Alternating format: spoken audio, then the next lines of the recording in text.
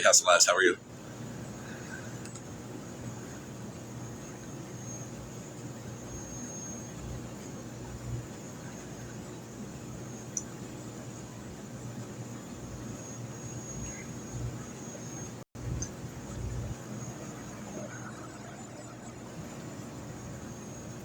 The rapture happened, Lou. The only thing that got taken during the rapture was Scammy Claus's only half good brain cell. Sorry, Scammy Claus's only half good brain cell is the only thing that got raptured. And it wasn't even all that good, it was just the best available. There wasn't many choices either, maybe 5 or 6.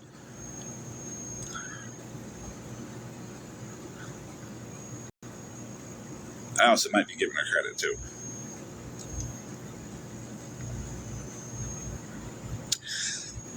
Yes, Blue.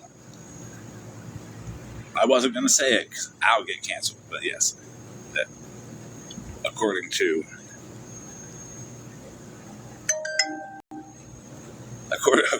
rapture law.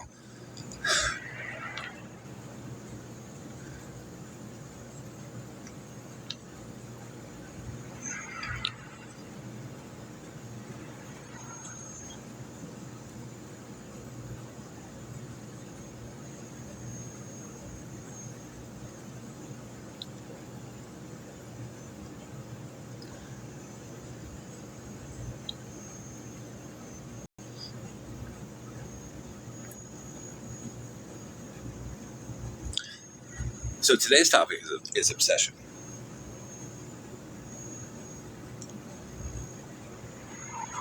We gotta wait a second. We're gonna let some more people get in. Share it out to everybody. We gotta make sure that the obsession really sets in, and all the Discords and all the Patreon chats and all of that are, sufficiently tuned in. Let's give them some time to get their people together. I know there's a couple Discords out there that, they're too busy looking at pictures of me. So people are, text your people, tell them to stop looking at those pictures of me and get to the call, get to the VC. Because now, instead of looking at pictures of me, you get to hear me live.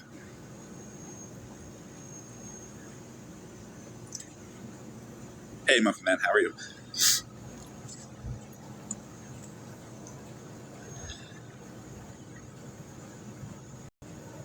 Hey, Corvette.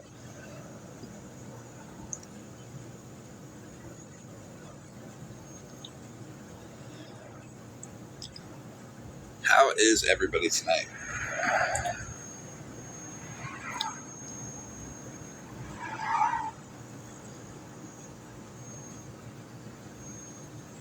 So, here is a small little secret.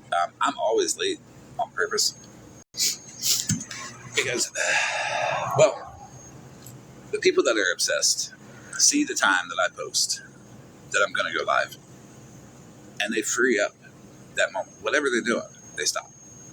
They're like, okay, I'm going to be wrapped up by, 9:25. I'm gonna wait for him to go live. Even though they know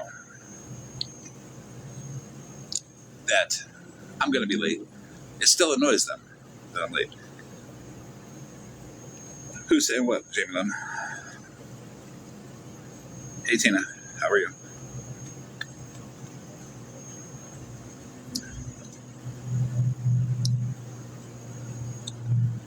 Don't block too many people, Britt. Let them get a chance to talk. Hey, Rip. Hey, Explain. Hey, Harley. Hey, OG. Hey, Paige. Hey, Animal. I'm good. How are you? Oh, that's okay. So, I got a question, Jamie Lynn. What would be so wrong if you were? Hey, Monster.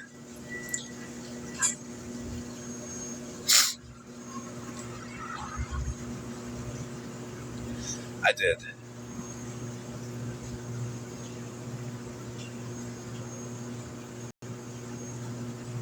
So, I want to point something out to Jamie that I've never once said nobody should not go associate with Holly Mae.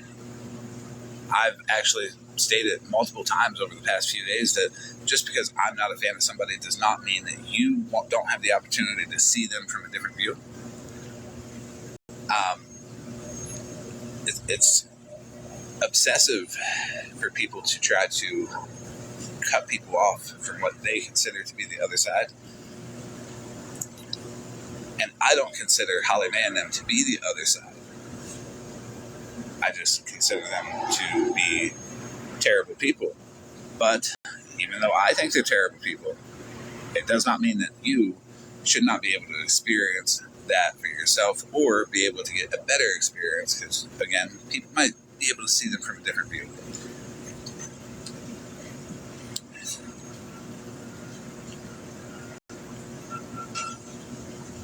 I'm sorry about that.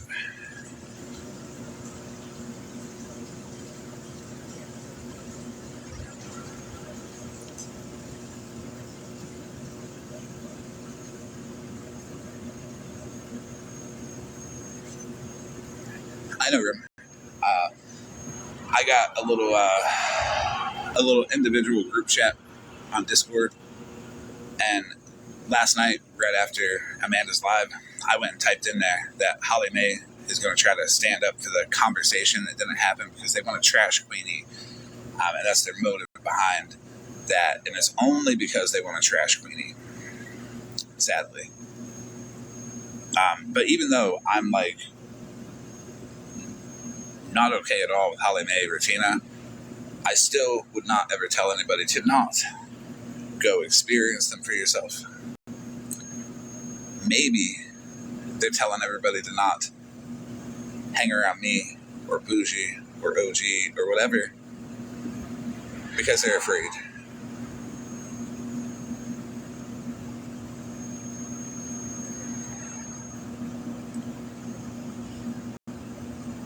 So we're going to talk about obsession, and we're going to talk about how people's obsessions on TikTok, and it can translate to really any social media network, has a negative effect on them. The stuff that it does to them, how they get into this cycle, and how they can get out of it. It's really easy. So for the past, year, two, something like that, I've always said, hey, fuck off. Go away. It's easy just to put the phone down. Go watch somebody else. Go talk about somebody else. But then I realized that if I wasn't me, I would want to watch me all the time too. Why I say that's not being conceited, is because I see it happen to Bougie. And I'm like, I get it. The obsession. If you're not friends with her, why would you not want to be? Or why would you not want to be like, yeah, this is why I'm not friends with her, and she's such a horrible person, this, that, or the other. The same goes for many other people, with Snark, with fucking OG, with a lot of people. So, if we got a lot of people that are running around watching us, and they're doing nothing but recording us, listening to us, taking everything that we say, and being like, well, who has the right to say that? I'm sure that's what they're saying. Mittens, too. Hey, Amby. Unblock them. Don't block anybody.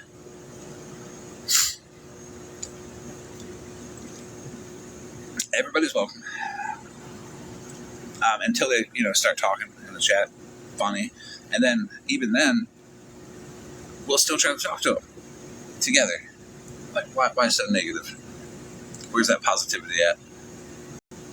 We'll see if they got any questions that are legitimate.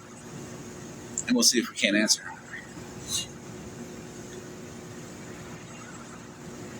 Oh, yeah. I'm blocking. They're good.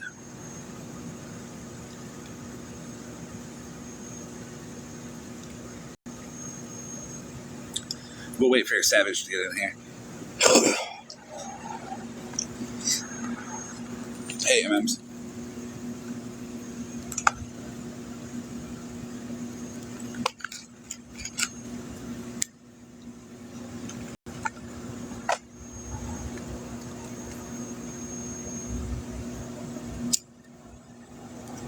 All right, once Savage gets in here, they're unblocked. Tell them to say hi, and then I'll continue. Because they're pretty good. I like them. Thank you, Rose.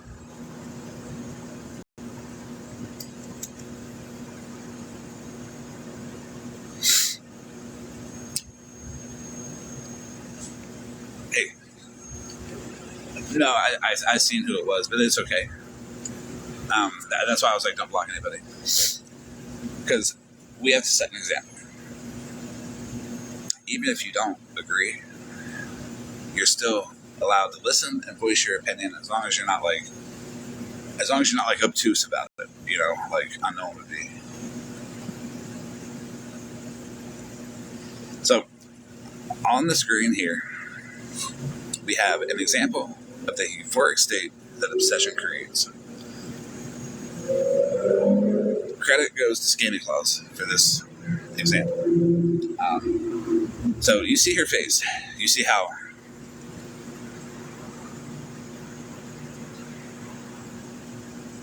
Britt, stop blocking people.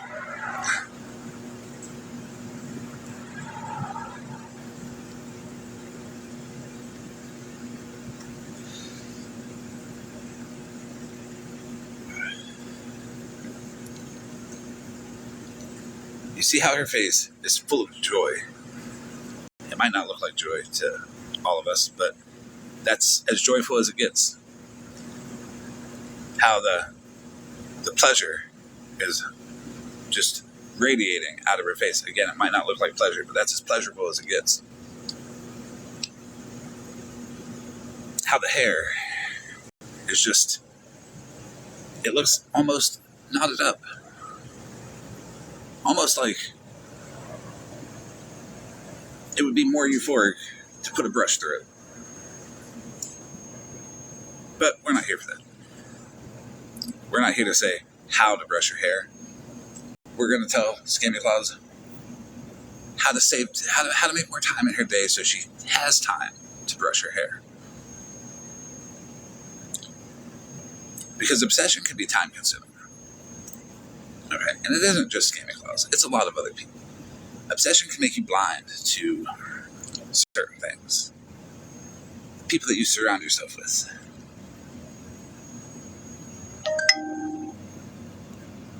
What they talk about behind your back. Why Tattoos and Cadillacs sent me a message between him and somebody else that says you were technically forced to resign because you were inappropriate with a student. That's why the asterisk is next to your name under your retirement.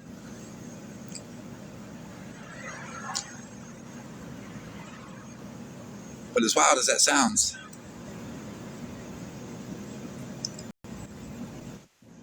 yes. I'm gonna drop you. Okay. You can come up here in a minute. No, I'm good. I got a box request and I was like, oh, okay.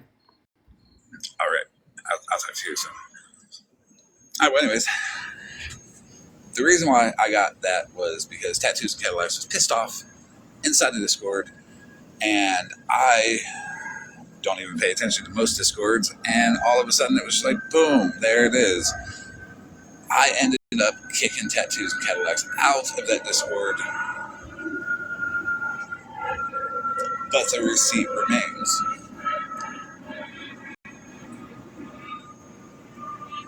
I'll be able to release that receipt on August 30th, 2026.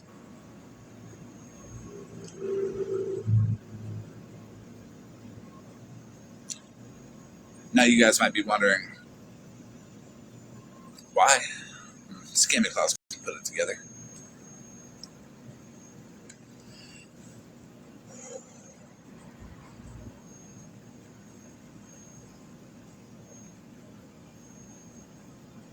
I think a lot of other people can put it together too.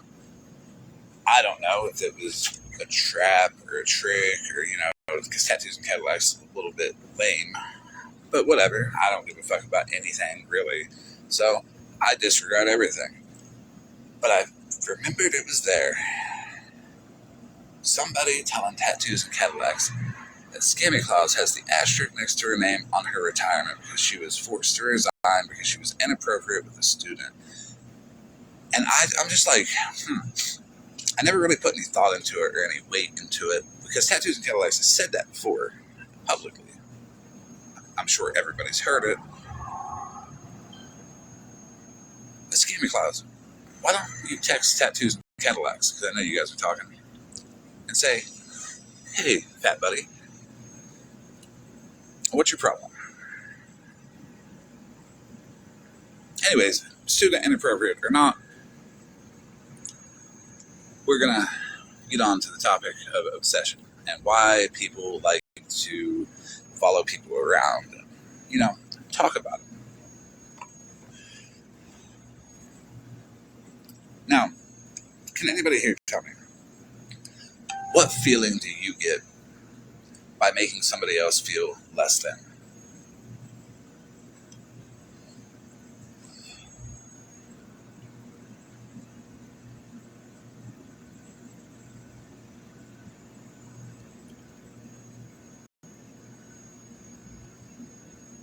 Right, Monster, you are followed around every day.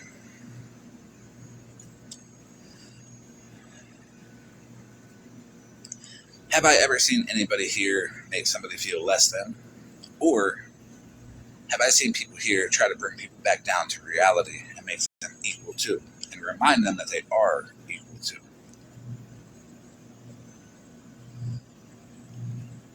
That's debatable.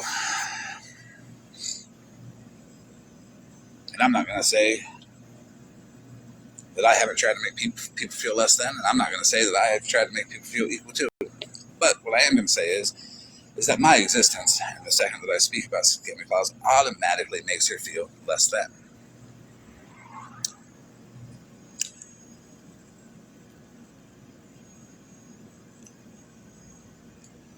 Scammy Claus refuses to have a conversation.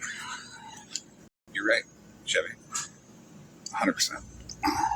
Scammy Claus will not have a reasonable conversation with anybody.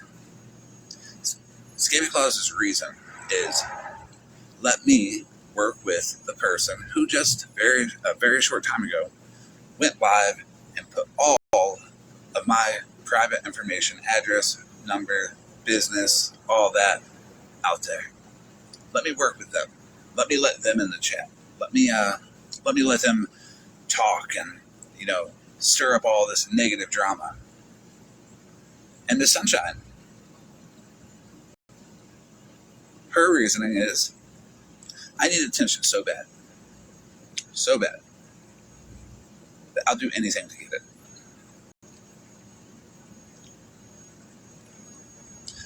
Let me go work with the person that just not too long ago I put out all of their information. Look at that. Look at that real quick. How desperate someone is. Is it being desperate, or is it just like, I don't know, there's no morals there? Are they right when they're just doing anything they can? And it doesn't matter who, doesn't matter what, doesn't matter where, doesn't matter when. All they want to do is talk. And it's always negative about other people. Where's the constructive criticism? Like, hey, you're fucking up, but here's how to fix it. Here's my advice. Do we ever hear Scammy Claus say that? Or do we just hear Scammy Claus, her fix, her positive is creating pay stubs to make Jenna Stronger seem like she got a job, and that Scammy Claus's torture did good? Yes, that is Scammy Claus in the picture.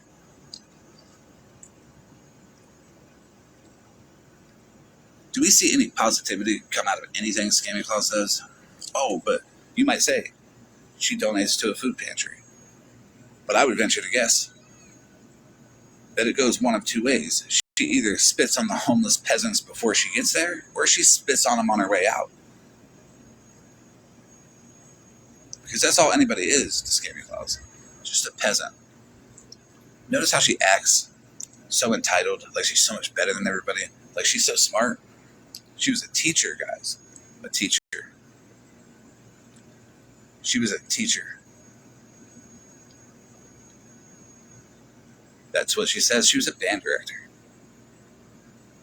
that made a shitty fucking song because her dad made one that actually got popular and he was praised for it. But when she made one, it was a shitty little song.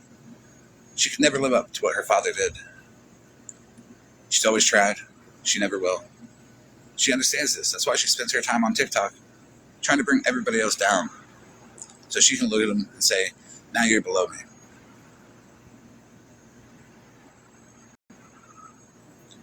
Jenna Stronger, I don't know a lot about Jenna Stronger, and I'm going to be honest with you about Jenna Stronger.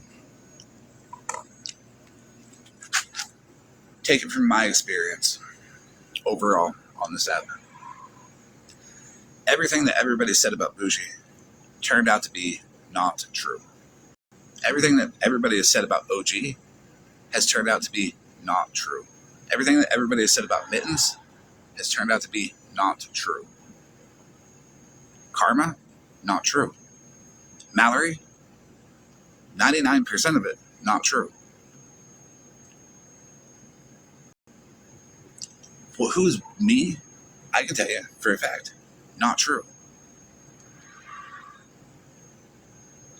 What makes me think that anything that these people have said about Jenna Stronger is actually true?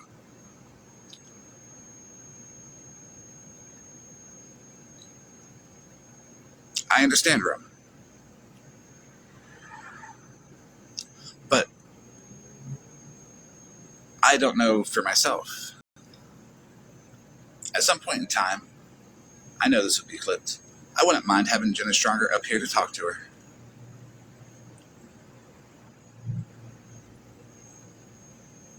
She doesn't have to. She doesn't have to schedule it. She doesn't even have to tell me. At any point in time, whenever she is comfortable, if she is comfortable, I would like her to request a box. And if she does, I would respectfully ask everybody to not trash her. Anybody. Because when we all played Follow the Leader on Bougie, and we all played Follow the Leader on OG, and we all played Follow the Leader on Mittens and Monster and everybody else, we were all wrong. Now, that doesn't tell me that, it can't be right.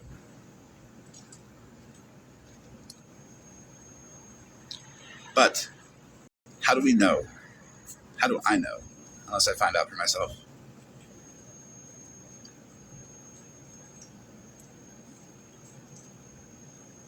Hi, Miss Holiday. Instead of caps locking in the chat, would you mind taking a box and telling me what you're talking about?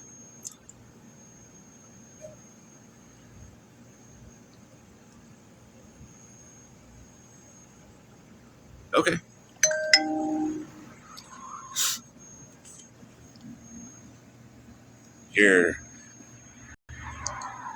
I will be slapped with a defamation of character lawsuit, Florida man. This is a lie, and Jen will admit. I don't know what the lie was. What was the lie? What am I getting defamation of character lawsuit for?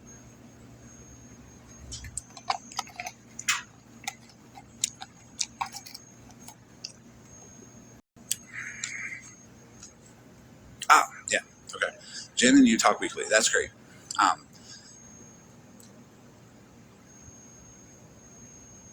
But here's the thing. Pastor Petty also said Bougie drove by his house and took pictures, and everybody believed it.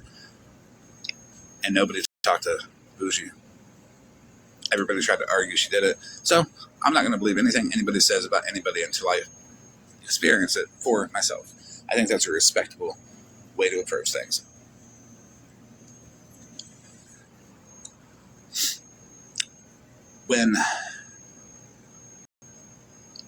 So you think I said something bad about Jen? I thought you were defending Santa Claus.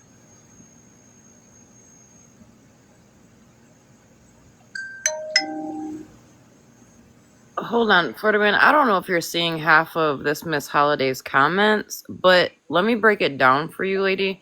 what he said was, so many people have been mislabeled and people believed it. So he would like to have a conversation with this stronger lady himself versus believing what everybody else said. So where is defamation in that?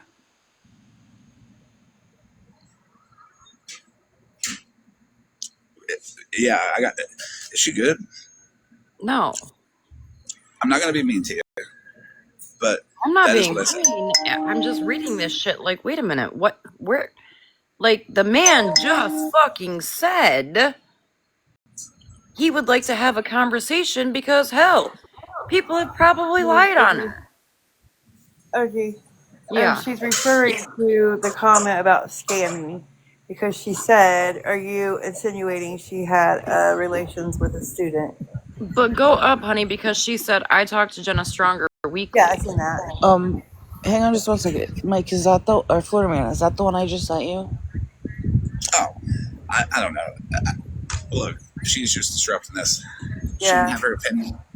No, If I she's was stuck trying to fix the background because you can't see the comment. If she is stuck on that one thing, she can continue to be stuck on that one thing. It'll be proof to show that people cannot move forward.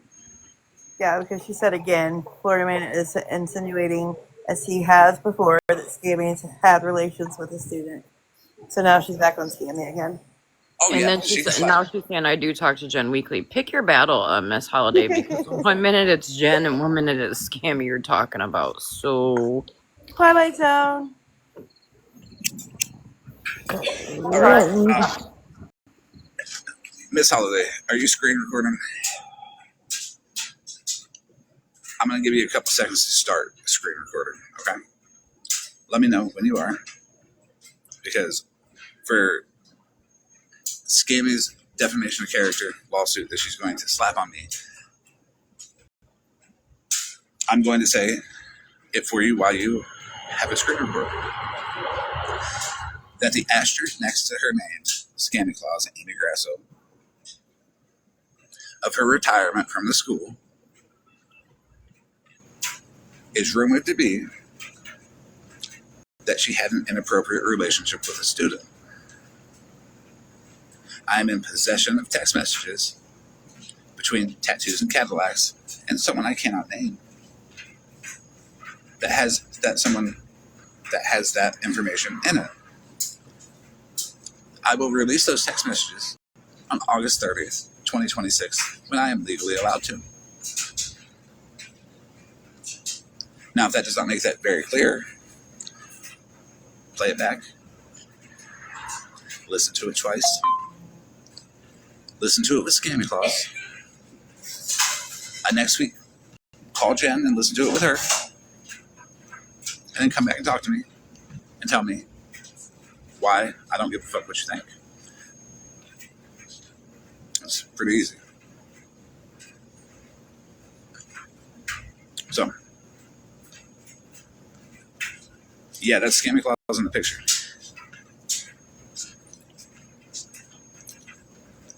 That's Scammy Claus. This is her in her most joyous state. And I know it doesn't look very joyous, but that's it. Also, Miss Holiday, if inappropriate relationship with a student, your mind goes to that,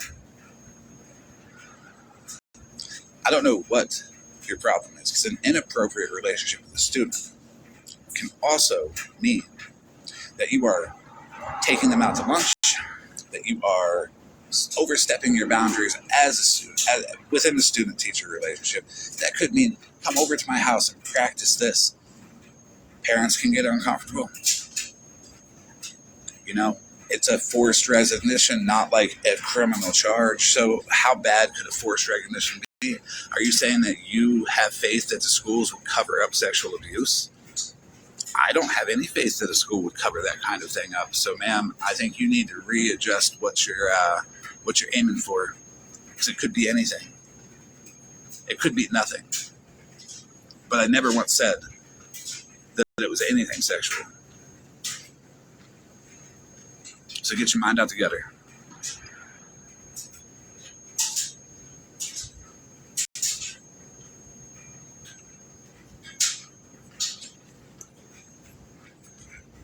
Anyways, on to the obsession, like Miss Holiday. People can be obsessed with a creator in a hyper defensive way, as we see with Miss Holiday. And then creators can be obsessed with people that they see are better than them in a hyper defensive way, a hyper aggressive way. So I'm going to go ahead and read off some notes here. Because everybody's going to say, you just chat GPT'd this stuff. Okay, you do it. Research is research, learning is learning, no matter how you do it. But do understand that when you use ChatGPT, it just goes to Google and it just pulls up a couple of results and it kind of puts it together. It doesn't get the full range of results. Okay, nothing wrong with ChatGPT. I'm just saying it's better to do manual research and read for yourself and then nitpick parts and all that where you can actually put it together. You can use ChatGPT to help. For sure.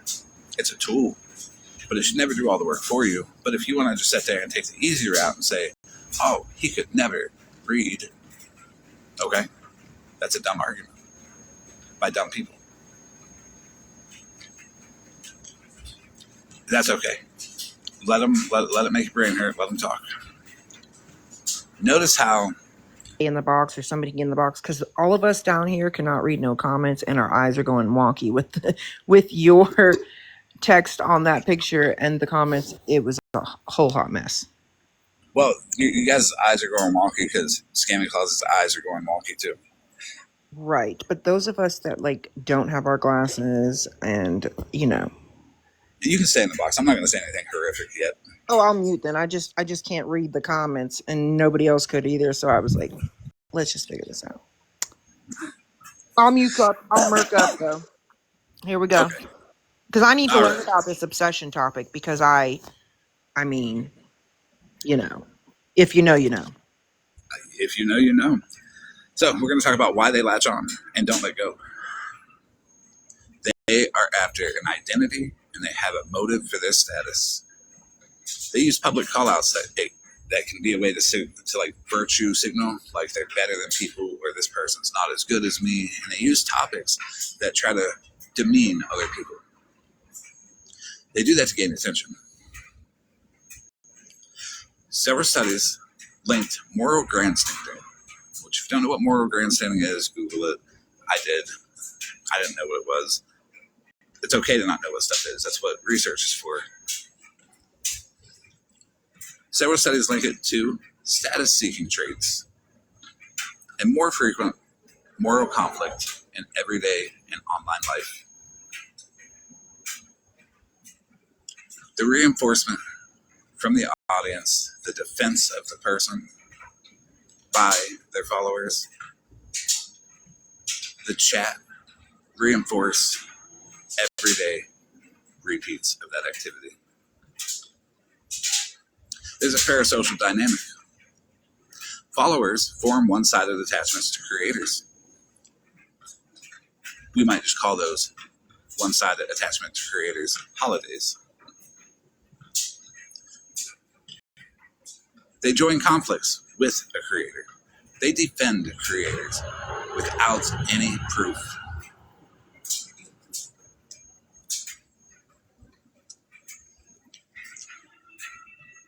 So are we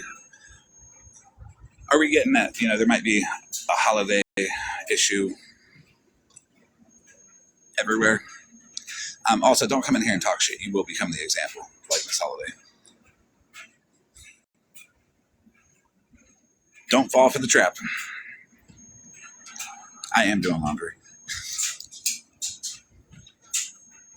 So the attachments with these creators, they can feel personal. They can feel meaningful. Sustaining obsessive monitoring and commentary, they use it as a way of doing reviews for social status to ensure that they are seen above the other individual that they're commenting on. They develop parasocial bonds that are persuasive, and they surge in social areas like TikTok. They do it for the algorithm. Again, platforms that are optimized for engagement can amplify sensational, conflict-heavy content. Outrage that earns likes and shares and becomes more likely to be expressed again, creating a loop. TikTok-specific studies in journalism suggest the recommender can quickly tilt towards provocative, angry content, which keeps viewers inside conflict ecosystems.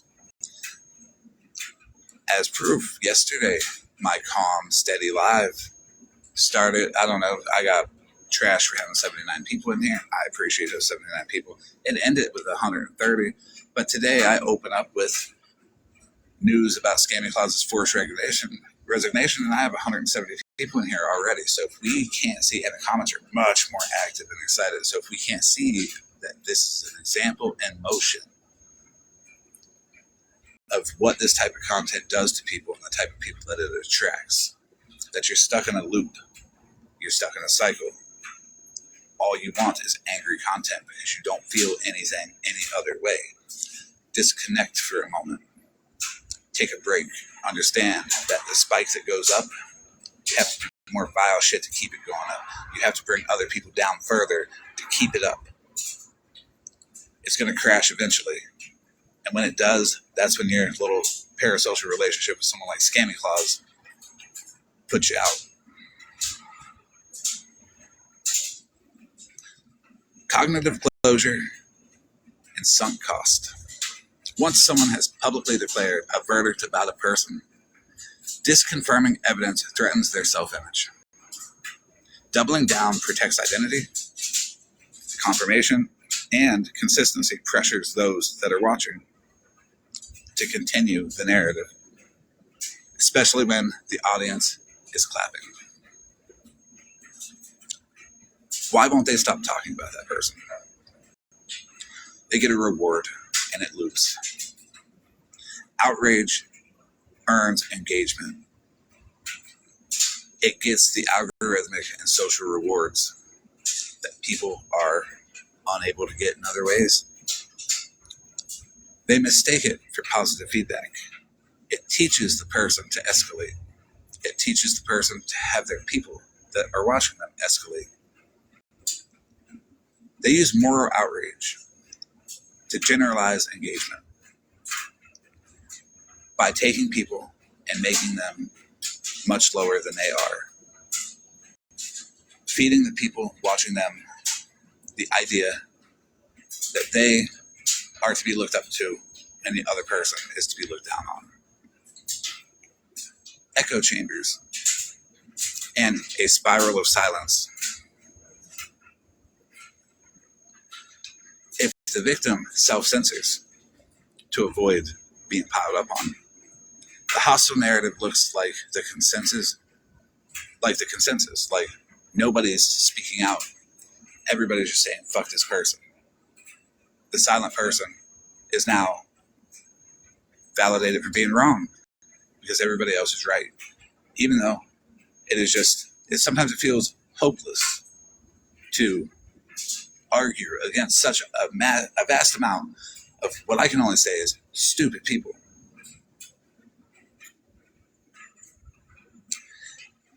And that only encourages more people to pile on.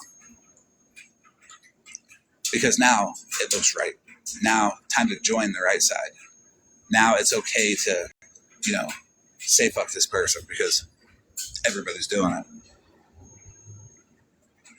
It's called a spiral of silence. And you can Google that too. The theory helps explain the mute the minority dynamic. And research has just begun to apply it and study its effects on social media platforms like TikTok, Instagram, Facebook.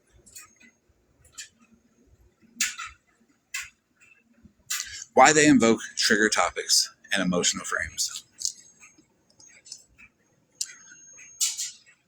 Effect heuristic. I've talked about that. When people decide by feeling rather than facts, emotionally charged claims. Think of the kids. Violence, bigotry, scamming, beggar, it can create a shortcut where careful evaluation is lost, and anger will rally a crowd. The effect heuristics literature documents how emotion steers judgment, often overriding data. The example is bougie. What a horrible thing for somebody could possibly do. Drive by somebody's house and take a picture of the kids and the details and all that were there, the trigger topics, when logical thinking left. Where how would someone get through DC traffic, back through DC traffic, 40 minutes away, hour away, back through TSA in 30 minutes? From experience, I argued for 4.5 hours over a plane ticket while Regina and Dora held the receipt that showed it was the complete wrong date. And for 4.5 hours, I purposefully argued while I had Bougie losing her mind behind the scenes. And I'm just like, it's cool. Calm down. I got this. I know. And that 4.5 hours of wasted effort on Dora and Regina's part was 4.5 hours that I will always use to show that people do not read the receipts. They just tell you what they want you to think and hope you believe it.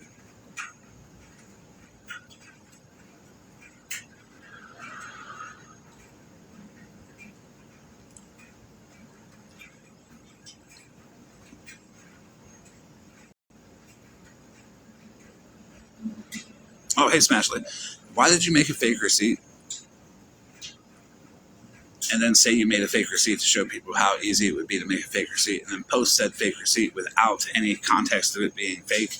And why did I get so many text messages being like, what is this? Why did you text her this?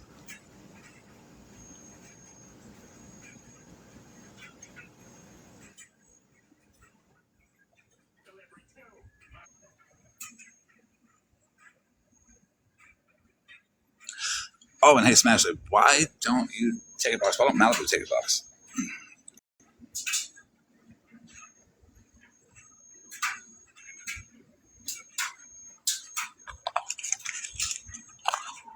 I know you sent somebody in last night to be like, smash that take box. But there's so much less negativity over here.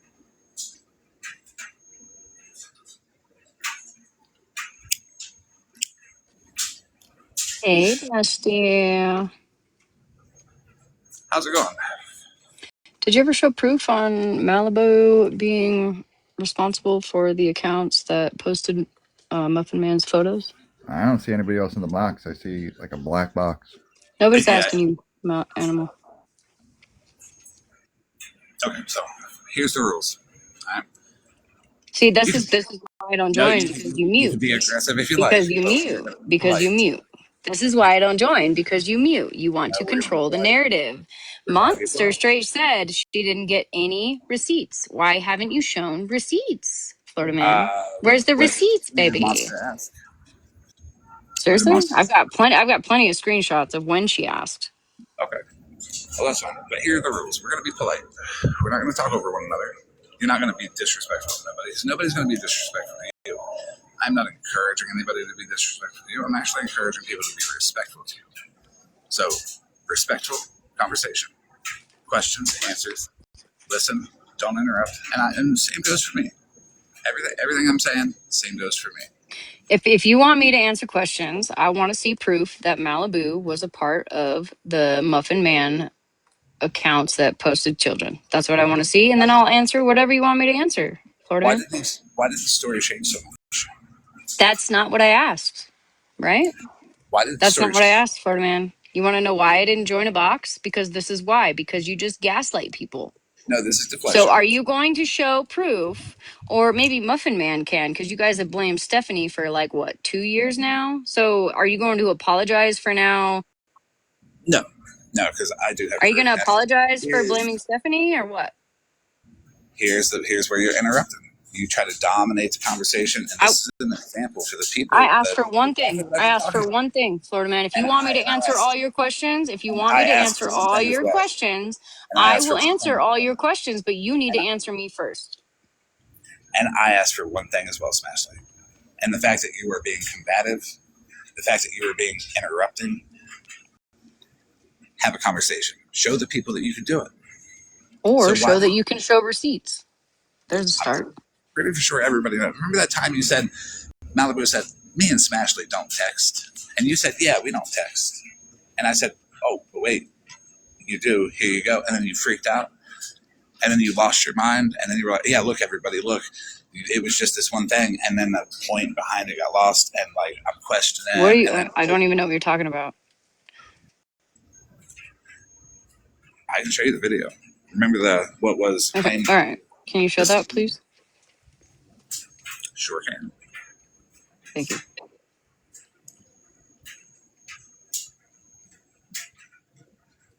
Thank you, Sunshine. What the fuck is that? I don't know if they were trying to say that was Florida Man as a baby or not. What are you looking at?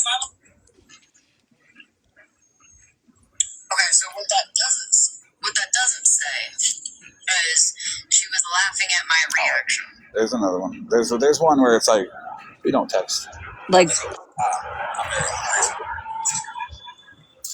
Are you on the highway again, Florida Man? That's the only question I have.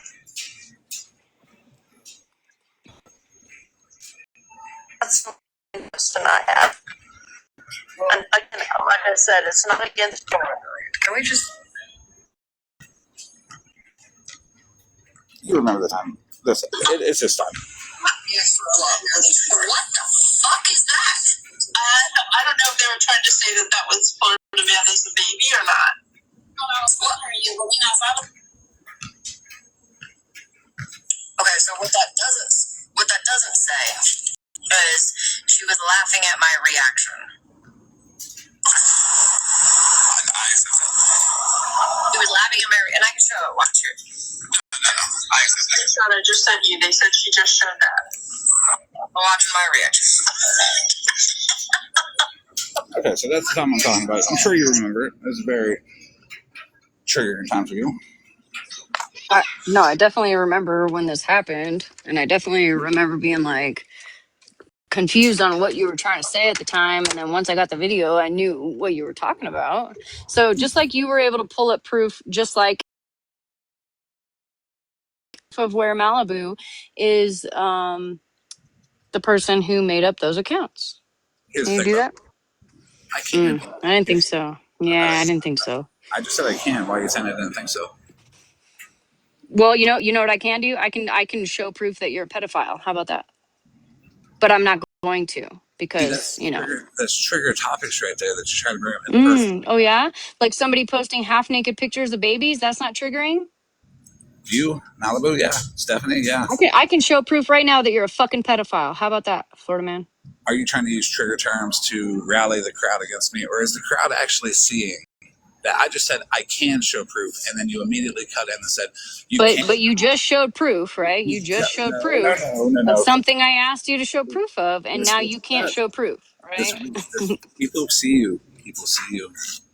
I said I can, and you just said, oh, you can't, huh? I can call you a pedophile. That's trigger topics. No, that's not what I said. I said I also can show proof that you're a pedophile. How about that? Oh, that's trigger topics. So is you saying that somebody posted half-naked pictures of babies, right? Isn't that triggering, Florida man? Isn't it triggering to green screen someone's DV story? I didn't green screen shit. You allowed it and denied it to be taken down. When I asked, you said, fuck you. You said I'm not. I didn't post shit. I didn't show shit. That wasn't me. I was not the one to be. That was not me. That was not me, friend. It was on your platform. Okay, well, there's a lot of shit that goes on your platform, so if you want to go there. And I own all of it. I accept responsibility for everything that I allow up on my green screen, up in my box, what people say. because the people that watch me, they're not incited by anger. They're actually reasonable. They're actually logical. They actually understand what you're doing.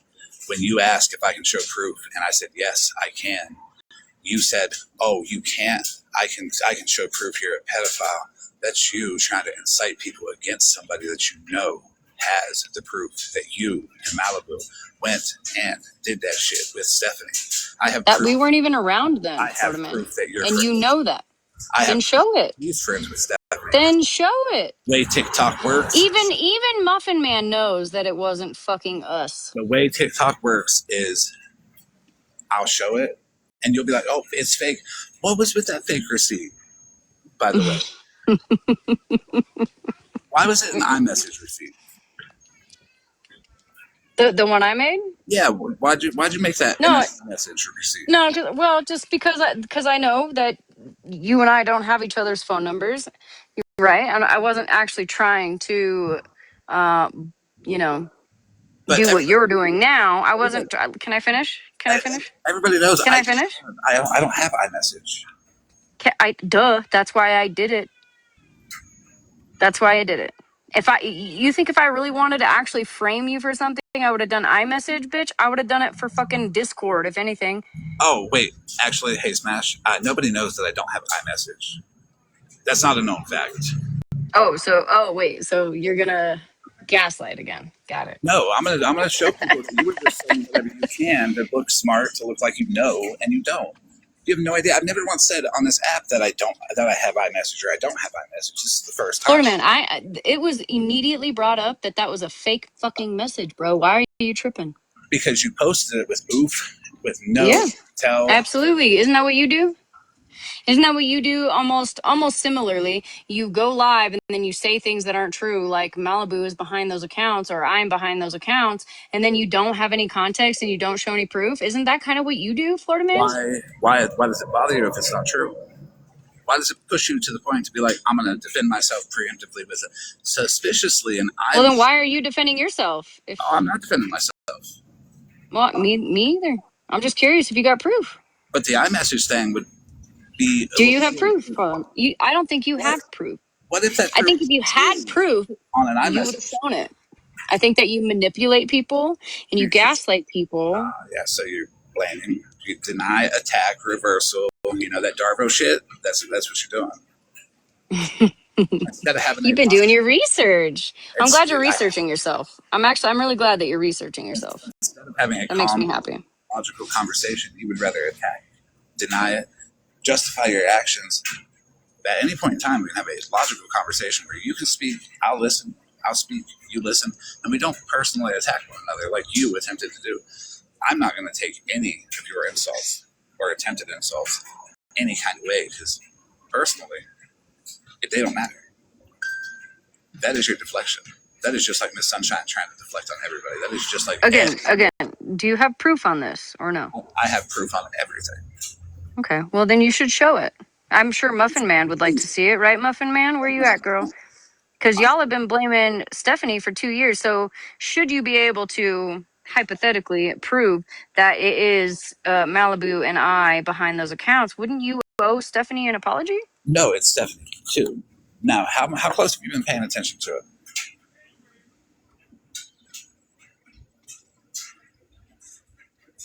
How close? It's what you're saying. It doesn't make sense because we weren't around when that stuff was going on. Yeah, the second round, yes, you were. But how close have you been paying attention to it? The second round, yeah, but the first round, no. Nobody said the first. The second round, I didn't fucking know Muffin Man. Nobody I didn't even know her. First round, nobody said the first round. It doesn't matter, but you said you didn't clarify, right? No context, right? No context. How long have you been? No context. How right? deep have you been paying attention to it? No context, right? How deep have you been paying attention to it? Because if you have actually been paying attention to it, you would have heard me say several times that there are two separate people texting on that account. There are two people. I said that. Yeah, now it's me, Malibu, and Stephanie. Yeah, I guess. He also says he has proof of us having like back end conversations with Stephanie, I guess. I'm just wondering if anybody in here, all fucking 34 of you guys that actually still support him, are gonna ever ask for proof. That's kind of my point here. See, I'm proud to have 34 people that support me because Well, yeah. I mean, that's it's 30. better than nothing, right? It's That's better 30 than nothing. No, that's 34 more people that are quality people that I appreciate. And I'm sorry. Or it's birds of a feather flock I'm together sorry to type hear shit. you demean your audience the way you do, and to prove that it's all about the numbers for you. But it's not about the numbers for me. I could have one person in here. I could have 2 people in here. I would appreciate both of them. I can have 100 people in here. I would appreciate all of them. But you just said you're 34 people that still support you. Cool. That's 34 people. Then I really feel like I deserve. Okay. Well, you started out with more than that until you started lying and stealing and cheating and gaslighting people. See, here's You had a whole lot more than that until people started catching on to your bullshit. And there's just a couple of snails in here that just can't get with the program because they're just as fucked up as you are. it looked like I had. Birds of a feather flock together, right? Let me explain the logic behind it. It looked like I had more. But where was the quality? All them people, the second I said, I ain't going to do that, the second I said, I'm done with this, they said, well, fuck you. And now they're over watching me right now. And you're live, doing whatever, just following my ass around, stalking me. Those were not people that were good. Those were people that were using me. So because I eliminated. Bougie, you dox everybody. Shut the fuck up. Bougie does not dox anybody, Joe. She doxed me, dude. She Okay. doxed fucking Queen of Blessings. She's Definitely doxed a few doxed you people. too. So you can't say she doesn't dox anybody. I don't dox people, right? You allowed Holly Mae to green screen someone's whole ass. I didn't know what the fuck Holly Mae was showing. I told you. I had no fucking clue what Holly Mae was showing. I said, hey, And Smash. why don't you take that up with Holly Mae? Said, why is that my fucking problem? I said, hey, Smash, can you get that DV story off the screen? And you said, hey, Florida man, you're not going to dictate what's gets shown on my platform. You knew what it was. You read my comment. You knew what it was. You did it on purpose. The clip is there. The point of those messages were to show that that girl has done this on several occasions. So you can fight me all you want on that, but if y'all didn't really want to actually listen, that's on y'all. Holly Mae hasn't. You let Bougie's kids be spoken on. Who is Holly Mae Dox? Do you have proof on that, Florida man? 100% of the fucking way I got proof on that. Well, you should fucking show it because when I tried to call it out, you were silent. You were zippy face, and we were friends at that time, right, Florida man? Bougie, send me the text message. Send me the screenshot of Holly Mae doxing a kid. Yeah, can we do that? Let's show some proof for fucking once. Where's the proof Holly Mae made a police report? You also claimed that Jerry was somebody that I planted, and I showed you a proof of the police report number, the voicemail that I got from the FBI. What do you say about that, Florida man?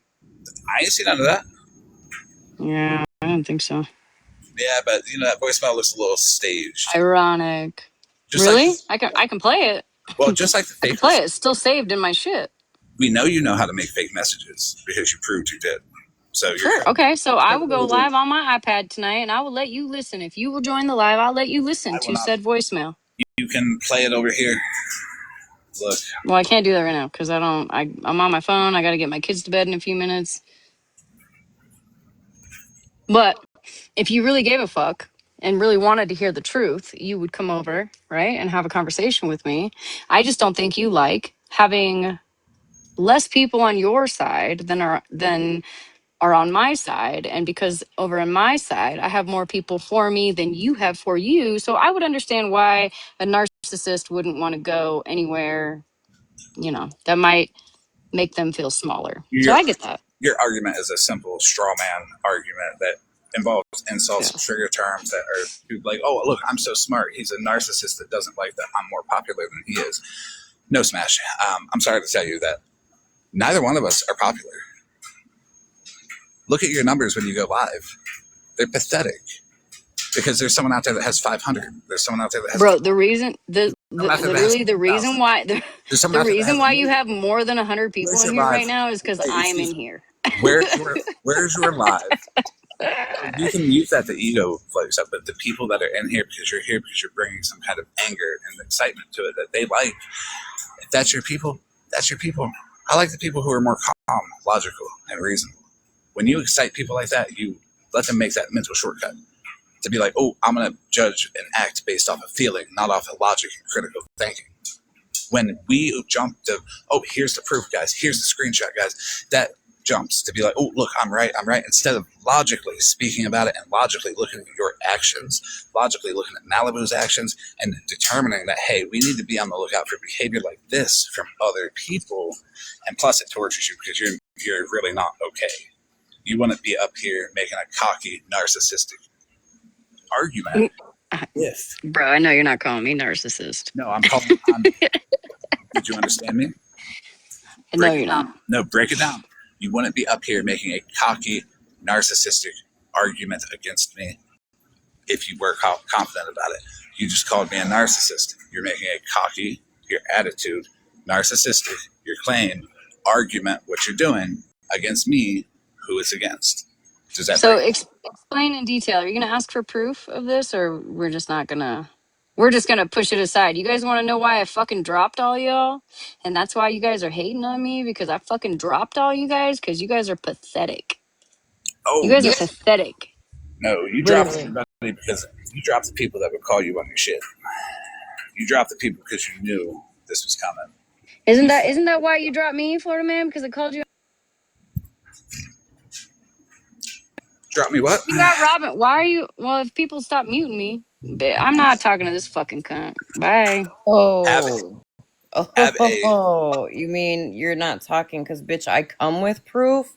I would drop too if I were you, you weird ass fucking bitch. I would definitely drop. While people are still here, OG, I would like to explain what just happened. Everybody, go watch that back. I'm asking for a calm, reasonable conversation. I'm asking her to talk. I'll hear her. Listen, I'll talk. No. She wants proof. Now. Smash, you want to come after me? I dropped you months ago when Malibu stated what she said about adoption leading to OG's situation. So no, ma'am. You can take your narcissistic ass and get the fuck out of here. So she dropped all of us because we're all pathetic, but yet this bitch sits up in a box boohooing and crying and apologizing to people only to go live like 3 days later. Hey, Smash, why don't you tell people how off the app you quite frequently use the R word? Oh, we're not gonna, like, she might. It's okay. I'm not even worried about that part because remember, as with Miss Unknown, nobody can police the way she talks. She allowed it to happen several times. She never said anything. It's selective outrage is what Smash does. But I would like to point out like how this conversation went with Smash. She went from, can you show proof? I said, I can, to her immediately saying, oh, you can't, you're a pedophile. Nikki's trying to get up. Using triggering terms and triggering topics that would be like, oh my God, Smash can do what? As she's already put people in an excited mood to make poor judgment decisions. So, where did that come? Like, I left your live and it was just you talking, and I just came back, and then I came back in the middle. How did that even fucking come about? Because Smashley can't have a logical conversation. Smashley likes to attack. She likes to use trigger terms in arguments like pedophile and narcissist and all that to make people think that she's smarter or that she knows something or that I'm such a bad guy, don't listen to me. You're such a bad guy, but Florida man, respectfully, I can go pull mine in your text messages when people... Will you let Nikki up? She's been fucking fighting for her life down there. When the whole Malibu thing happened, you were the one that went to Smashley's fucking aid trying to get people off her ass because she was being drugged for the whole Malibu thing. And, you know, let me just say this, coming from a cunt, Smashley, you fucking changed. And bitch, it ain't for the good. You are a ugly, and I don't mean looks, I mean on the inside. You have completely changed who the fuck you are. Like, your inside now matches the outside of the bitch that sits in your box all the time. Florida man explains that she's sorry for going off. Hey, Smash, it's nice to know that's what you think about the people that was your best friends. You know, me, Ash, Jenna, Dead Guy, D. You know, the ones that were the closest to you. Fuck you, Smash. Fuck you. You're the one that fucking is pathetic. You're the one that changed because you have, what was it you told me? A bigger platform, a bigger following, because you're all about the numbers. You're all about that motherfucking clout. And she What proved you need to do, Smash, is sit the fuck down because you're starting to really piss me the fuck off. We were your best friends. We were the ones there for you. We was the ones that was in your fucking lives when you didn't have anybody but 5 fucking people in there. But Nikki, remember, Bougie, are you in here? Remember? She was in a fucking live just a few weeks ago apologizing to everybody. Apologizing to me that she sat there with her fucking big mouth shut, having all the proof against what fucking Petty and Sunshine were saying. Remember? I do have a question, Queenwood, since you're up here. Instead of me having to scroll back to what was it, December or something of 2024, were you not in Holly Mae's live where my daughter was plastered all over that motherfucking screen?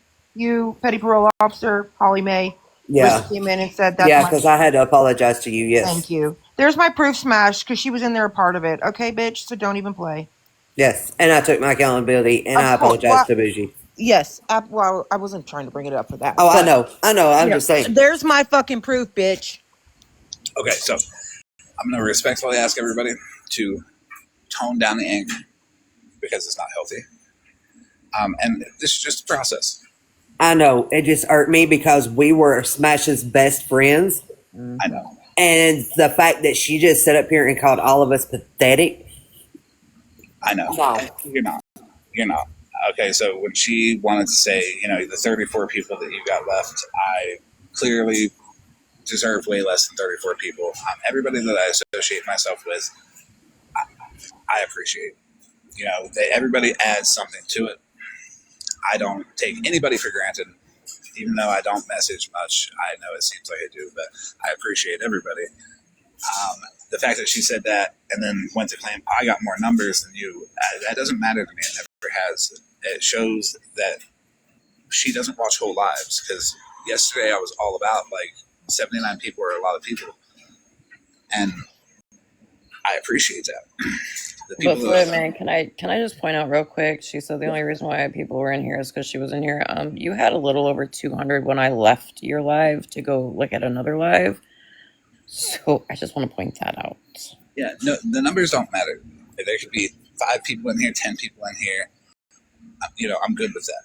I've never been about the numbers. I've never been about the money. I've never been about the pay to drop people, Cash App, anything like that. And anybody who is totally fine. But that's just not me. And I've never been one to pick and choose people over people. I always fight and argue for people to be included in stuff. If someone doesn't want them there, I'm like, well, it's not fair. I can't tell you how many times, with Bougie, how hard I argued for Bougie to be able to be included in anything and just be able to exist for OG. Nikki and I, we fought at the beginning, but I accepted I was a dick, and we were able to develop a really good relationship with one another. With Ash, we butt heads every now and then, but just because we butt heads, does that mean that I hold it against her or she holds it against me? No. It's the same people that Smash said is pathetic, and I'll be honest, none of you are pathetic. All of you are good. All of the people that Smash doesn't fuck with, Explain genuinely did drop Smash months ago because of that comment about adoption, because she texted me about it, and I talked to her a little bit about it. It didn't go public because is it worth it? No. Well, can I just say this real quick, Florida Man? Explain. I did not know that was the reason why you dropped Smash, but thank you. Thank you for having my back. Thank you for doing what was right. And no, up until you just said it, I had no fucking clue because it didn't go public. But I also want to say, in Florida Man, you might not like when I say this, and I'll drop after. You can drop and say whatever you like. Hey, Smash, I'm kind of confused at who you're calling pathetic when you live in a trailer from 1980 fucking 5, bitch, with your in-laws. Okay. Is that clapback justified? Yes, because she just degraded everybody. But is it the right thing to do? No. That's She up to called me you. a cunt, though. That's up to you. We all make our decisions. We can't judge other people's responses without judging the actions that caused them. So I'm not going to sit here and say, oh, OG is poor shaming. Wasn't he just talking about scammy clause, shaming people? Well, yeah, but nobody did really much of shit to her. I mean, I'm not necessarily poor shaming because for all I know, I mean, she could have money, right? Don't twist But it. you know what, Devilish Kiss? You know what else is childish as fuck, girl? Smash getting in here, acting like her shit doesn't fucking stink, calling a bunch of people pathetic that was there that had her fucking back. Hold on a second. Devil's Kiss, I would like to explain this. All day, yeah, I was live for 7 hours yesterday. And I was like, Smash, Malibu can come to a box. Nobody came. But today, the topic is obsession. The topic is scammy clause. The topic is how people who follow people around the signs and symptoms and all that.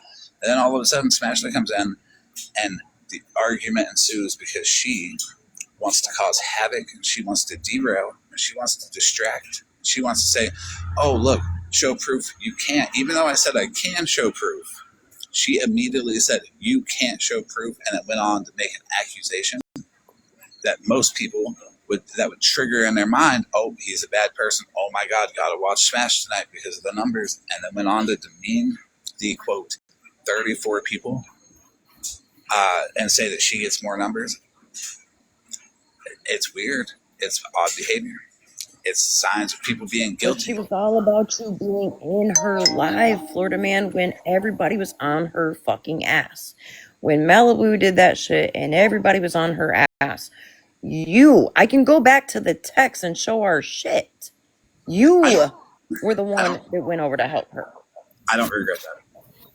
I would do it again. And I know you don't. But see, that's the thing, Smash, because I'm sure you're probably still listening. That's the thing. You had no clue that Florida Man, while busy with his own shit, got a text from me because you were in fucking shambles, bitch. And I said, you need to get to Smashley's live. And look what he did. Not only did he go to your live that night to help you, for like the next fucking week he was in your live. Well, you know, with Smash, it doesn't matter. Do you know how many times I've been in lives and I jumped in a box when people were talking on her and me or Ash defending her? As a matter of fact, I'm pretty sure I went at Mallory over Smash. You did. I mean, and yeah, I guess your best friends that were your ex-best friends were pathetic. You know what? I'm going to drop because I'm really upset over this. And I know one of my best friends, you know, one that you lost, Smash, who's actually an amazing person, is probably really fucking hurt. I got to check on her because you're a piece of shit, Smash. I'm sorry about that, Nikki. I will definitely be texting all of you after the live tonight and seeing how everybody is. Thank you, Florida Man. Fuck you, Smash. Y'all let it get to you. Y'all are good people. Nikki, you're good people. Devilish Kiss, can I ask you if you can take a box, please, and have an actual conversation? Because your comment saying thing is, if you want to have beef, fine, but you're going to shame someone for where they live, childish. You're completely disregarding the fact that she just accused me of being a pizzeria dealer multiple times. You're going to disregard the fact that she provoked that response out of OG and that she provoked a group of good people by calling them pathetic, and that's why she dropped them. And cunts. And I mean, hey, if we want to put truth out on the table, I did ask in the comments before I came up. I asked Smash, is Switzerland your friend? Because, baby, I got Texas to prove otherwise. I like Switzerland. He's good. I do too. That's the crazy thing. Well, Devilish Kiss, if you could take a box, I know you can think reasonably. I saw you in Petty's box when they trashed you. I promise I will not trash you.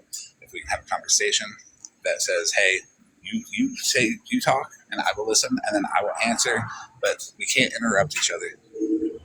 We got to get it all out. Thank you. Yeah, she called me a cunt. That she did. She's like, I'm not going to talk to this cunt. Weird, because Florida Man, you may not know this because I didn't see you on the app when I came back, but I was asked to join live because Smash was apologizing for past shit she done. Smash admitted that the whole reason why she sat quiet that whole time. Remember, I kept saying to you the first time we talked, like, Smash and I were close. Like, I don't understand why, when this all went down, she just stayed quiet. Well, she admitted in a live one night that she did it because she didn't want Petty to fucking turn on her. And then she apologized. Well, like 2-3 days later, might have been a little bit longer, so don't quote me on the days, but she was then in Holly Mae's live, and I had gone into Holly Mae's live, and I got a box request, and that's when the whole happy with the N-word thing happened. Not the hard ER word, the put the N in front of happy. Anyhow, and I literally seen Smash run her mouth in the comments, and I'm like, wow, that's really weird. I'm like, Smash, you just a couple days ago apologized. And she's like, yeah, and I was puking in my mouth a little the whole time I was apologizing. Oh, so you're a fake ass bitch, is what you're saying. Cool, got you. So, what I recommend is we all have a habit of bringing up like prior experiences and stuff, and that helps Smash get away with the future. Because they're like, oh, they're bringing up this, that, the other. That's okay. We all know Smash's actions. We all know how she will do what she does. But the problem I'm facing now is the guilt that she's showing, the aggressive, not willing to have a conversation, turn it into an argument, throwing around the insults like P3O multiple times, and narcissist, not being able to understand my line of speech. When I said you are, you're up here giving a narcissistic argument against me, she took that as me calling her a narcissist when she called me a narcissist, and her argument is that I'm a narcissist. That tells me that she's triggered for some reason, that she has taken that emotional shortcut, fight or flight. She's in defense. So she's up here But fighting. how did it get there, Florida man? When I left your live, it was you and Bougie in a box, and you were talking about how it's okay to be friends or cool with other people that you may not agree with. Like, I'm trying to figure out how, when you were putting a positive message out, it turned so negative. Because when I came back in, then Smash was going on. Like, I'm so confused on that. Smash was triggered. That's what it was. Smash is concerned because she knows what I have. The fake receipt bothered her. When I asked about the fake receipt, why it was iMessage, and she said, well, I said, everybody knows I don't have iMessage. And she said, well, yeah, I know that. That's why I did it. But no, but never has it been stated that I have iMessage or I haven't had iMessage on this app. So how would she ever know if everybody knows if I have iMessage or not? And that's what triggered her right there, is because then she knew she was losing control, and that's when the accusations flew. We can all go back and clip that argument and see the exact flow of it, and it will show you that people who are guilty use these type of arguments when they feel like they're losing control of the narrative. She thinks she can use pressure. She thinks she can use the threat of a larger platform. She thinks she can demean the people that follow me. But she doesn't understand is that the people that follow me, I never once have anybody fight any battles that I'm in. I never ask anybody to join. I never ask anybody to go participate in my shenanigans. Y'all are just here, hearing me out and listening, and I appreciate that. Now, before we get started with Devil's Kiss, I would like to say, please, nobody trash her. Nobody be mean to her. It's a respectful conversation. The last time she had an issue on another platform, I believe it was Petty's, and Petty did her really fucking dirty. I was kind to her, and I'm going to remain to be kind to her. She's allowed to have her opinion, even if it conflicts with our opinions. She's allowed to have that opinion. So when she talks, if what she says you don't agree with, that's okay. But she's allowed to have that opinion. How are you? I'm good. How are you? I'm good. So, what do you think of the situation from what you've seen tonight? So, I will say, in all honesty, I missed that part where she called you Geek Radio. I came in after that. Okay. So, in that aspect, I can't speak on that because I wasn't there to witness it. So, for me, that's more of like a he said, she said kind of thing. Okay. After she said it, people did also ask for proof of it, and she ignored it. It's okay, Reggie. That was just her arguing and trying to throw a trigger topic out there that would affect people. But she banks off of two things: that it either affects people, or people come in after the triggered response and then make their judgment based on the actions of all of us after she's thrown accusations out there. And that is also a common tactic too, especially like social media, revolving door, all that good stuff. So I don't blame Devils against the Boss. You're trying to defend your friend, right? Yes. And and it's because I also fuck with you too, Florida man. Like, yeah, you've had my back, and I got yours. So for me personally, it's like this is real sucky. I understand. Mm-hmm. I agree. Do you think? So, my question is: do you think it's right that she pretty much told everybody that doesn't support her now that they're pathetic, and that she dropped them because they were pathetic, and that her numbers are bigger? What does that tell you that she thinks about people in general?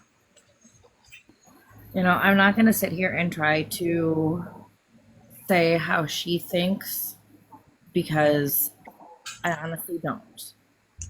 I apologize. You're right. There are a lot of pent up emotions right now with all of this. Then yes, I do. For me personally, I don't give a shit about numbers, but I'm not a big content creator either. So I can't really speak on the numbers thing because to me it doesn't matter, I guess, if that makes sense. That makes sense. It does. And I'm sorry. I'm not meaning to like frame the questions in a way where it's going to be like you're going to be demeaning towards Smashley. So if I do by accident, because it's really hard because I am talking about her, but I don't want her to think that you're talking shit about her. I know you want to be neutral, and if I frame it in a way where it's like directed at Smashley, then just tell me, hey, can you say it a different way? Because I really don't want you to catch any heat because having a conversation is good. I'll ask it in a different way. Is it okay to disregard people as individuals over people as numbers? People who genuinely add value versus people who just watch? I mean, no, and I would tell her to her face. I think, I think she may have crossed a line. I think she may have spoke in anger as well. And if any of y'all in the comments want to sit there and keep talking shit, saying she doesn't create content, she's not a big content creator, I don't give a fuck. I'm not here to deal with that shit. That's just how I spoke it, and I'm not going to deal with that shit. Well, hold on. That's just an opinion. And now the chat, anything derogatory in the chat, like names or anything like that, ain't okay. And especially anything towards you, because you're having a conversation.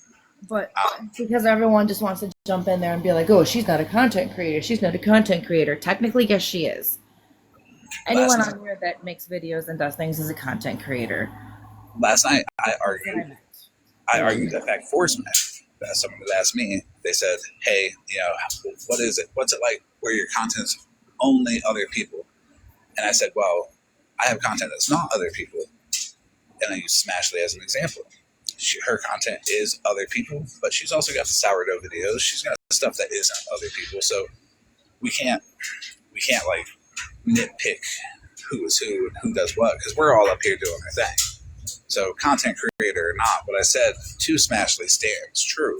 None of us are anything related to like content creation, because you might get 300 people, but you're basing your metric off of that number where people get 10,000, 20,000, a million viewers, and we're over here getting 300 people. But I like my people.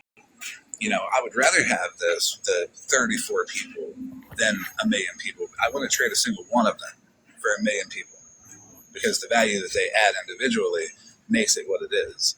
And that's what I'm trying to get at with like the idea of dismissing people as individuals being wrong. And you agreed for numbers and money and stuff. I just don't get that. How do you feel about the situation as a whole? Like your honest opinion.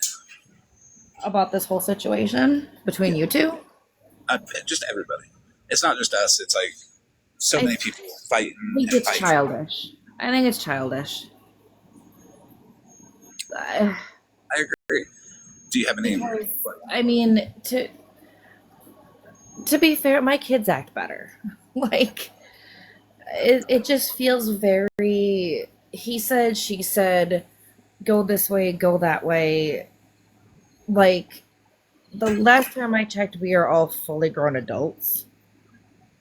Yes.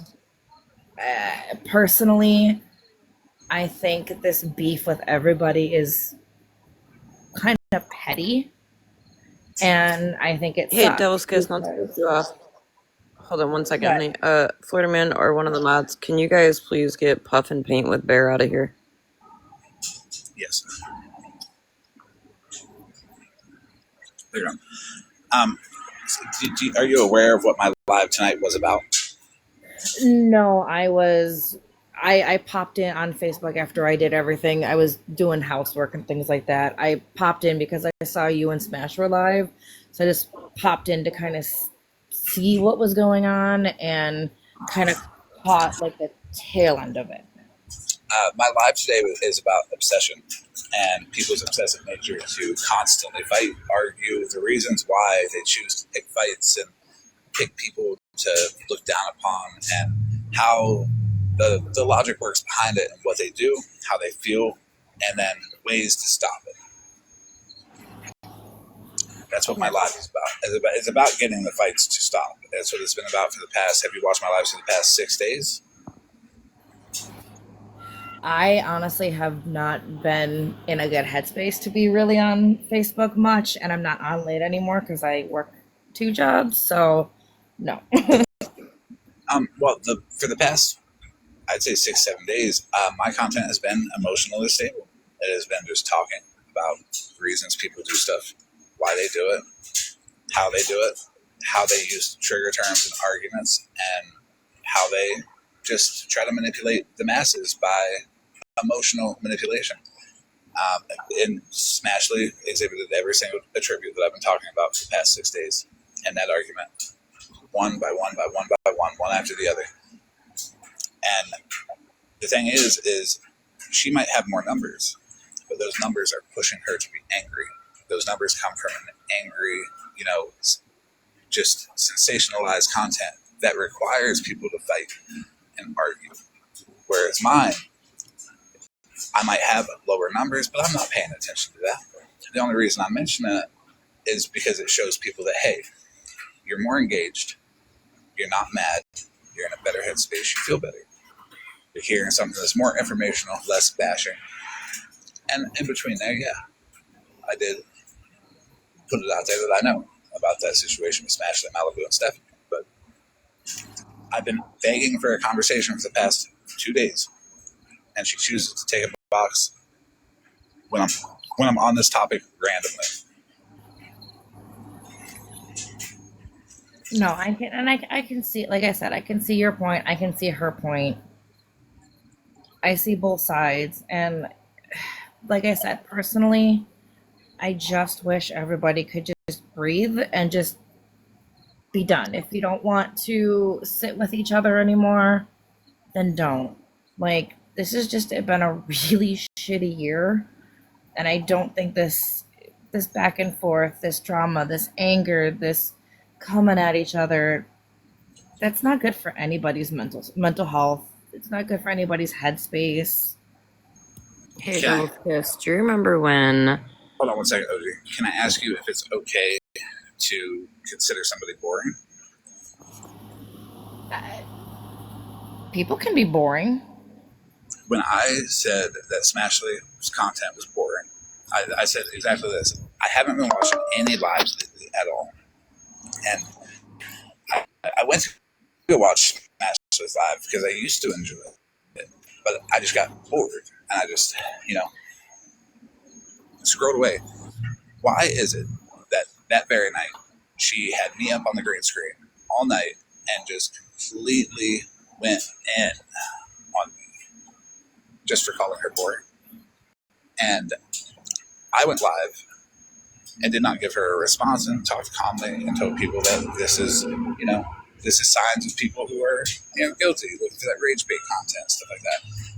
Do you think that's right if I express my opinion that I couldn't watch her live as an example, but any live as a whole, because it was boring, justified an entire night of me on the green screen being bashed?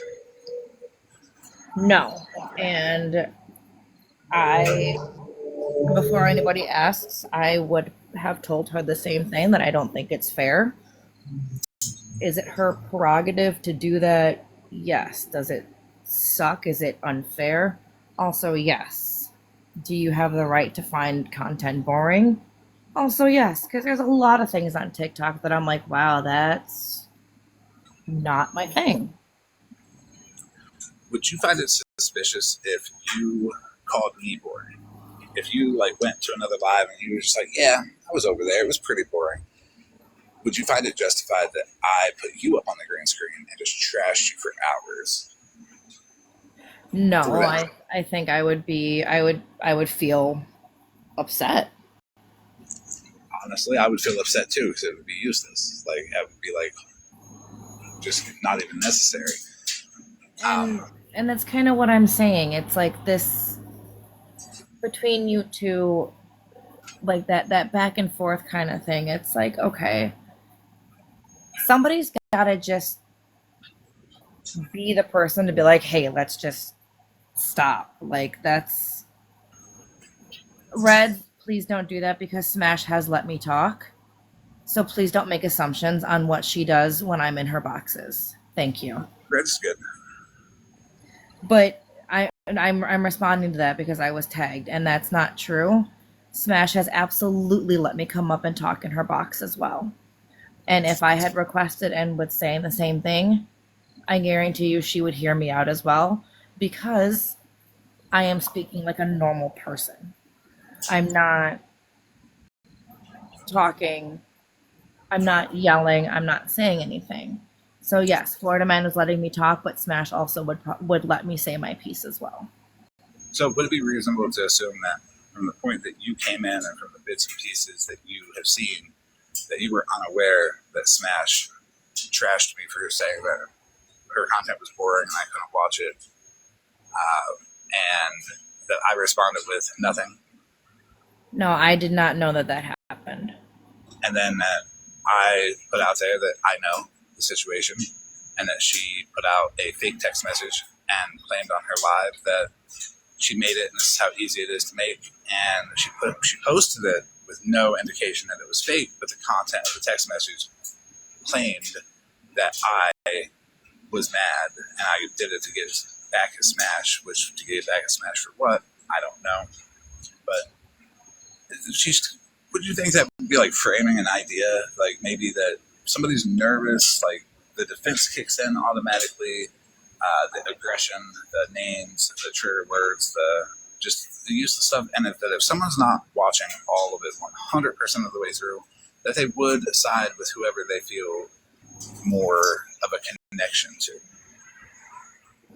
I mean, I think that's human nature to try to side with the person that you feel closer to. And like I said, in my position here right now, and I can only speak for me, that it definitely sucks, because it's like, I like both of you. I consider both of you friends. So it's like, I'm really trying to see objectively both sides. And I think Go ahead. I'm both sorry. sides have done some childish things, but I absolutely would tell Smash too that, hey, you know, I think this has gone too far. Like, I think we need to end it. Problem is, I'm just not up anymore to catch her lives to be able to say my piece. And you're not obligated to say your piece anywhere. As what you have to say does matter. It's it should be insightful for everybody to hear it, because you've said that that people are more willing to decide who they're more connected to. That leads to, how would you get people to be more connected to you? Would it be through anger and emotion, or would it be through speaking calmly and, logically? You know, anger doesn't get you far. Anger does not get you anywhere. But at the same time, anger is also a very, very human emotion, especially when it comes to former friendships. Nothing turns to hate quicker than love. And I think that's true with friendships as well. And I think that's kind of personally what I feel, maybe what I'm seeing here. I really don't know what caused this rift to begin with. I've been in and out, and all of a sudden it was poof. But I think, I've been around a while. I've been around, at least, like, I think going on like 2 years now between the two of you. And, I see a lot of things that I don't agree with on both sides. That's fair. And I agree with that. There's a lot of things that I do that people may not agree with, and there's some things that she does that people may not agree with. But we all have our justifications for doing it. Some of our justifications are built in, like, defense for, like, maybe cover up, silence, accuse. And those would be the trigger words like P3DO, calling somebody a narcissist, making sure that people, like, look at that person differently. But that also invokes the emotional aspect of it and the anger. She's angry, so her friends and the people that watch her will say, "Oh my God, why is she angry? Fuck that guy." As I'm over here, I'm not promoting anger. I'm not promoting any type of, like, hate or hostility. I'm promoting people to be calm, rational, and think critically about situations. So when I'm calm, people aren't going to latch on to the idea immediately, but the anger is like a spike of emotion that makes people want to act now, to defend their friend, to protect their friend. Now, that's where people on TikTok, I think, get it mistaken by not letting everybody speak. Conversations like ours right now aren't able to happen because people want to control the conversation. How you're talking and I'm listening, and vice versa. How the chat is being calmed down, like, we're not attacking you, and the request for everybody to respect you just isn't there when people get into a box. It's like a domination thing where people want to control, want to dominate, so they get forceful and angry, as Smash did. They already have the conversation built out in their head of how they're going to answer, because that's how they have to have it to go. And if it doesn't, they resort to the trigger terms like P3DO and narcissist, as Smash did. Now, Not gonna lie, I was a little nervous when you told me to take a box. I think I have box PTSD. I know. I've seen you in Petties. I watched that whole thing. It was disgusting. Yeah, I have box trauma now. Double Kiss got attacked in Petties.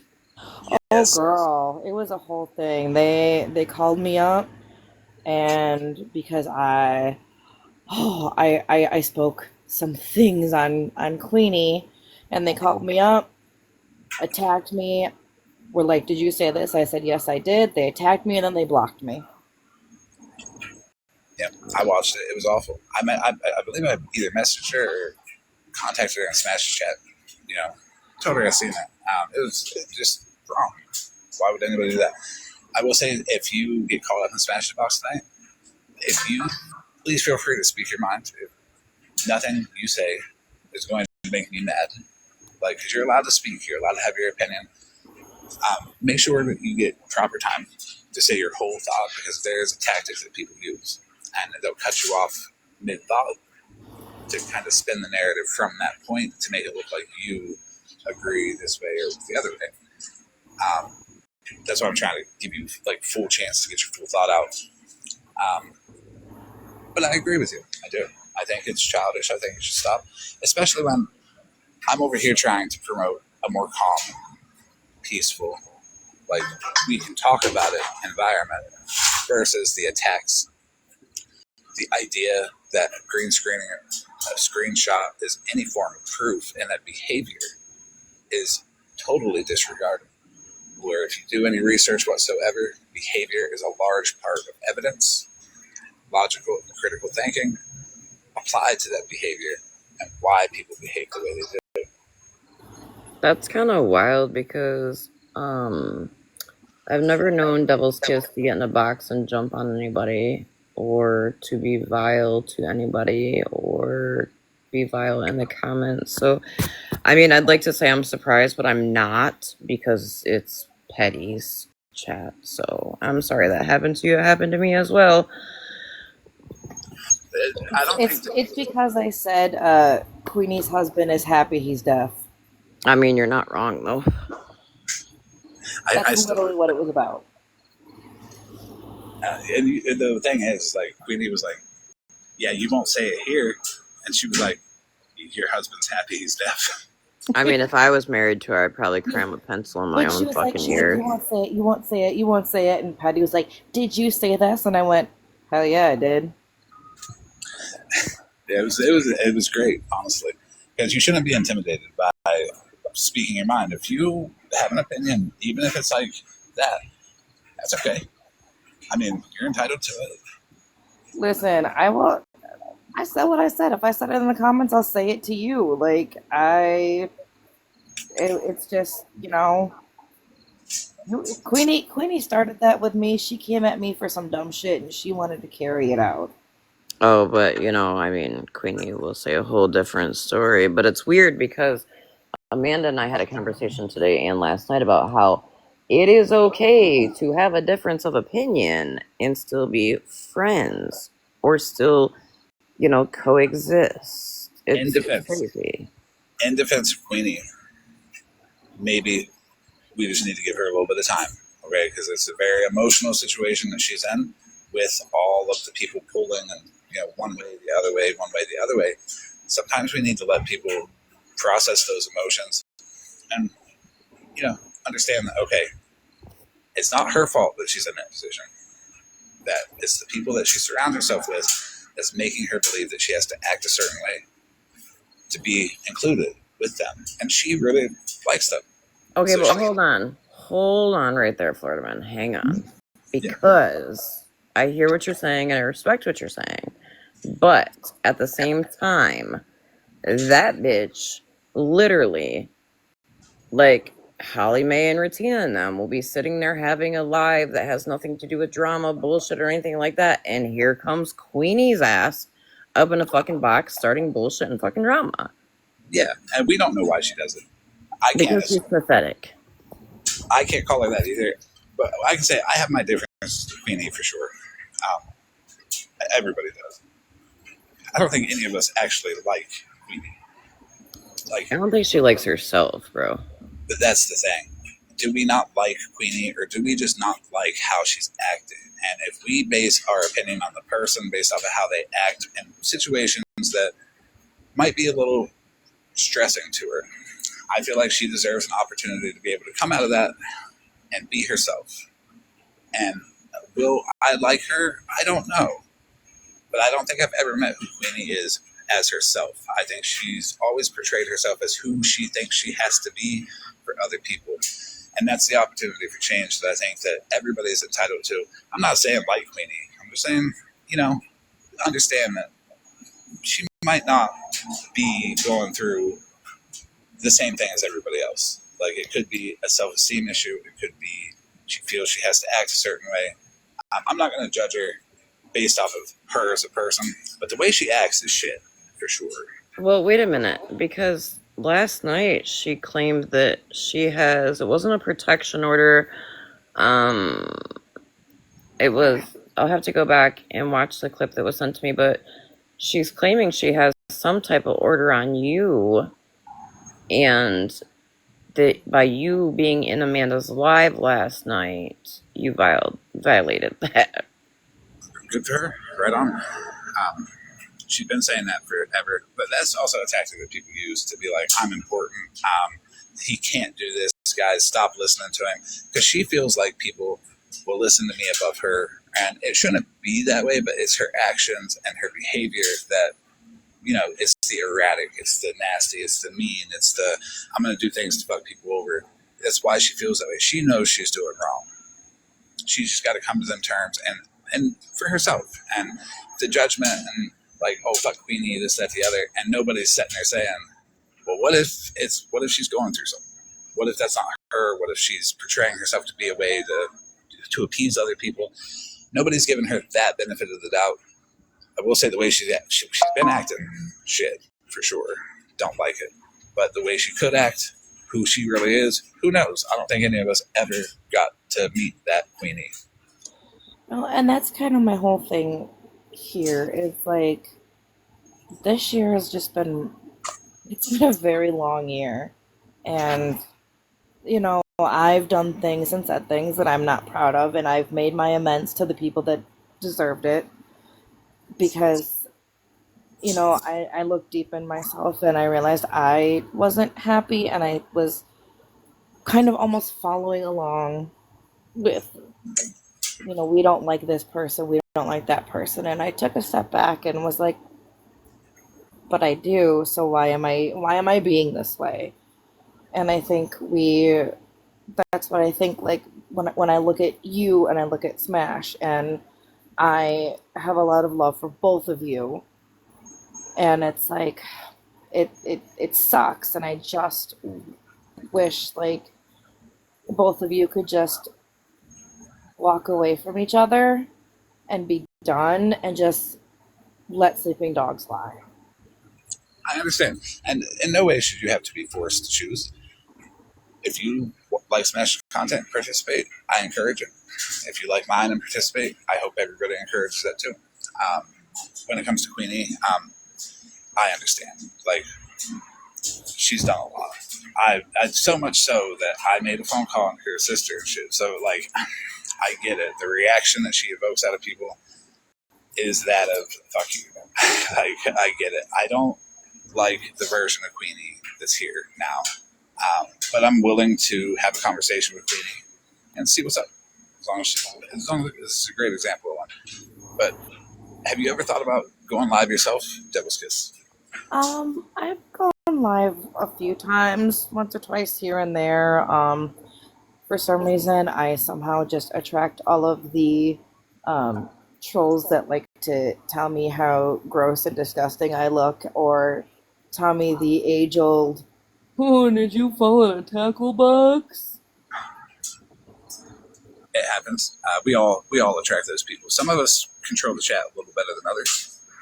But if you get like 4 or 5 people to be your mod and go live, I think you would do good at like talking about stuff and being rational and reasonable about the whole situation, any situation that's going on. I think the more people that take an independent look at situations and say, why are they fighting? And let's look at the behavior of one party, let's look at the behavior of the other party, really analyze it and be like, what's going on here? Because we've fallen into a hole that says the only proof is what goes up on the screen. But if you look back at Petty, he'll be talking about some weird shit, and he'll have like a news article about how it's going to rain in Tennessee. And people reference that to that being the proof, because, oh my God, there was text back there and he was talking. How to kickstart back into the behavior, because there's going to be some situations where the proof lies between Malibu and Stephanie. The iMessage receipt and Smash's excuse for it would lead everybody to believe, well, Smash said it. They use iMessage. Maybe they're worried something leaked. Maybe they're worried Stephanie got shook. Maybe she did get shook. Who knows? I did talk to Poppy. And I do have messages of me saying I'm willing to talk to Stephanie with all feelings aside, and she can give me her full side of the story. Maybe that's what they're worried about. Maybe they should be looking at each other more than attacking everybody else. Because I'm just saying, everybody has a process. Behavior is that process. The behavior of these people have affected Muffin Man greatly for years. And maybe they deserve it back. Is it right? No. I can answer that. Is it wrong? Gladly. But Douglas, do you remember, I was going to say this to you a little while ago, because I first met you in Smash's platform. Do you remember way back then, like, Smash was a completely different person than she is now. Like, hold on. I don't want Devil's Kiss to be put in any situation where she's going to be able, where it's going to be perceived that she's talking shit about Smash. oh, no, it's not, no.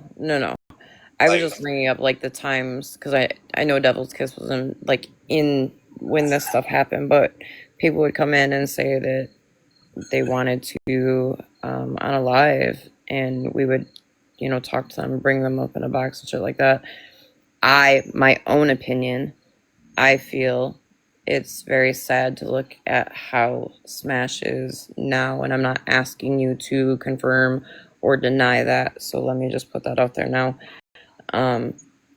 It's just sad to me, like, seeing how she is now compared to the Smash that I first met and the Smash that I would talk to off the app. It's just sad to me, to my opinion. I agree. So on that, I can say I saw a switch when everybody started coming at her the day we had that Craig man in the box. For me, if I'm being honest, I saw the switch when Jenna, no offense to you down there, but I saw the switch when Jenna was no longer in her box and Malibu started being in her box. That's when I've seen a switch in Smash. I would like to touch on the guy coming up in the box and everybody turning on her or saying stuff about it. That, to me, personally, in my opinion, they knew him off of Favorited. And it was proven that they knew him off of Favorited. But the timing, the questioning that I was giving Malibu was leading up to her association with the Muffin Man stuff. So that's been avoided. And one of the ways I feel like it was avoided was because of that. Because once he came up and once everybody found out that they knew him off of Favorited, that they were in contact with him, I feel like he got a text message saying, come in. Reasonably, that would be where my mind would go, because coincidences aren't really that on time, if in my opinion. But I don't want you to answer anything about that, because I don't want you to be put in a situation where Smash might take it negatively and attack you for it, because I don't want to do that. No, but that's, because I'll tell her too, I'm not here to pick sides. I'm not picking sides. Like I said, I have love for both of you. But a lot of shit went down that night. And I saw a big shift in people that turned their back on her that night for platforming somebody that needed it. Now, as far as your statements, I can't speak on that, but I did notice a huge shift from that night. Hey, Jenna, how are you? Hey, I'm good.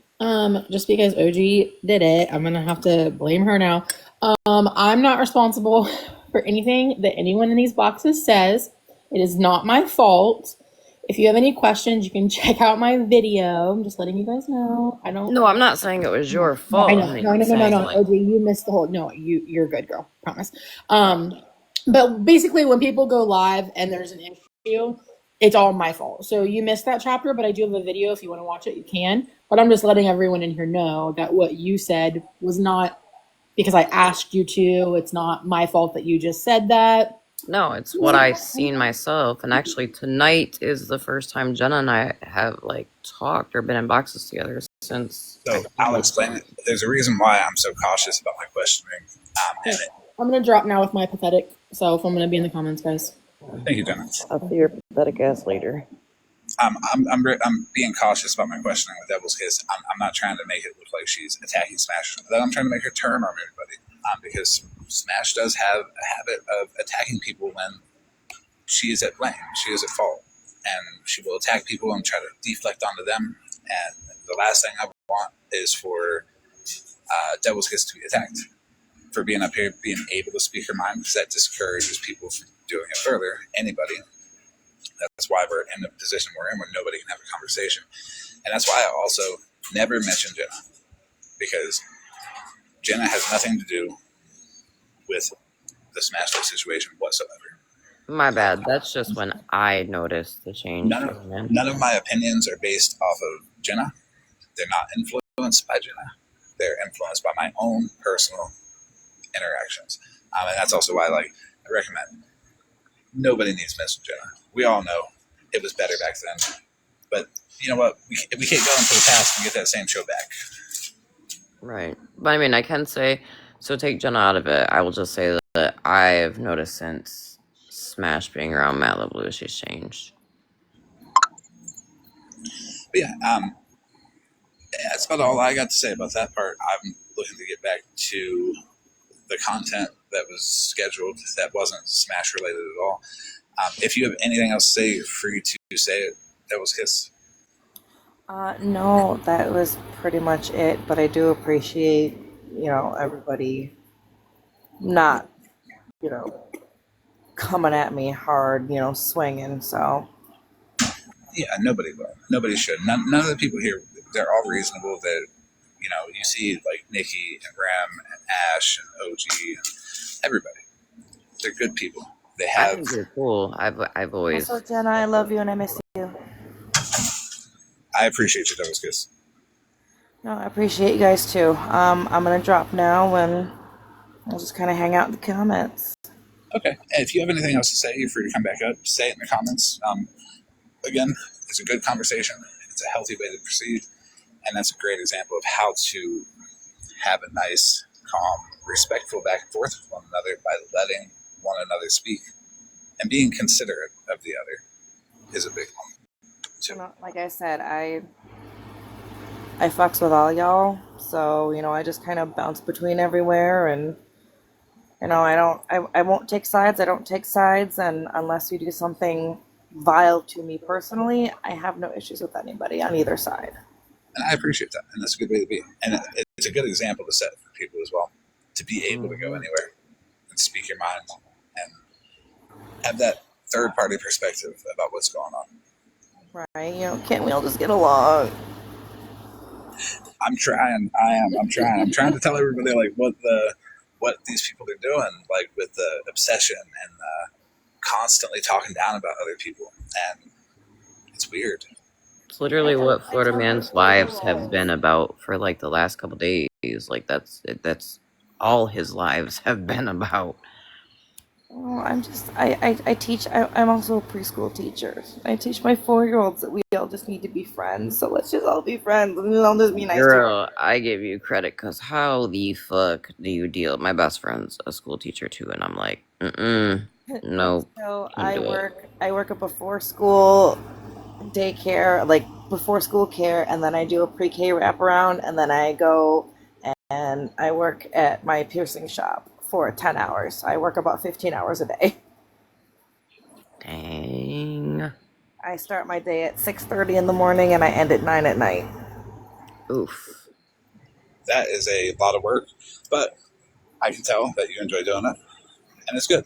At least Very you're much not bug spraying your refrigerator. You know? right. There's food in my fridge, and my kids are happy, and fed. Speaking of food and kids, I'm about to send my 2 teenagers to you because I was just sitting here like, man, Doritos and salsa sound good, and they ate all the damn Doritos, so you can have them. I have an 18-year-old boy and a 15-year-old girl still at the house. Okay, keeping food in my fridge is difficult. Yeah, I still got 2 almost 15-year-olds home, so they're gonna come to you now.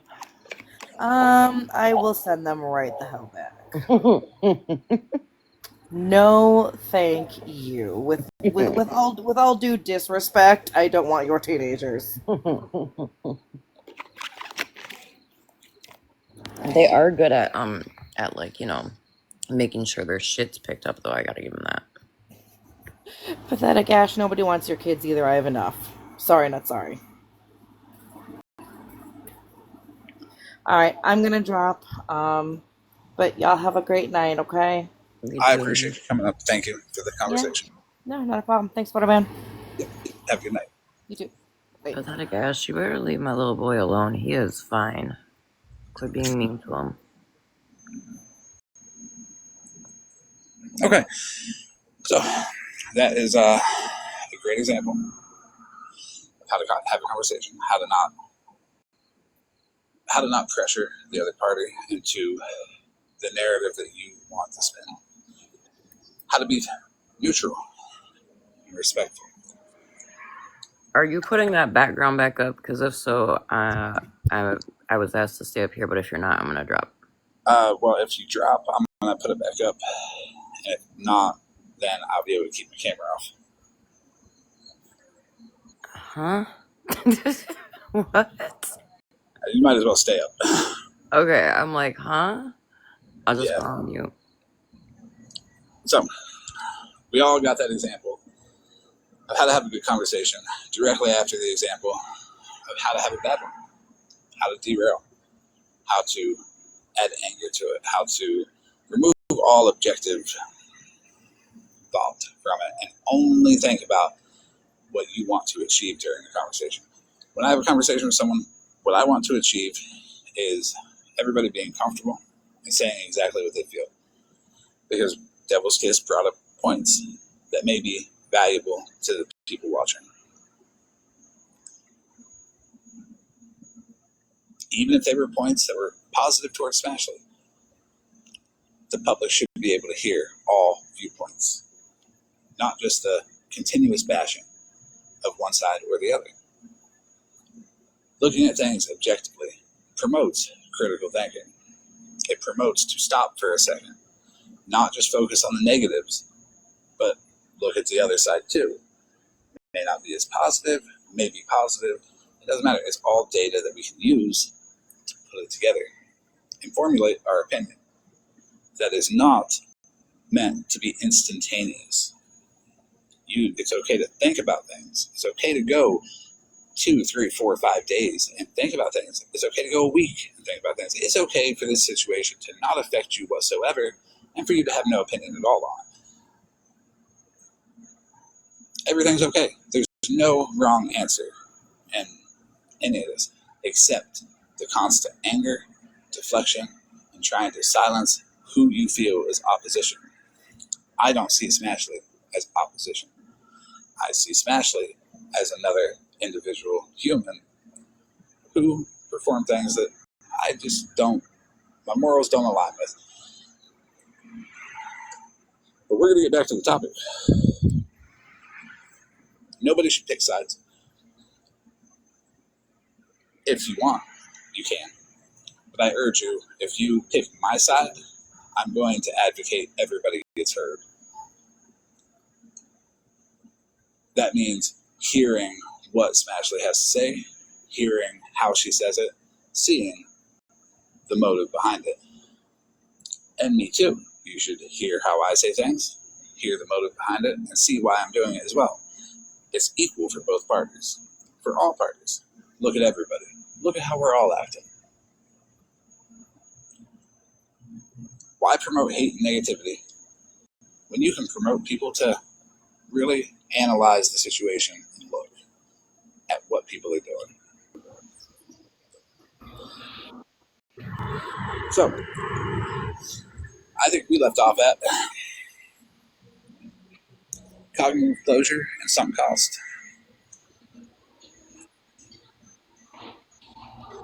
We're going to go on to why they won't stop talking about that person. The reward loops. How's Liz? Do you know you're in a box, honey?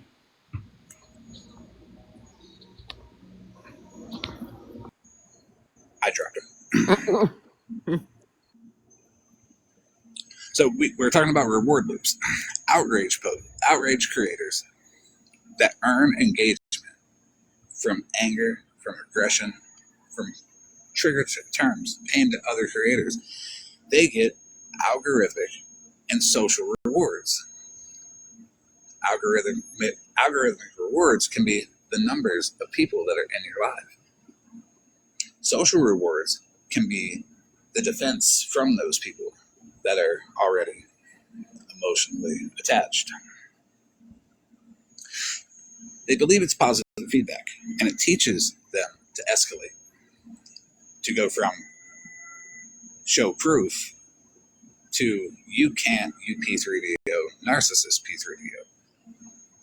That's the escalation. Moral outrage studies done on Twitter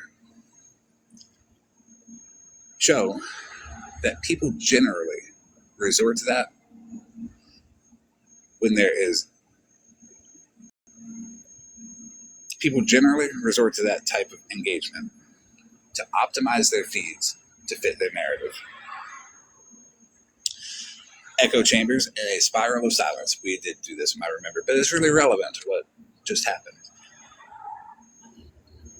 If the victim of it is self-censoring to avoid being piled up on, the hostile narrative looks like the consensus.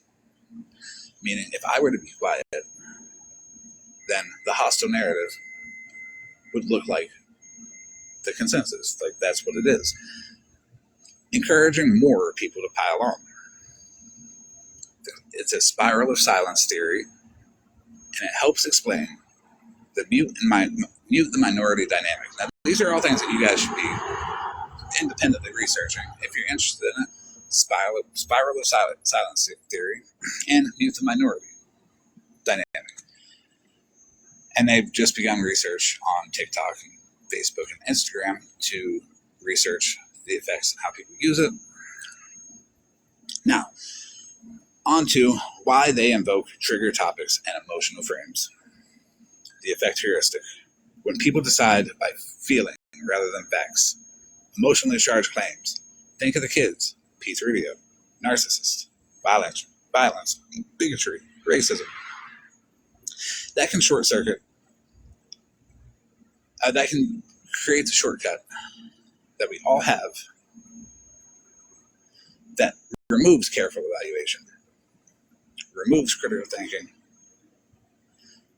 adds quick judgment, and is used to rally a crowd. There's plenty of literature out there about the effect heuristic, the effect that it has on us, why we developed it, why every human has it, ways to make it, to avoid it, because we all have it.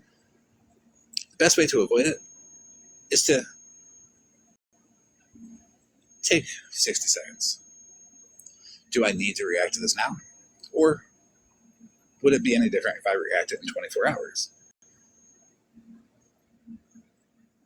If there's no difference, wait 24 hours, let your emotions process, and then make your decision based off of that. There is no rush to any of this. As an example, show proof shows the need for a rush, the sense of urgency that is created, then a trigger term like P3DO is thrown, which causes people to take that emotional shortcut to now demand proof. Now. Notice how I am not emotionally affected by anything that has happened. The only thing is happy that Devil's Kiss was able to come up here and comfortable enough to speak her mind, and that everybody was respectful and nobody attacked her. That is what I'm happy about. we focus on the positives, and we start to remove ourselves from this negative spiral of attention-seeking behavior that has consumed nearly everybody on this app. There's rumor psychology and repetition. Unverified stories spread more readily under uncertainty. Repeated claims feel truer. Now, if we use the prior argument as an example, P3DO was thrown out there twice. That is repeated. That brings uncertainty because I can provide proof of this trigger term after the urgency that was displayed of show proof now. It's called the illusory truth effect. You can Google that term. It is a real thing. Even when audiences know better, that makes constant, dramatic repetition of accusations especially potent. There's networked harassment as moral enforcement. Scholars describe morally motivated networked harassment where groups frame attacks as righteous community defense. Scammy clause. A lot of people weaponize brigading and dog piles, which is basically what Petty did to people. And what everyone else tries to do to people. And making the participants in it feel justified in doing so. There are specific concerns on TikTok. Independent work that includes various different university studies, research, and reporting programs have shown that TikTok can amplify sensational, hostile content. It streams it quickly, it raises worries quickly, and it normalizes harmful narratives. You have a 10-second clip. You are able to absorb no context from the clip. You have an independent argument that people may catch a portion of, and they only see what they see from that point forward, not what happened prior, not what happened the days before on either side. Why people try to silence a target? It's a platform tactic. It's in the playbook of tactics to use to become Pastor Petty, to become anybody. This is Scammy Claus. This is what they do. They don't know that this is what they're doing because we're at a point in this to where they've just seen other people perform these actions and they've seen the results, so they mimic that without knowing fully what they're doing. So you got pile-ups where, the whole platform gets rallied up to attack and mass reported. I've been a victim of that. Rem, you were there when I was getting mass reported. And then when my account, absolutely right, monster, they silence you and you're the liar, right? Then more people join in. But if nobody speaks up and says, hey, hold on, let's think about this logically, it's awful. But even the people speaking up saying, hey, let's look at this logically. For an example, Rem last night with the conversation with Queen E. I went into Queen E's live. I went into that live to shit talk Queen E. But then Rem inspired me to think of it a different way. Before I was able to say anything, Rem advocated for people to let Queen E have a conversation. And I'm like, that's fair. I respect Rem. So I'm going to do my best to go off of that because I know that's the right thing to do. So even if it doesn't work at the time, your words do have effect on people. And the example is Rem advocating to give Queen E a chance to have a conversation had an effect on me to do so as well because of the mutual respect we have for one another. Now, I know Rem said, God forgive us, Rem doesn't. And I can be the receipt that says that that's true. I've been around Rem long enough to know that God forgives and Rim doesn't. Hey, Florida man. Can I cut you off real quick? Yeah. It is Mini Mitten's birthday. He turned 14, so can everybody please say happy birthday? Happy birthday, Mini Mittens. No, Animal, I'm not going to say his name. No, their names. Happy birthday, Mini Mittens. I think Jenna wants to sing happy birthday. For all of I, us. What? I'm not singing. Not singing. Flying without wings, you know you're in a box, hon? I dropped her. But yeah, happy birthday, Mini Mittens. Happy birthday, kiddo. Hopefully you've had a good day. Take your mom's Cash App card. I sent you something on there.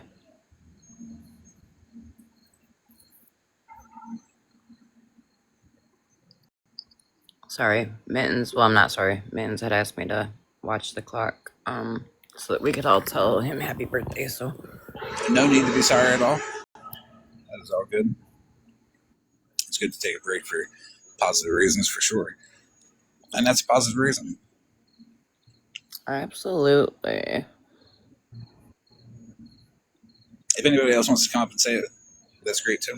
We can take a moment. I think everybody that's comfortable in boxes should get up and say it. Yeah, if they're comfortable, you're welcome up.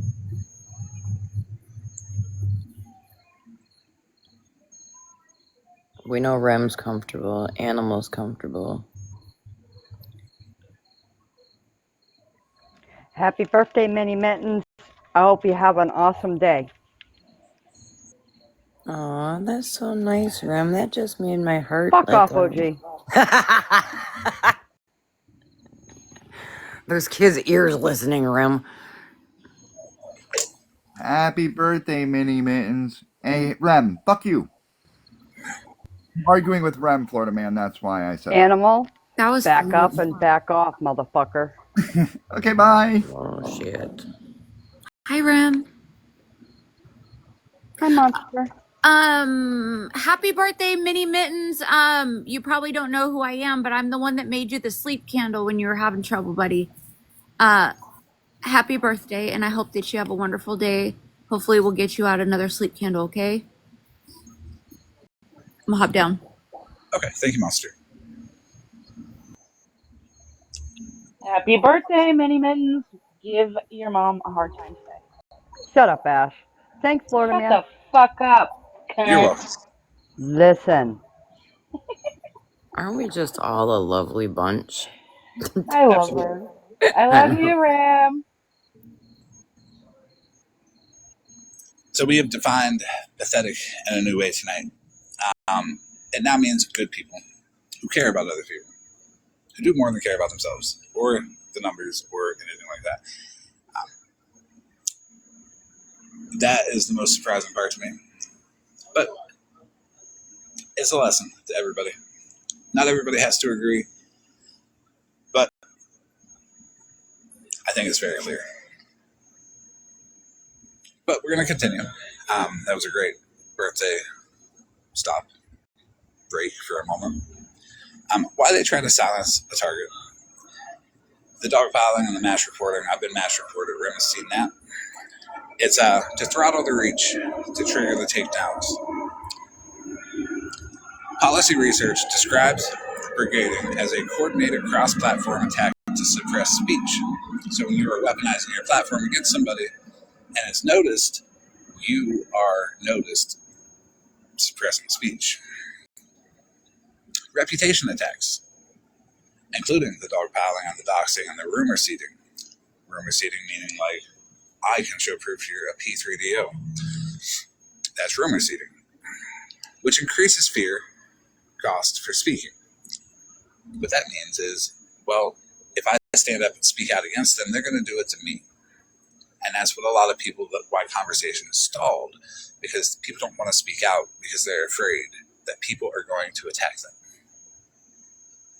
And it fuels the spiral of silence.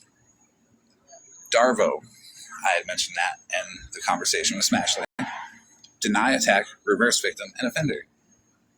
And she laughed and said, "You've been doing your research because I caught it. If you catch it, you know they're doing it on purpose. When they respond with a laugh or they acknowledge the fact that you just said that. If they were not aware that they were doing it, they would not know what it is. They paint the target as the aggressor while claiming to be victims. It's useful for mobilization of platforms, sympathy, and punishing people who speak out. Why some people weaponize the legal process. Most protection orders are legitimate, life-saving tools, and intimate partner violence and stalking. Research shows they can reduce harm and increase a victim's sense of safety. Protection orders are meant to be used as a shield, not a sword. When someone with a protection order constantly targets, harasses, and follows the person that they have a protection order against, that is when it becomes.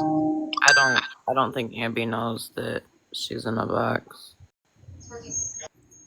And Animal's gonna come up real quick because I have to drop for a minute, so he's gonna come up and box hold. That works. Go ahead, request Animal.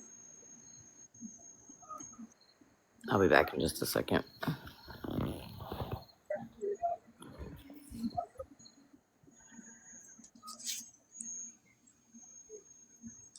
Okay. So, when they use the protection order as a sword, meaning they follow, they harass, they continuously target the person that they have the protection order against, it becomes a legal system abuse, also called paper abuse. It is the misuse of legal processes to control or punish.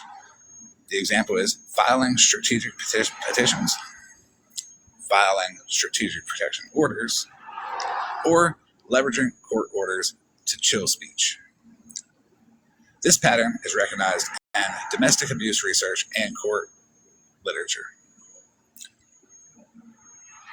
It creates perjury. False statements are crimes.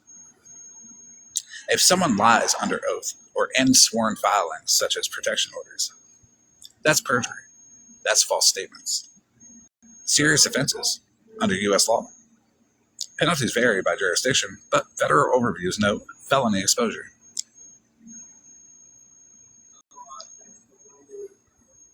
How this validates the smear, the psychology behind it. If the target falls silent to avoid litigation risk, bad faith actors claim silence equals guilt.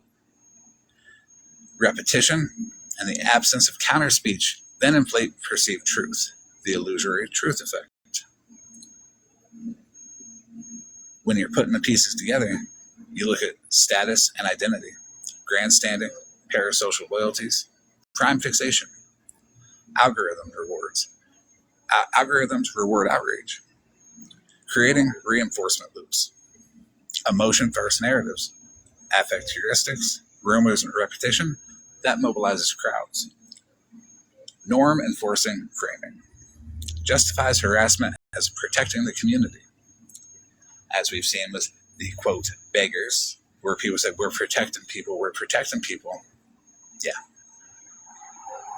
Silencing tactics, brigading, mobilizing people to attack, Darvo. It suppresses counter speech. Legal misuse shows it further. Silence plus repetition produce perceived validation. Practical protections that are research aligned. Documentation, discipline, save everything. Save every time that you have been in a TikTok live and someone who has falsely put a protection order on you has came in. And save every time that you have been invited to a live and people who have falsely put a protection order on you are in there. Especially when they claim he's not supposed to be in here. It's illegal. Oh my God. Screen record threats. Obtain chats between them and other people that show malicious intent. Keep a log of everything. This aligns with the best practice guideline from harassment mitigation research. You reduce amplification, avoid quoting, tweeting, duets, avoid participating in the pile-ons, counter with concise facts on your own channel or neutral venues. Repetition helps truth too. Community inoculation. Teach your audience about affect heuristics, DARVO, so they can recognize manipulative steps. Safety and welfare. If stalking or threats are present, consult local resources and consider legitimate protection order. They can reduce risk. The effectiveness varies, enforcement context matters, all that. Legal counsel. If you believe a legal process is being misused against you, a licensed attorney can advise on your jurisdiction-specific defenses, contesting false claims, and anti-SLAPP where applicable. General research recognizes system abuse, but remedies are highly local, meaning you have to take action.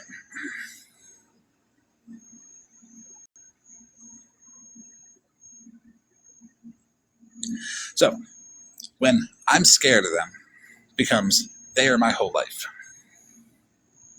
It is one of the strongest forms of social theater acts on the internet. Someone posts that they're terrified of a creator or a subject, then spend weeks, months, years talking about shaming, tracking, and just being where that person is, knowing where they are, wanting to know where they are, requesting the public's aid, asking the public for help to bash this person. They're all signs of that social theater act. They say they're afraid, but they keep showing up. They claim this person controls their life. But every new comment, every new discussion, every new bash session proves the opposite. The person in question occupies their entire attention. That contradiction isn't accidental. It is a feature of how attention, identity, and social media incentives interact. And understanding the why is the first step towards stopping it. Why this happens, the psychology behind the obsession, is fear as a performance. Saying I'm scared can be a rhetorical move to gain sympathy and moral authority. Declaring fear frames the speaker as vulnerable and the target as dangerous. It justifies outrage and mobilizes followers. In short, public fear is often performative, not private. Identity and tribe building. Online callouts are a shortcut to belonging. Rallying others against a shared enemy builds group identity fast. The target becomes the glue that holds the community together. Their flaws are the story, and the role is the oracle who reveals it. Validation through attention. Every like, share, and comment is a reward. In a platform economy optimized for engagement, repeating attacks become an attention business. As you see, Scammy Clouds repeatedly attacks everybody, but more people as well. The more you talk about someone, the more visible you are, and visibility can be equated with value. Confirmation bias and sunk cost escalation. Once someone has publicly decided the target is bad, new information that contradicts that story is ignored or reinterpreted. It's easier to double down than to admit being wrong, especially with an audience watching. The affect shortcut. Emotion beats evidence on social feeds. Trigger words and emotional frames, kids, abuse, violence, pizza radio, narcissist, short circuit critical thinking, and mobilize people faster than a careful argument would. Parasocial amplification. Fans develop one-sided intense attachments to creators. Defending your person against a supposed villain feels emotionally necessary, even if defense looks like constant harassment. Identity displacement. For some, this fixation substitutes for other problems: boredom, loneliness, low self-esteem, or stalled projects. Making someone the story gives purpose and attention without doing real work on one's life. The paradox: silence versus obsession. The mask of fear is convenient.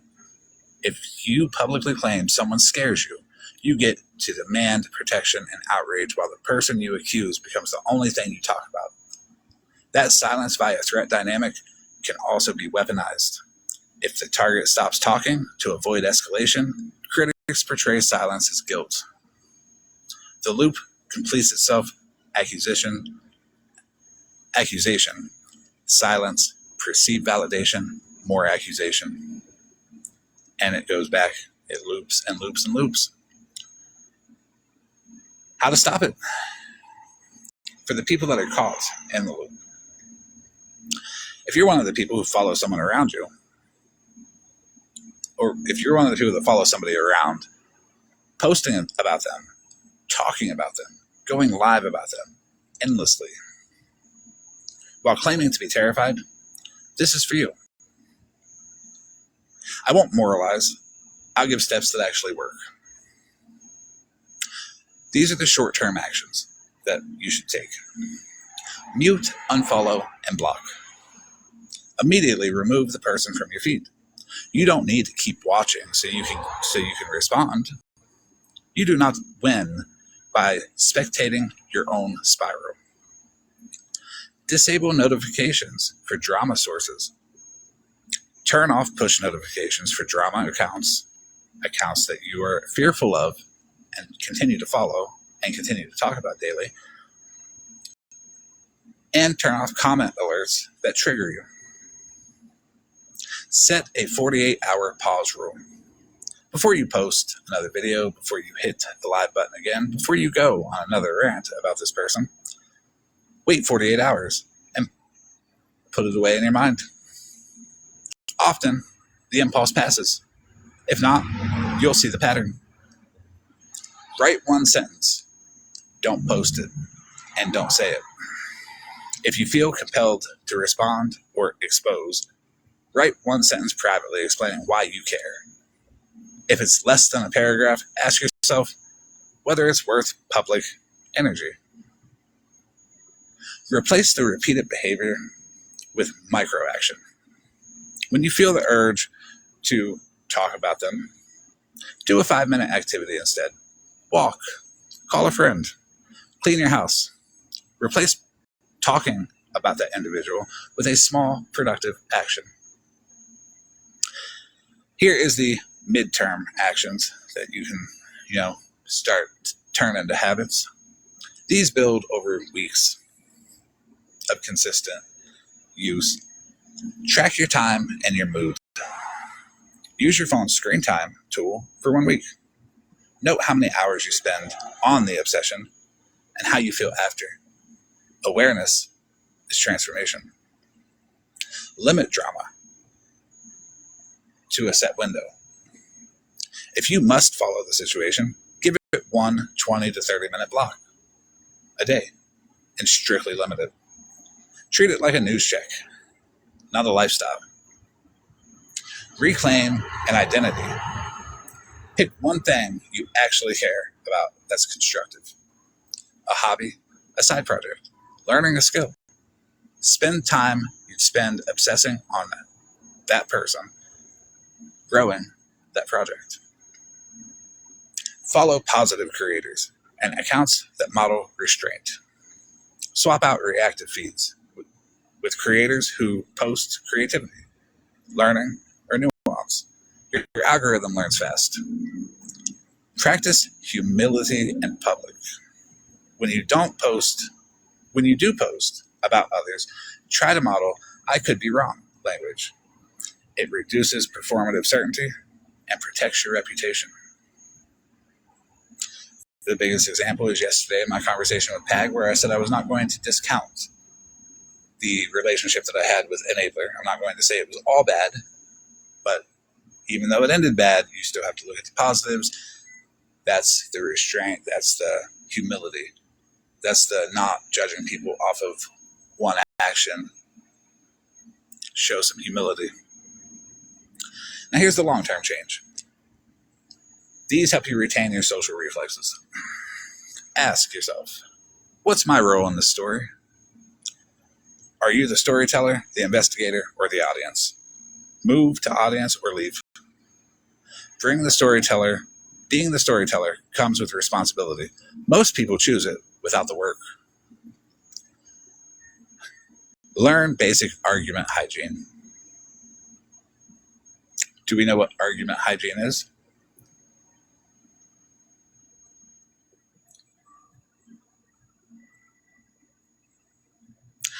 The best example of argument hygiene is the argument with Smashley was washed away by the conversation with Devil's Kiss. The toxicity of that was then replaced by the refreshing positivity of the other.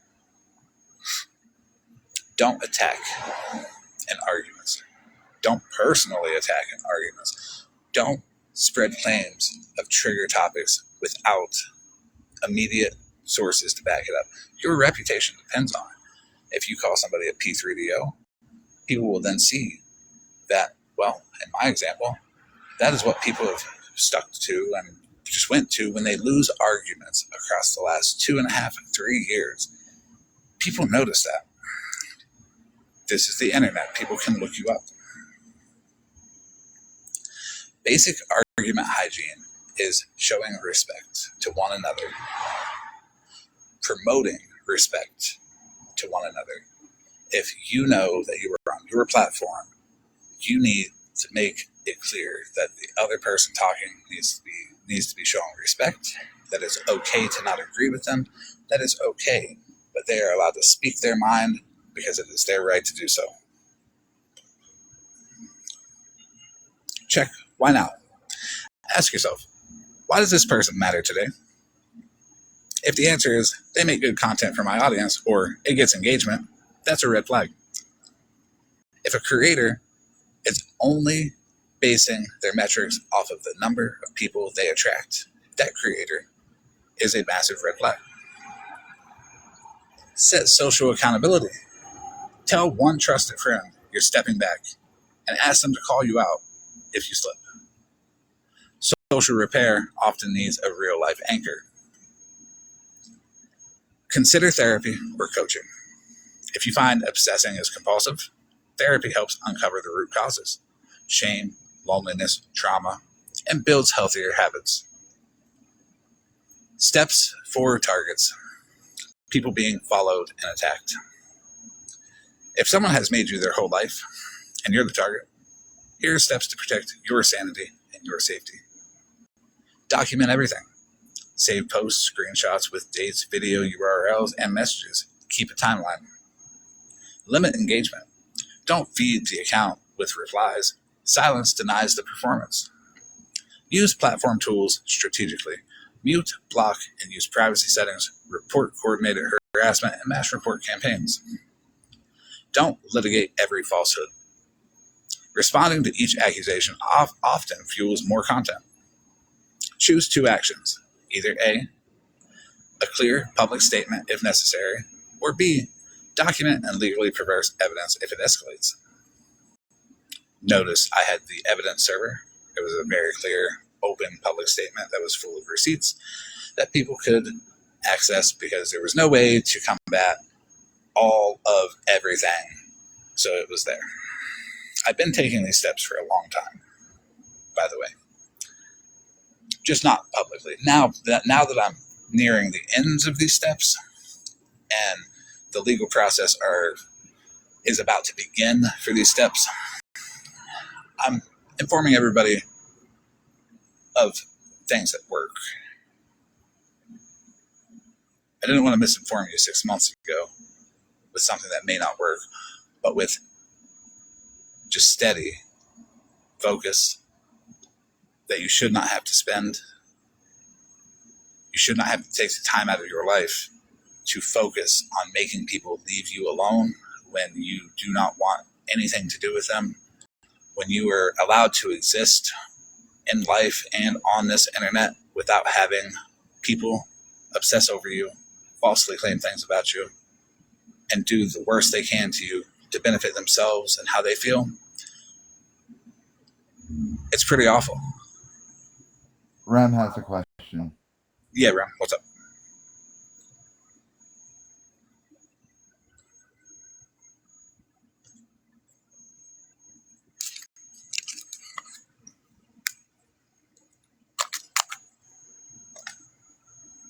I'm going to finish this last one and then, okay. So, to continue, lean on trusted allies offline.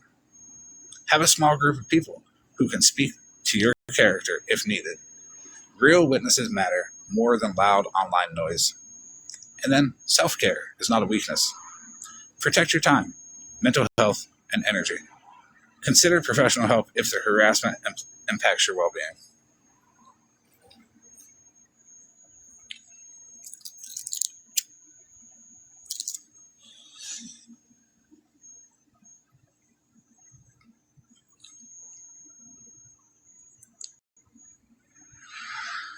Hey, Mimi, do you know your inbox?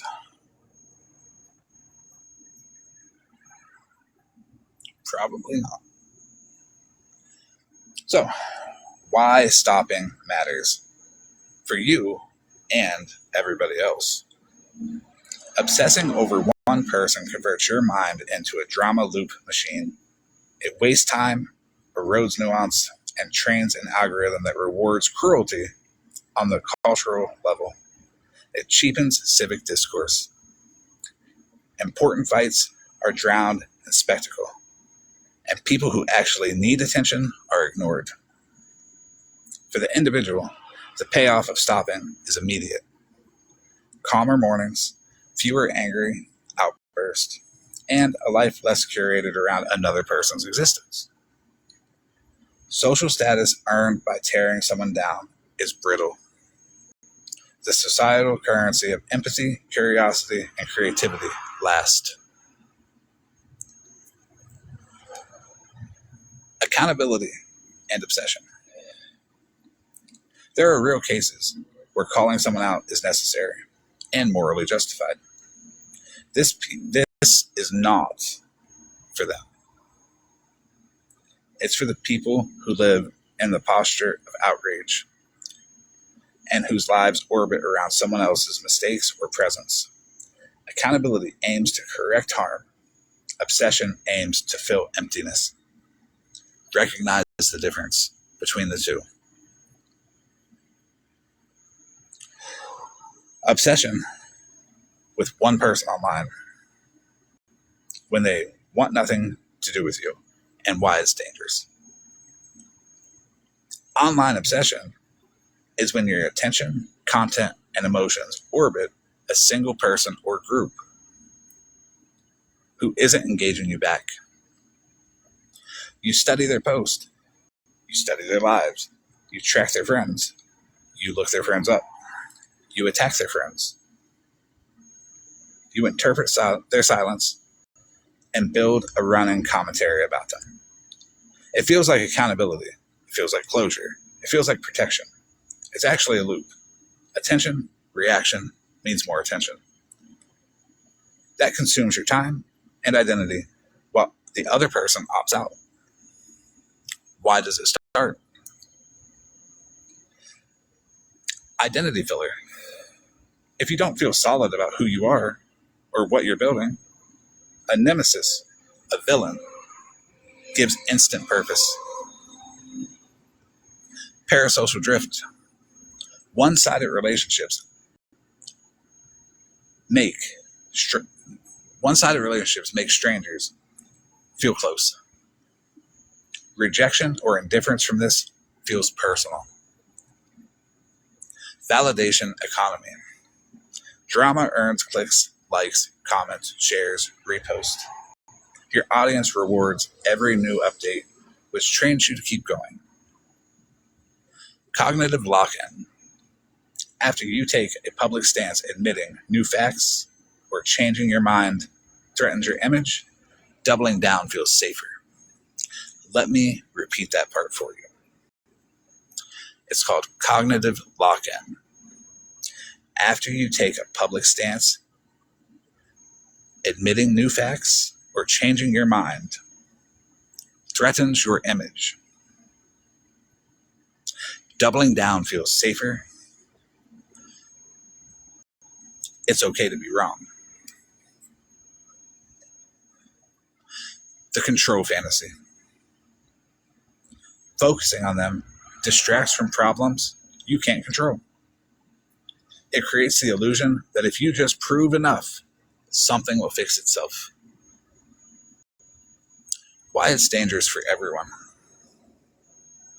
It rewires your attention. You become reactive. Your content calendar, sleep, and mood track someone else's life. Your creativity shrinks and your reactivity grows. It normalizes escalation. The line between commentary and harassment blurs fast. The line between commentary and degrading also blurs fast. The line blurs when it comes to all of the things. You say it's commentary, but what your commentary is doing is degrading and demeaning someone else's life. You have to look at yourself, and your people and the whole community have to look at the people that are doing that commentary, that they're just saying, oh, it's innocent commentary. I'm allowed to talk about this. How is it affecting the other person? How is it affecting their relationships? How is it affecting their mental health when someone is constantly talked about, constantly shamed for stuff that nobody should be shamed for?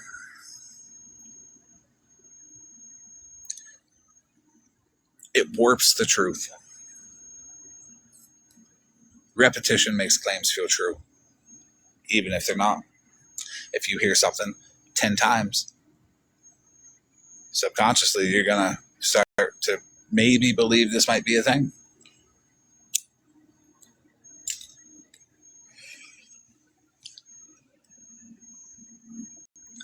Even when evidence is not there.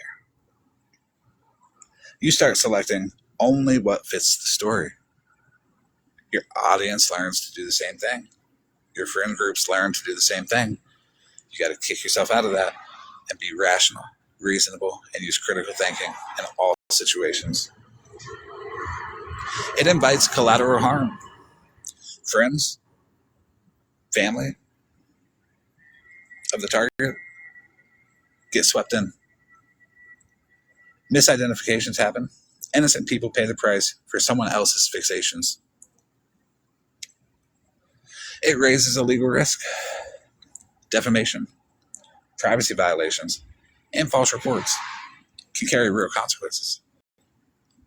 Taking an issue offline and contacting others' family, threatening, false reports to legal, to three-letter associations, we'll just say, can all lead to a major legal struggle for the person that initiated it.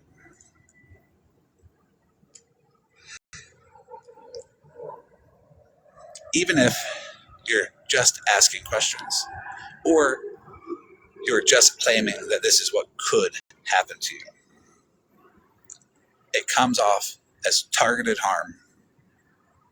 It can be relentless, and people need to watch what they do. There are people out there that will never watch what they do. So it's up to us as a community to point out the people who are using these tactics to harm other people, to make themselves continue in that reward loop of social media. It corrodes communities and friend groups. Group identity forms around an enemy instead of shared values.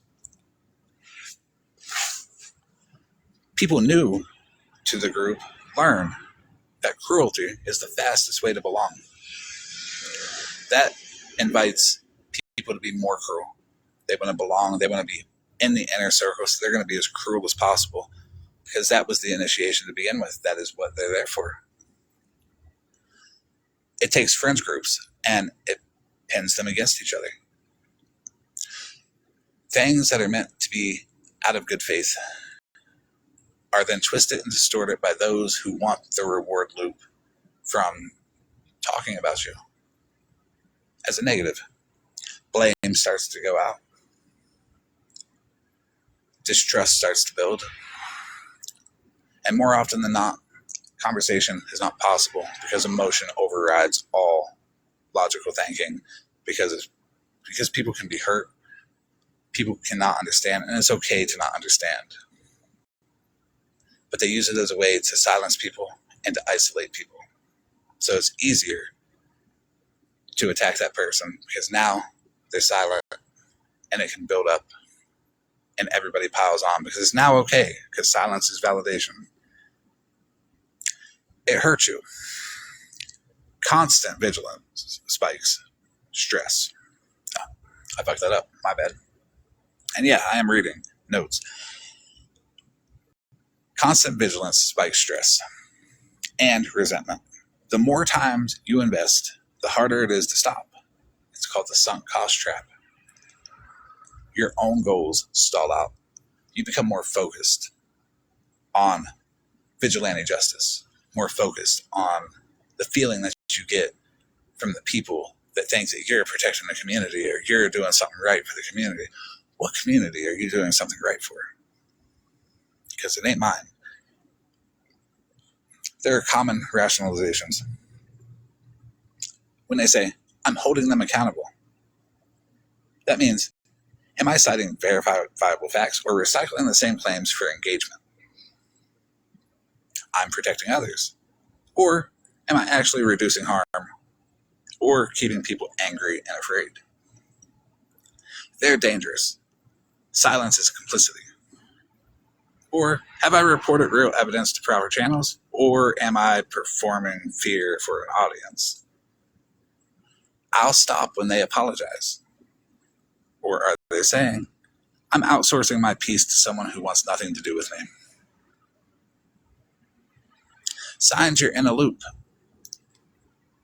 You post about them, you talk about them, you go live about them, more days than not. Topics other than your target feel boring or pointless.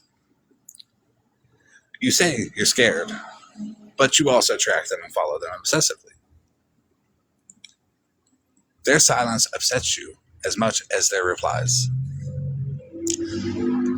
I was off the app for a minute, and it wasn't nothing but them still being upset about me. Monster, OG, Bougie, Mittens. When they're not around, the silence upsets them too. The replies upset them. There's no way to make people happy. There's no end. There's no resolution. Your friendships are mostly people who share this fixation. If they disappeared tomorrow, you're not sure what you'd post.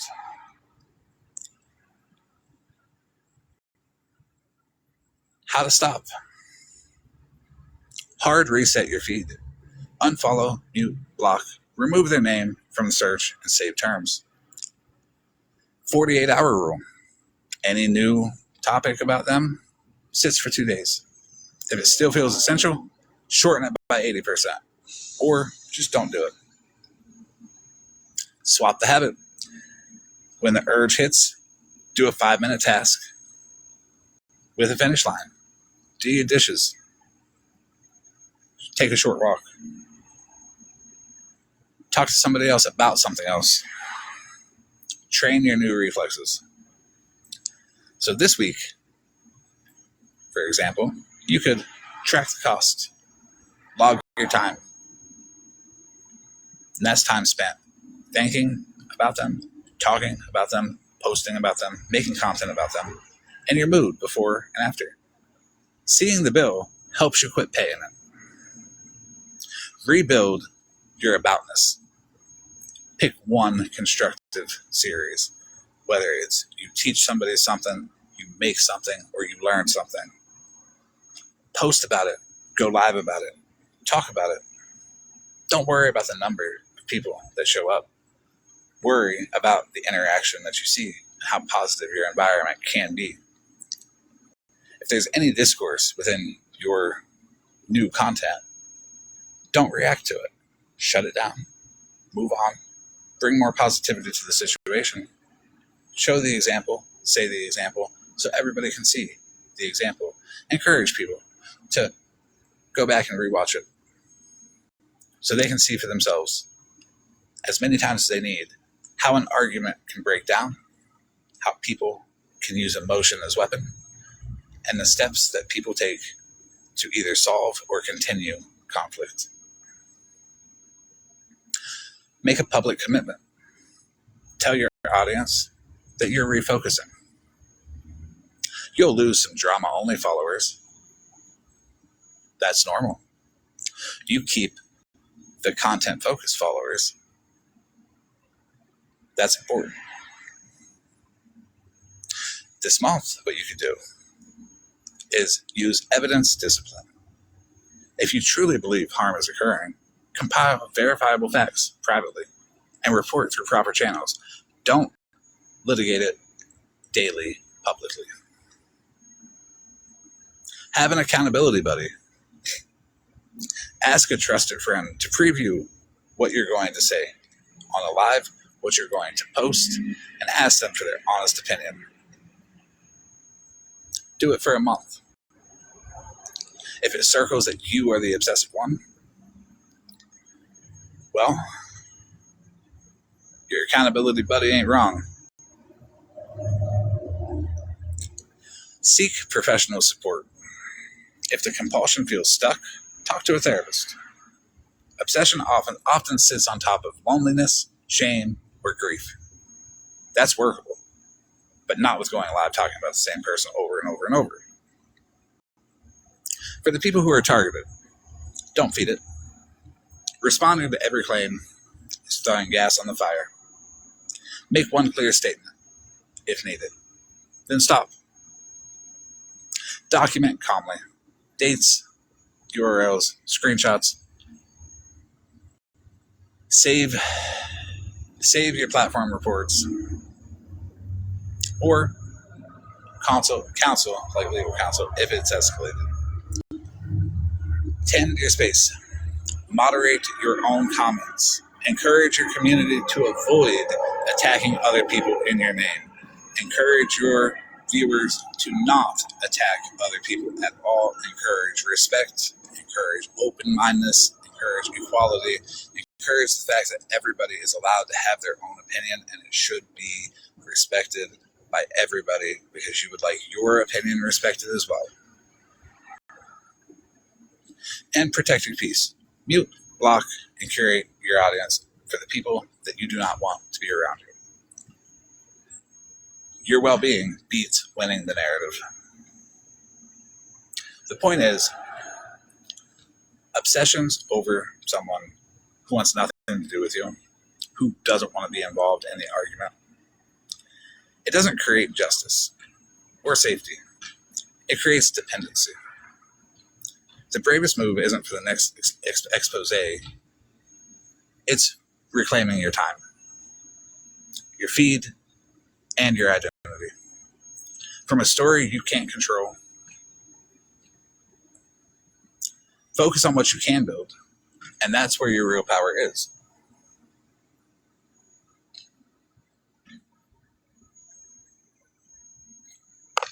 All right, so that's it for that. Now, questions, everybody. I'm going to scroll up. Mittens. So the problem with people these days is they speak to be heard, not understood. Yep. They listen to respond and not understand. That's absolutely right. It's the loop. Say something dramatic, you get a response.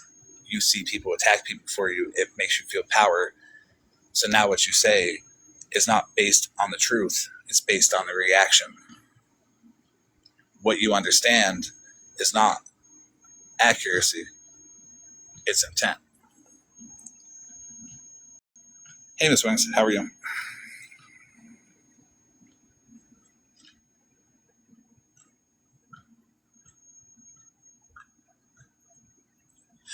Monster is correct. It gives unconsensual. All of it gives unconsensual. It is almost like when you don't want to participate and people keep obsessing over you and coming into your space when they're told not to. It is unconsensual. I'm doing good. How are you?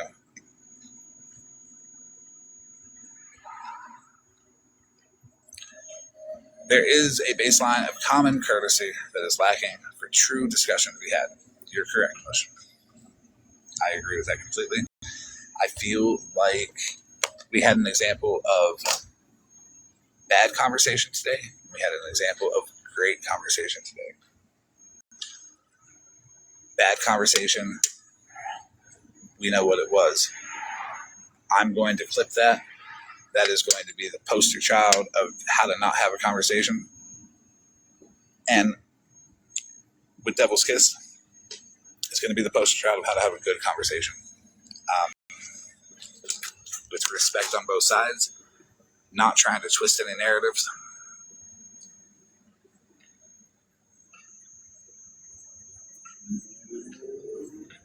Yep.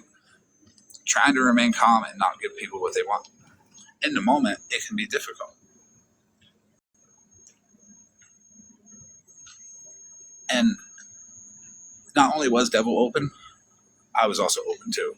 I was open to looking at the idea that, I didn't want to frame my questions in a way where it would look like she was attacking anybody or choosing a side. Because you can lead people with conversation and make it misleading. But you have to be honest with yourself and honest to the people. Me saying that out loud, that I don't want to frame these questions in this way, was me purposefully saying, hey, do not twist this. She does not deserve to be attacked for her opinion. She's allowed to have it.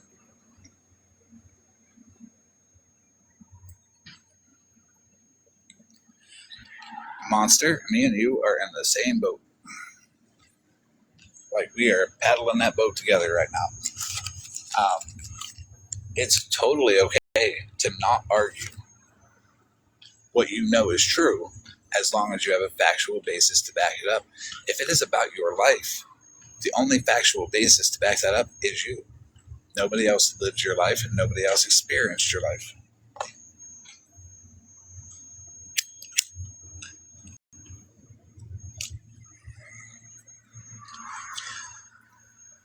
So make sure it ends.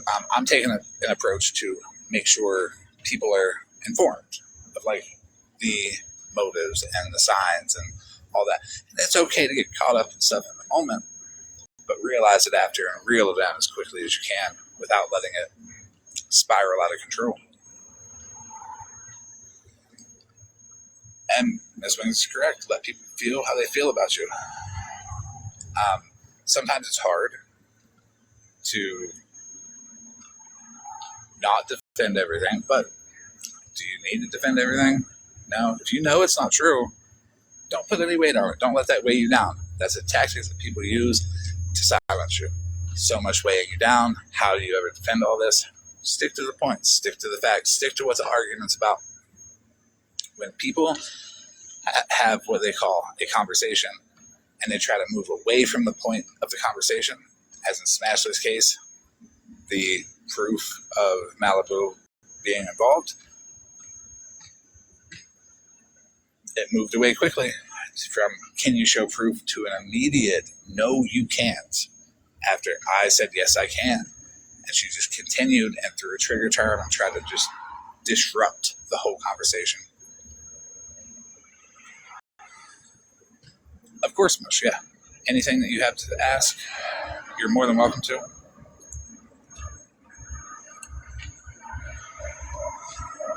And just because Mush is here all the time, I still have to say it. Nobody should attack Mush. Everybody should respect Mush's opinions, questions. There's hard questions, but they deserve honest, hard answers too.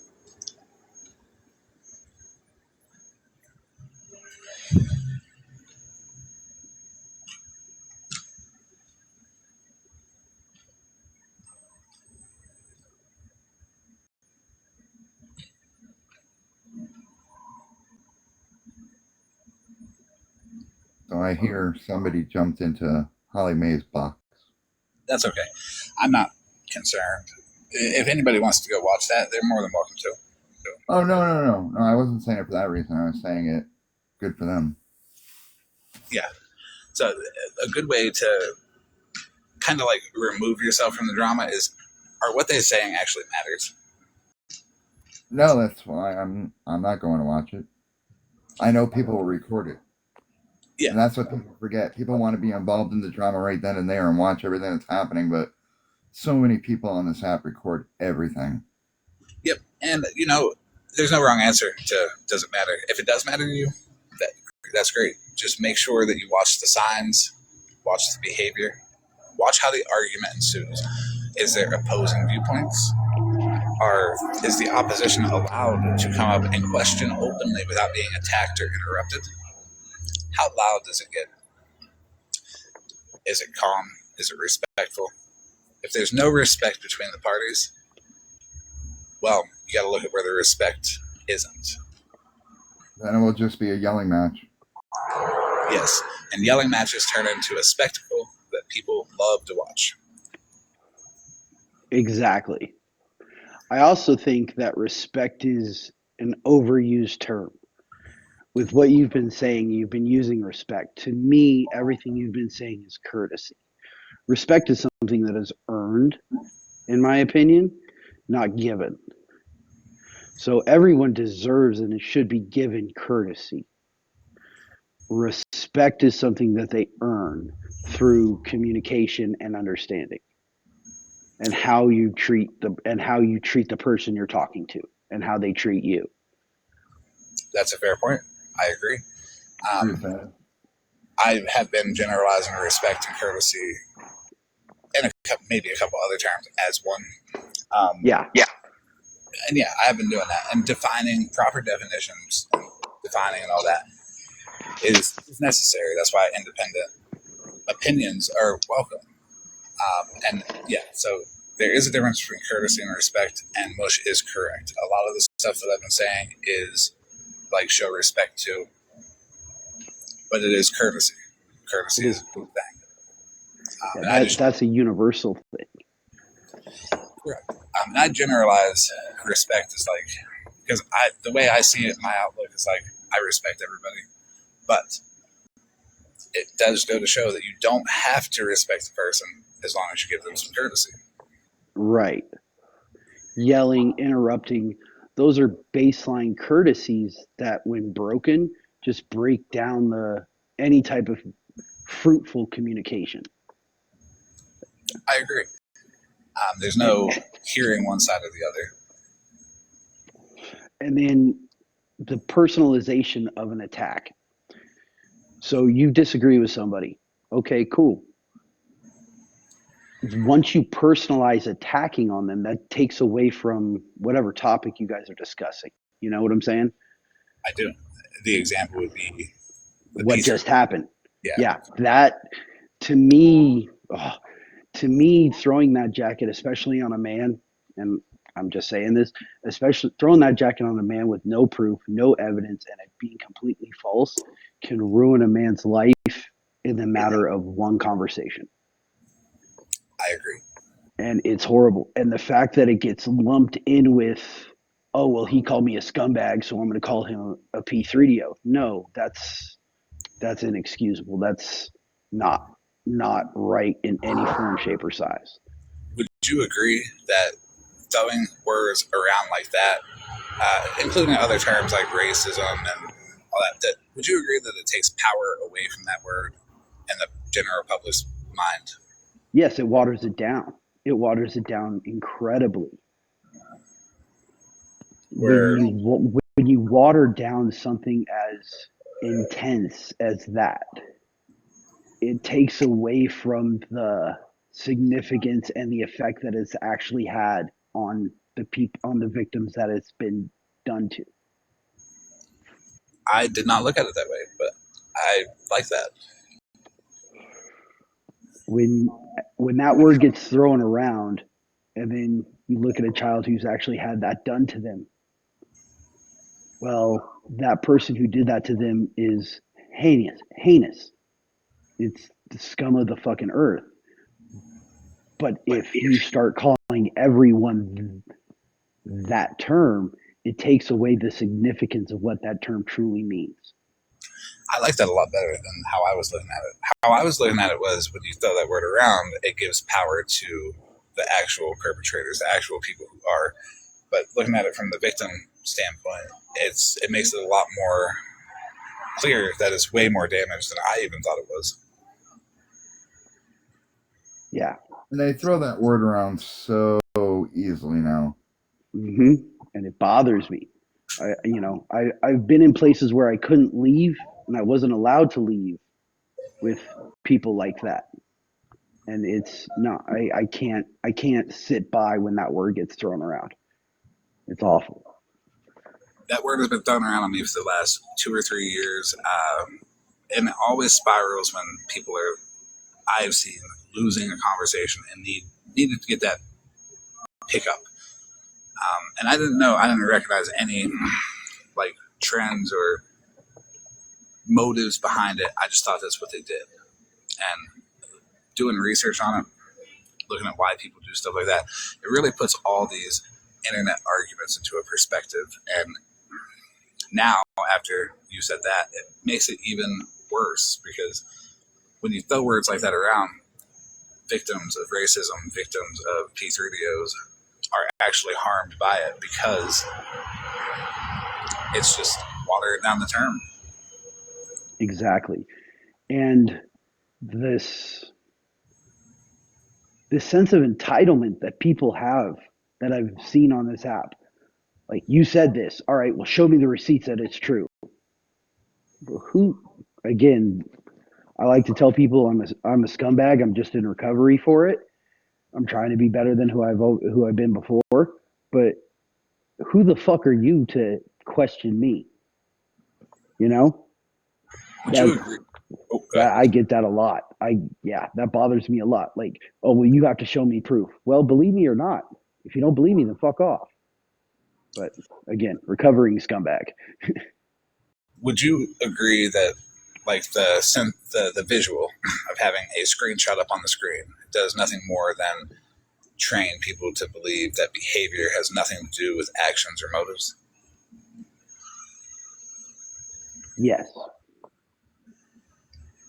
I think consistency is more important than an instance.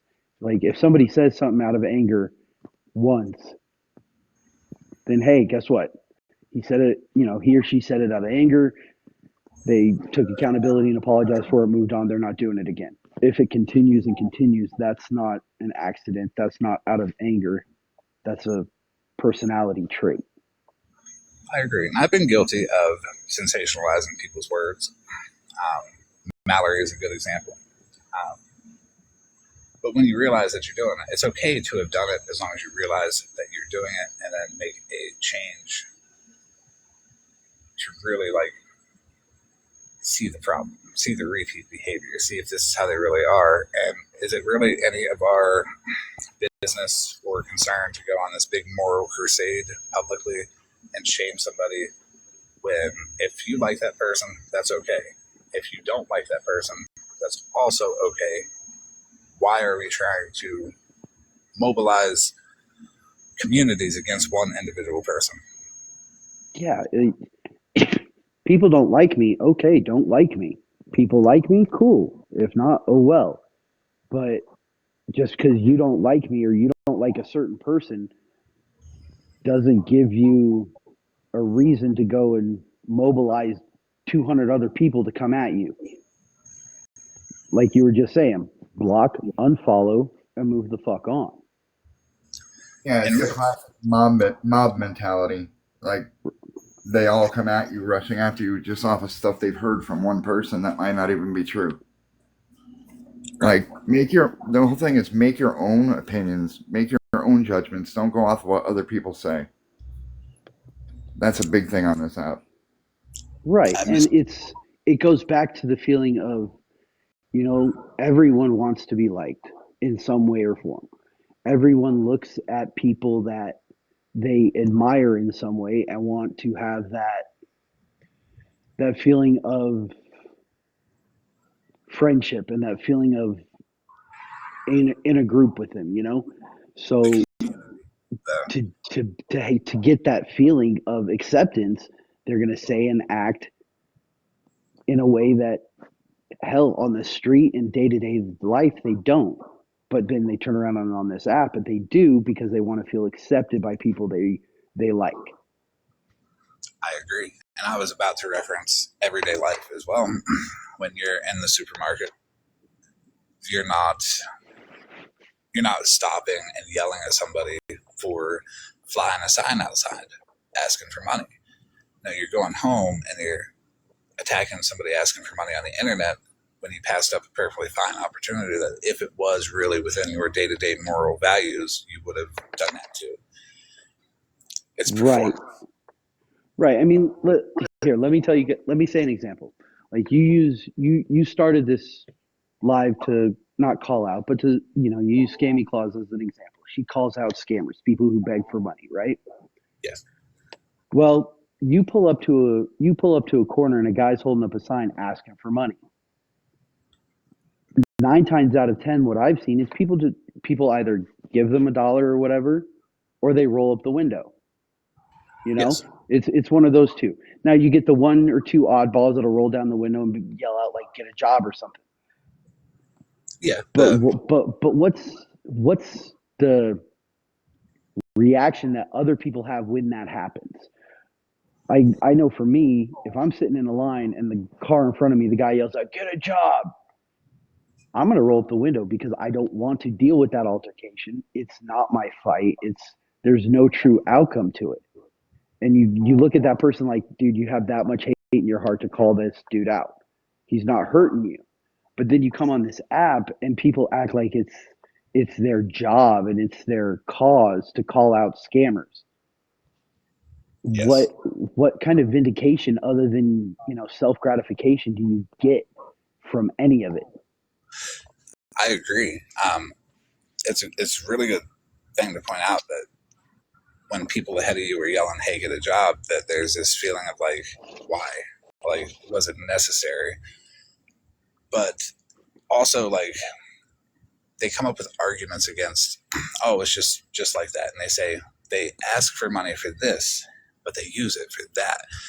Would you think that that's just splitting hairs and being like finding any excuse to downplay somebody's argument that they're human and they're asking for money, but it turns into they're lying and they're not buying food with it? How would they know they're not buying food with it? And whose business is what they use it for? You gave that dollar out of your own heart. You gave that money. What that person uses it for is their business. It's generalization. It's putting everybody in a group that those people, that group of people will be just like something they've seen or heard about. What if they actually do want a cheeseburger? Or, they're not going to always use it. They're not all the same. And that's the thing. You can't judge people in a group or a class thinking they're all going to be the same. Yep. And that, like Monster just said, that mom mentality that we're talking about a lot, like I said, because they want to be liked. But the other side of that coin is they fear what certain people will do if they speak out against them. So instead of saying something or just walking away or blocking and moving on and resetting your algorithm, they just stay quiet or participate because they don't want to be the next. They don't want to have the fucking magnifying glass on them. I can actually give you a lived example of that. Okay. Lisa Richards. Everybody was bullying Lisa Richards and doing everything they possibly could to Lisa Richards to trigger her to get more gifts and all that. Well, I stood up and said, this shit's wrong. I was attacked by thousands of people. Literally, Discords and this Discord and that one. And I stood there and said, it's wrong. Publicly. And I did not shut up because what happened? A lot of stuff. Wellness checks, swatting, all that. But all for saying it's wrong to do this to somebody, I feel like they were protecting their entertainment anybody who would speak out against like what is morally incorrect of doing everything that they did to that woman was going to become the next person that they did it to. Yeah, that's insane. It's insane, exactly. They protect the negativity and they project it even more. It's almost like they don't know what they would do without it. Yeah. Speaking of the Lisa stuff, like there's just found out that some of like people that are against her are the people that are feeding her the money. I don't get people. I'm going to answer real quick. You lost support for standing up for Lisa. It might look like that, but I gained quality support for standing up for Lisa. The people that I met through that process are people that I stand with morally. People like Rem. You gained quality support. You just cleaned out your support there. I would never want support from someone who thought it was okay to do that horrible stuff. I would want support. Like I said earlier, it's quality, not quantity. Right. Quality, not quantity. And it goes to the numbers. The numbers don't matter. It's the quality of the people. Me saying, oh, I wish there was 300 people in here. It would diminish all of your value that you add. I kind of have, let me play devil's advocate here, because yes, quality over quantity is something I cherish in friendships and just in everyday life. And it's what I cherish on here. However, there are a lot of, I think we're looking at this application and looking at all these accounts as people. If you take it out of not looking at them as people and looking at them as just accounts, the quantity creates more gifts, and when you're monetized, more gifts means more money that you make. So when a creator or someone wants more people in their lives, they want to have that controversy, because you have that controversy, you get more people, you get more gifts, you get more money. So if monetization and money is your driving factor on the application, then you're willing to look at quantity over quality. Yes, I agree with that. And I think that's where morals can be differentiated with some creators versus others. Me personally, I've never been about monetization. I've never wanted to make money off of the app. I've always valued the people over the money. The connection over the money. Yeah, I've never once on this app cashed out any gifts. I've always recycled. Not because that was what was taught early on and like the awareness stuff, but it's because it's morally correct. Because I'm not going to monetize off of somebody else that I am trashing. But at the same time, it's okay to monetize off the app. But at what point does it become harassment to an individual? No individual is worth anybody's monetization. Using Bougie as an example, the amount that she was lied on and trashed was used for monetization for petty and engagement for petty. Bougie's well-being is not worth any amount of money to any other individual. And I think we all have to look at that as like, it's not just a right or wrong situation when it comes to monetizing and not monetizing. How we're monetizing. Are we sacrificing another human's well-being so we can make more money or get more attention? And that right there is fundamentally wrong in every way. Yeah, it's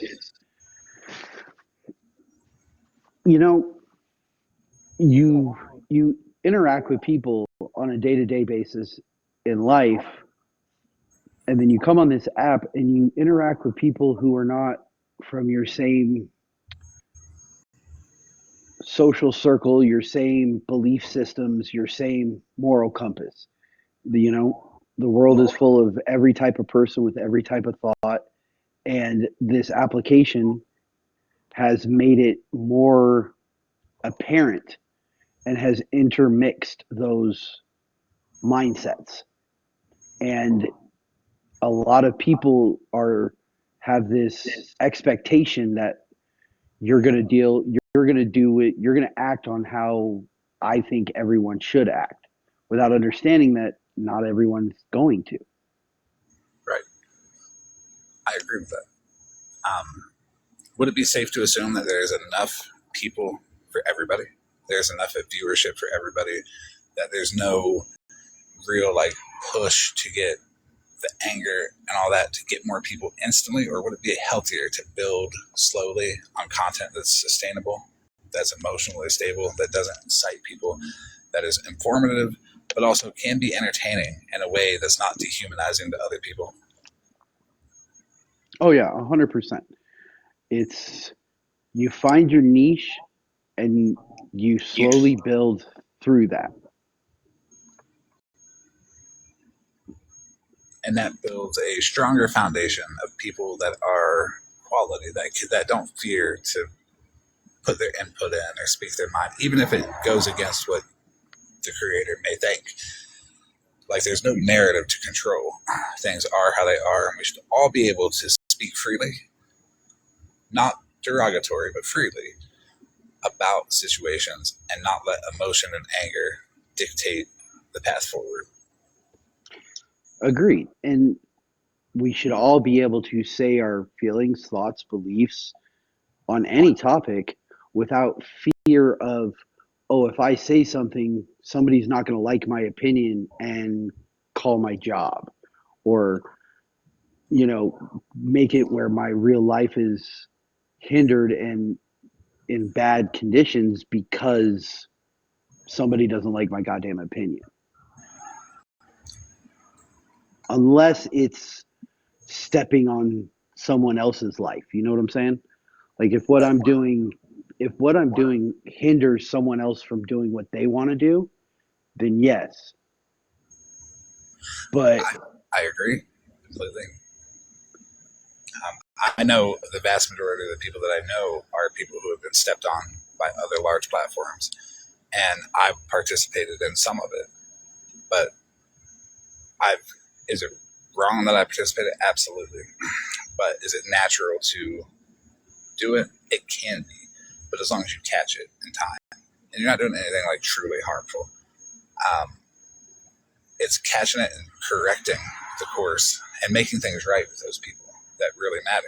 Because there's nothing wrong with liking somebody. No matter if anyone likes them or not, it is what it is. We can all like who we like, but we should not be judged by that just because of a group mentality that this person has been tagged bad. Exactly. Oh, you're good, Monster. I'll keep it there. And the stalking shit is insane. Okay, you have a problem with somebody. They spoke bad against you. You've had arguments with them. Nothing's been resolved. Why drag it on for however long? Months, and years. Then months, years. And then that person blocks you and you make a fake account to go find them again. And you keep going and keep going. What you're like, I don't have the words you do, but it's fucked up, and it's delusional, and it's almost to the point where it becomes an addiction, where the bullying and the harassment and the focus on someone else's life, where you make that a priority in yours, becomes an addiction. And once you start, you can't stop. And that's what Monster's dealing with right now. I mean, stalking on this app is crazy. It is. And it's not even really crazies. It's mostly people that find one thing and then get that hate mentality and that mob mentality and just go after people. And they keep going and hitting them and hitting them and hitting them, even when they're down. Even when they're off the app. Even when they're off the app. Exactly. Like, what the fuck? It blows my mind. Blows my mind. I would like to say that you said you don't have the words that I do, but the words you have are perfectly fine too, because we all express ourselves differently. and it's totally fine. Yeah, agree that the stalking is just mind-boggling. Like, I can't wrap my head around the idea of stalking somebody to the point of them not responding, them getting off the app, and still continuing to talk about people and continuing to want to harm this person. But the points that I referenced with the reward loop of the engagement, and maybe they're missing something, like maybe they're going through grief, or maybe they just lack control in their life, are things that we can point at to be like, okay, why are you acting this way? It's all about behavior. It's not about stuff on the screen. It's not about the sensational feeling of seeing this proof magically appear before you. It's about analyzing the behavior of people and their actions, what led up to it, why they keep doing it, and what they do to continue the stalking and just wild accusations. Because it's a dopamine flood. It is. But then they go get real life. enjoyment. That's Yep, a huge thing right there. Why do these people keep going real life? Like, you need to separate the app from real life. And a lot of these people can't. I can answer that. Because these groups that Mush had talked about, it's true. They want to belong to this group. But when they get initiated into this group, you're conditioned to see what is happening. So they see that cruelty is the currency here. This is how you get accepted. So the people in the group, they want to be accepted deeper. They don't want to just be associated with it. They want to be a part of it. They want to be in the inner circle of things, the mod structure. They want to earn their way up to be a mod. They want to earn their way up to be in those other chats. There's reward for the people that participate. When cruelty is what it's about, people will be more and more and more cruel just to prove themselves to the group that they deserve to be a mod, or they deserve to be in these chats for the inner workings of all that. And for the outside so you're getting validation from two places. You're getting your internal validation of, oh, I feel accepted, this is awesome. So you do it more to get that dopamine. And then you get the external validation of, the group that you're trying to be a part of, saying, oh yeah, this is awesome. Oh, she's bad. He's a badass, man. Look what he can do. He don't give a fuck. Yeah. You get that outside validation coming in, and then from that you get that dopamine rush. So it's just like chasing the dragon. You got to do it more. You got to do it stronger. You got to do it harder to get that same amount of dopamine. And you also get the validation from the reaction that you provoked out of the person that you did it to. If they go live and say, somebody did this to me, inside they might feel a kind of way that they did a good job, and they see the reaction that person is making all of the group have, which makes it even more intense to keep going and keep pushing to be more mean. It's like a cult. It's like and that's about it. That's what I've been saying when everybody talks about the chicken man, and they say, oh, his congregation and he's a pastor. No, that's cult mentality. That is blindly following without question. No matter what happens, even if you morally disagree with it as a normal human being in everyday life, you accept it on the app because you want the acceptance. It is a cult mentality. I would like to answer Mittens, point out what Mittens said. Holly Mae wants me to go in her live. I'm not stupid. They'll just attack me. The mentality from that is that people have fallen into traps before. And that is totally fine for Mittens to think that. It is totally fine for anybody to rationally assume that that's what it's about. What about safe spaces? What about neutral places? There's negotiation here. If they want to talk, they can go to a neutral place like Megan. Megan's very neutral, contrary to what people have been led to believe about her. Megan, the who is Megan, super neutral. She can be unbiased, determine right from wrong, and take her personal feelings out of the situation. And she gets all the credit in the world from me for that ability to do that. I'm not recommending myself because that would be greedy, but Megan. Suggest Megan Mittens as a neutral platform to have that conversation, because she's really good at being unbiased. But the thing with you, Florida man, is what you just said. You know, don't suggest me because, you know, but you admit that. Other people wouldn't admit that. True. Yes, because I may not be able to set my feelings aside for Holly Mae. I'm reasonably going to say I probably would not be able to, so I might ruin that chance at a conversation. But there are other people that are better equipped to handle situations. I'm not equipped to handle everything. Some things, sure, but everything, no. And I think we need to all realize our own boundaries of how we handle things. It's strength and weakness. I mean, it's not really a weakness. It's just where that line is. Weakness is perfect because we all have a weakness, and to be able to say that we all have weaknesses here or there, that's healthy to be able to admit, and it's healthy for the people around us because the people around us, they strengthen us in the spots that we're weak in, and we have to recognize that other people have strong points that we don't have, and we have to encourage people to use them. That there is not one individual leader, that everybody is their own leader, but the teamwork, using the strong points, acknowledging that we have a weakness here, that someone else would be better for this, is healthy. It sets a good example, and it's something that people don't really do. Agreed. Yeah, good point. No one's perfect. No one's better than anyone else. Everyone just has different attributes. We're all cells and bones. Right. It's not about knowing our place. Like, we can try to develop a strength in this over here, but personal feelings and emotions may override any critical thing on that topic or in that situation. So as I might be a good mediator for Mittens and OG, because I'm removed from that situation, neither have done anything to me, I would not be a good mediator for Mittens. I'm choking, sorry. You're good. And the demand for proof goes back to exactly what Mush said. Why are we so entitled to demand proof? Why are we so entitled for right now? People have comfort levels. The right now is causing people to make up fake proof.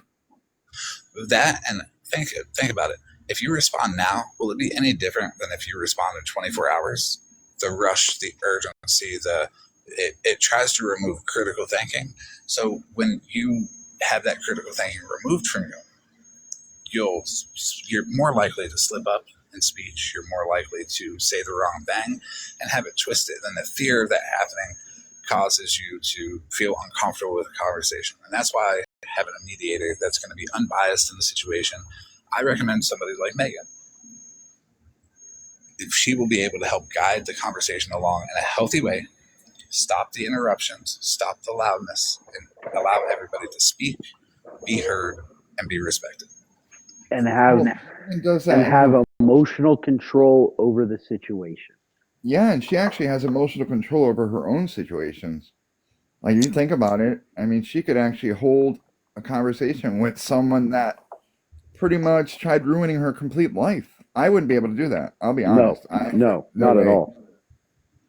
Right. And that's one of the big reasons that I respect Megan, is because her control over her emotions is noticeable. She was between me and Mallory when me and Mallory didn't like each other, and that was a toxic situation. But she was still able to tell me I was wrong and tell Mallory she was wrong in the same sentence. That's something to look at and be proud to see in somebody. Oh yeah. And that's a level of maturity, and it's crazy. People you're beefing with or have an issue with, isn't it, to these people, doesn't it feel nice to like talk it out real quick? You don't have to be best friends, but make a truce and go your own way so that the shit stops. None of these people will, because when they do make these truces, they break them like 20 minutes later. And I don't have to like somebody to have a conversation with them. I don't have to like someone to be in the same space as them. You know, to me, being an adult, there's a level of just being cordial. And especially like if there's people who don't like me on this app. Okay, oh well. There's people I don't like. But if I go into someone else's live, a third party's live, I'm going to be cordial and polite to that person and not bring that drama in, Yep. you know? It goes back to the courtesy that you were talking about. Exactly. It bothers me when people just like you're having a conversation or a live's going a certain way and then somebody just hops in the box and it's like, well, just to take this off topic for a second, but I need to say what I need to say. Well, then start your own live and say it, you know? Like, but again, that's just my thought on it. Like, there's boundaries, there's certain things, you know? Yes, boundaries. There are some things that really shouldn't be touched. And I'm guilty of sensationalizing and going on, as with really everybody else too. It's the realization and the correcting the course. There is, as an example, with Scamming Claus, there's no logical reason why she should be attacking anybody. Instead of trying to build something that recognizes patterns, build something that recognizes actual problems, not because you have a personal vendetta towards somebody for the badge of honor of taking them off the app. Because sometimes I feel like that's all it boils down to. It's again, I put that back to the feeling of superiority and hey, I'm important. I have followers. Look at me. It's that dopamine they get from it. Yep. And when these people are off the app, they continue to go. So it doesn't matter if you leave the app or not. They're still coming after you either way. I'm going to answer Monster real quick. You create your own boundaries. And if someone crosses a boundary to a point where it's a hard no for that person ever again, that's totally valid and acceptable.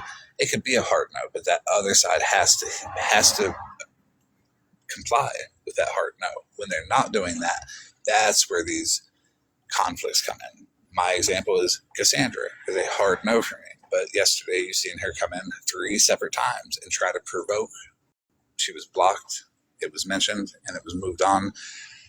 It's tough, especially when they won't stop. And that's why getting people the information to see that, hey, you might be acting this way, or hey, the way you're acting is irrational. It could let someone around them see it and then bring the discussion up with them. Because maybe once people see their behavior, they won't want to do it no more. But here's the thing, even when people see their behavior, and I know a little bit of Monster's story, not everything, so I'm not going to speak on it too much, but what I am going to say is from what I've seen in my perspective, the people coming after her don't want to stop, will never stop, do not care to respect any sort of boundary. And for me, like PPOs and ROs and all that were mind-blowing when I heard somebody got a PPO for someone on the internet. But her situation is a perfect example of how my mind changed. Like, okay, there is no other avenue to make them stop. Right. So I've got 2 against me. Both were falsely obtained. And I say that confidently. That's why some of the structure of the conversation earlier was due to that, false statements, all that. Yeah.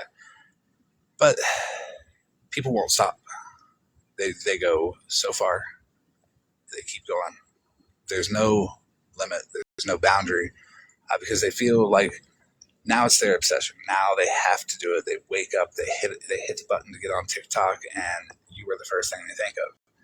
And how they can make you feel like shit is the first thing they attempt to do every day. How can I make it worse today? What can I do today to spark a reaction out of them? I got them feeling like they just have to block me. Then now I'm ahead. Knowing that they're wrong, they try to reinforce they're wrong by continuing it to make themselves look right. And it's just a cycle. It gets responses out of their friend groups, the groups that you had mentioned. And it's just a vicious cycle of this person becomes their whole identity. And being negative towards that person has become the identity, the purpose of the identity. And it's just kind of gross. It's fucking disgusting, is what it is. It's fucking disgusting. That's like another thing. Some people don't agree with me on this, but the whole mandatory, like you're a mandated reporter. I've been in law enforcement for many years. I'm not anymore. But it's see something with your eyes, say something. It's not hear something on the internet or go off a lie and ruin people's lives. And people need to remember that. There's really no mandated reporting on the fucking internet. They use it as an excuse to justify their actions, to make themselves feel like they're in a higher position of power, so they can translate that to the people that are following them, so they look up to them just that much more. And with Rem, the perfect example is Enablers Live. That was an example of a lot of stuff. That was like a culmination of everything that could possibly be done wrong was done wrong. Came over to my live, asked me for a conversation. She said on her platform. I agreed out of respect because maybe she wasn't. But it was no comments, no mods. Also. Yes. So she laid the terms. I asked the topic, but she couldn't give one. And I was, okay, I'm not going to put you on the spot for a topic. Maybe it's just a spur of the moment conversation. I know what the topic should have been. But we'll see. Based on my friendship with her and the respect that I had for her and the fact that I enjoyed my friendship with her while it was there, I agreed to all of her terms to make sure she was as comfortable as can be. The fact that I went over there, all the terms were just off the table, and it was an immediate, let me put my nose into this business over here that has nothing to do with anything and avoid the conversation that we should actually have. And the interrupting, the nitpick questions, the anger, the trying to incite me letting it work, all led to a never again situation where I will not have a conversation with her, even if it's on here, even if it's the topic that she should. That shut off that. But still afterwards, you have to set a good example. You did awesome with, the whole I'm muting, I don't want to hear it, and then you kept talking so that eventually they'll stop. Right. But you still have to set a good example after bad experiences like that. You have to remind everybody that just because that moment was very intense and very filled with anger, there's no reason to discredit the friendship that you had with somebody. You still have to look at the positives. Even though it's negative now, that moment was negative enough for you to shut that door, but still appreciate the positive times that you had with that person to avoid any hate, to avoid the malice building up, to avoid the thought of how could this person do this? We had such a good time. No, appreciate the good times, separate them from the bad times, judge accordingly, but don't forget the good times. That it's not bad to remember somebody in a positive light, even though you're no longer going to associate with them anymore. They've done everybody wrong. And that when she did everybody wrong, it was respect across the board from everybody that was done wrong, to me, to all of her other friends. And it really opened her eyes on who has morals, values, and ethics, and respect, courtesy, who is polite, who understands, who's listening, who takes you into consideration, and who doesn't. Yep. It's kind of crazy. The whole thing, everybody's actions, the big group mentalities, the weaponizing platforms against individual people to make them a villain. So they have a goal. The villain creates the goal, got to take the villain down, but they don't have anything else to build. They have no other content, but they still want to proceed. And I've been the villain to many, many, many people. And it sucks because lies and rumors spread about you, and you have the most basic argument with somebody, and they just blow it up and start saying some stuff that they heard other people say. It spirals out of control, and it's unhealthy behavior, and it's the people that are promoting this unhealthy behavior that should really stop, look at themselves, and see what you're doing. And to me, it's oh man, I can go on for hours, but the weaponizing victimization and the feeling offended over something, taking something out of context, or hearing somebody say something, and instead of hearing the intent behind it, just listening to the words. I agree. The weaponizing victimization is disgusting. And even weaponizing victimization that you truly aren't even a part of the community that would be able to claim the victimization, like what? Like, people talk how they talk. I'm going to say what I want to say. You might not like it, but that goes back to me being offensive and you being offended are two different things. Intention is more, to me, intention and intent behind what you say is more important than the words you say to a certain point. Yes. So on that topic, you don't see the same creators that are using selective outrage to nitpick the people they have negative feelings towards. You don't see them going to other sides of TikTok where language is acceptable, where people can speak how they want, use any terms they want. That's them. That's not you, but that's okay. People are allowed to be individuals. Is some terms wrong? Sure, I won't use them because I think they're wrong. But if they choose to use them, then morally within them, they have the right to. But you don't see them going over to any other side of TikTok and bashing and attacking people for using language. Exactly. It's I'm going to take the moral high ground because what you said is wrong and that's a slur and you shouldn't say that and you can't say that. Well, I can. And what you believe is morally wrong, it may be different than what I believe is morally wrong.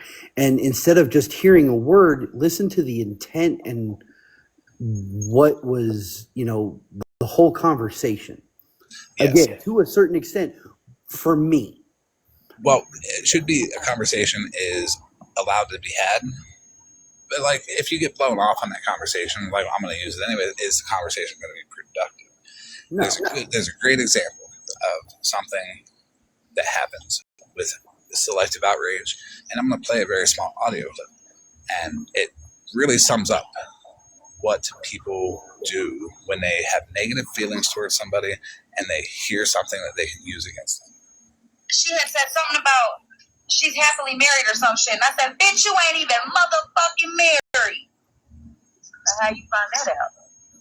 Oh, girl, I just heard somebody say it in a live. I didn't know if it was true or not, bitch. I just ran with it. I ain't gonna lie. I just did it. If we could all be more honest and say, yeah, I don't like that person. I just heard some shit and I ran with it. And we can all understand that when we're not honest, that we're manipulating the people that look to us as some kind of influence or are friends with us and want to help us. We're manipulating those emotions and those feelings purposefully. When it comes to victimization, I think that's one of the most disgusting things that anybody could do on this app. It takes away attention from people who are actually victims. I have an example. Miss Sunshine. Miss Sunshine chose an opportunity to then use trigger terms to weaponize attention against Snark. And then turned around and the middle of all of the emotion manipulated people into thinking that she was a victim while not telling people that she was in other places doing the same thing by using things like, I'm going to get looked at by the FBI. I'm going to use my social security, framing my husband don't even know and he's going to be angry as a way to think there's going to be a DV situation. Stuff like that, which causes people to run on emotion and still fully believe that they're using critical thinking. Because when you lose the ability to critically think for the moment, you don't realize it. And it's natural to not realize it because you're confident. A sense of urgency and confidence, like I need to fix this now, means I've lost critical thinking. It's hard to step back out of a situation when somebody piles so much of, I'm going to be a victim.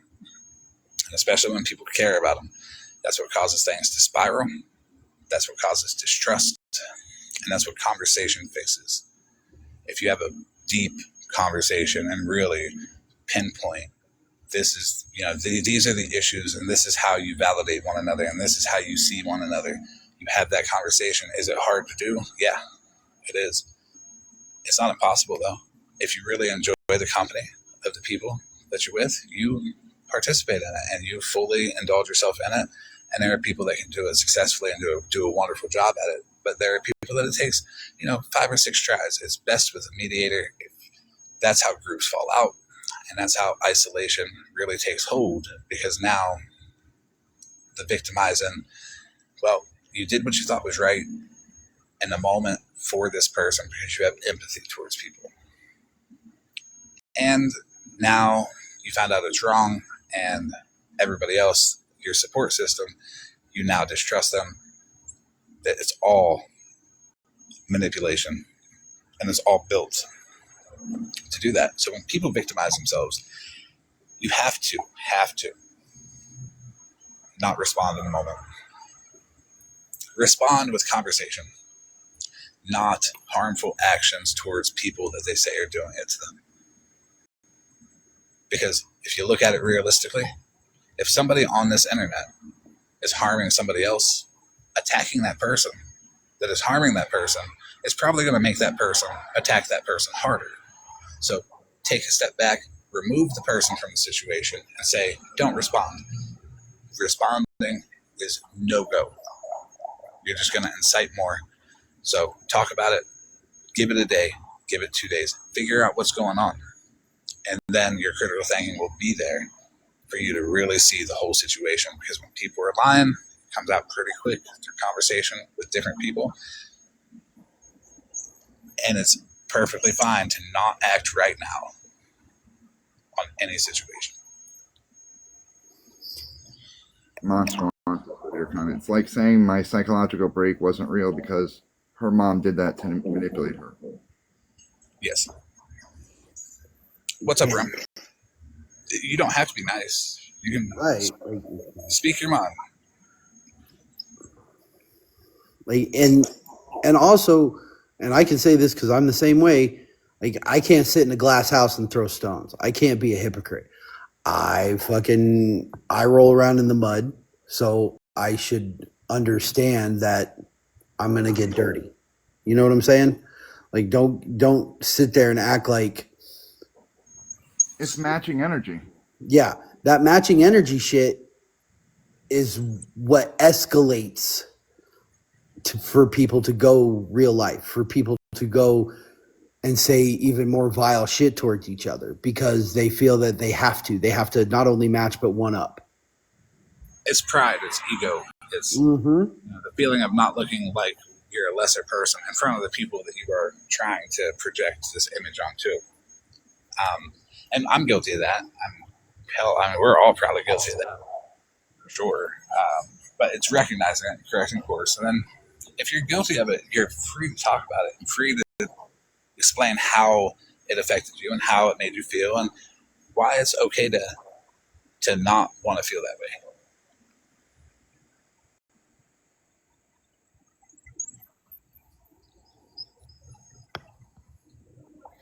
No, I get that, Monster, and I can understand why you chose that route.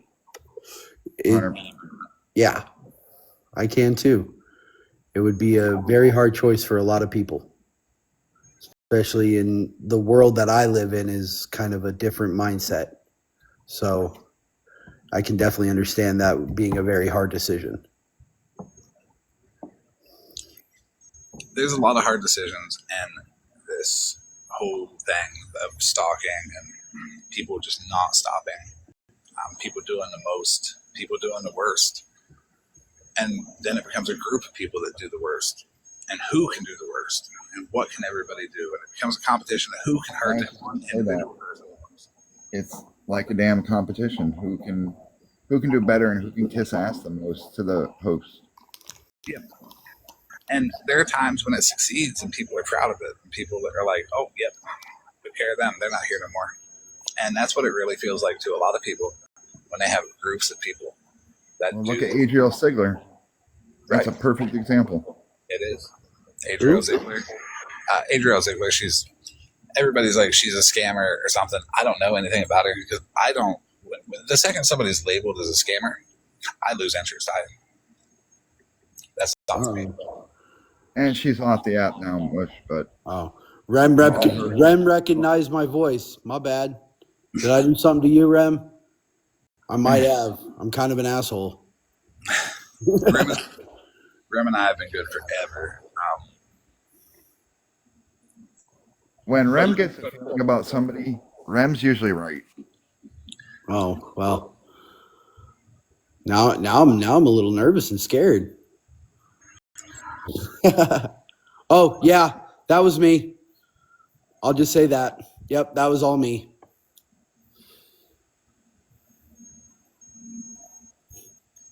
I hate those two. Can't stand them, but it is what it is.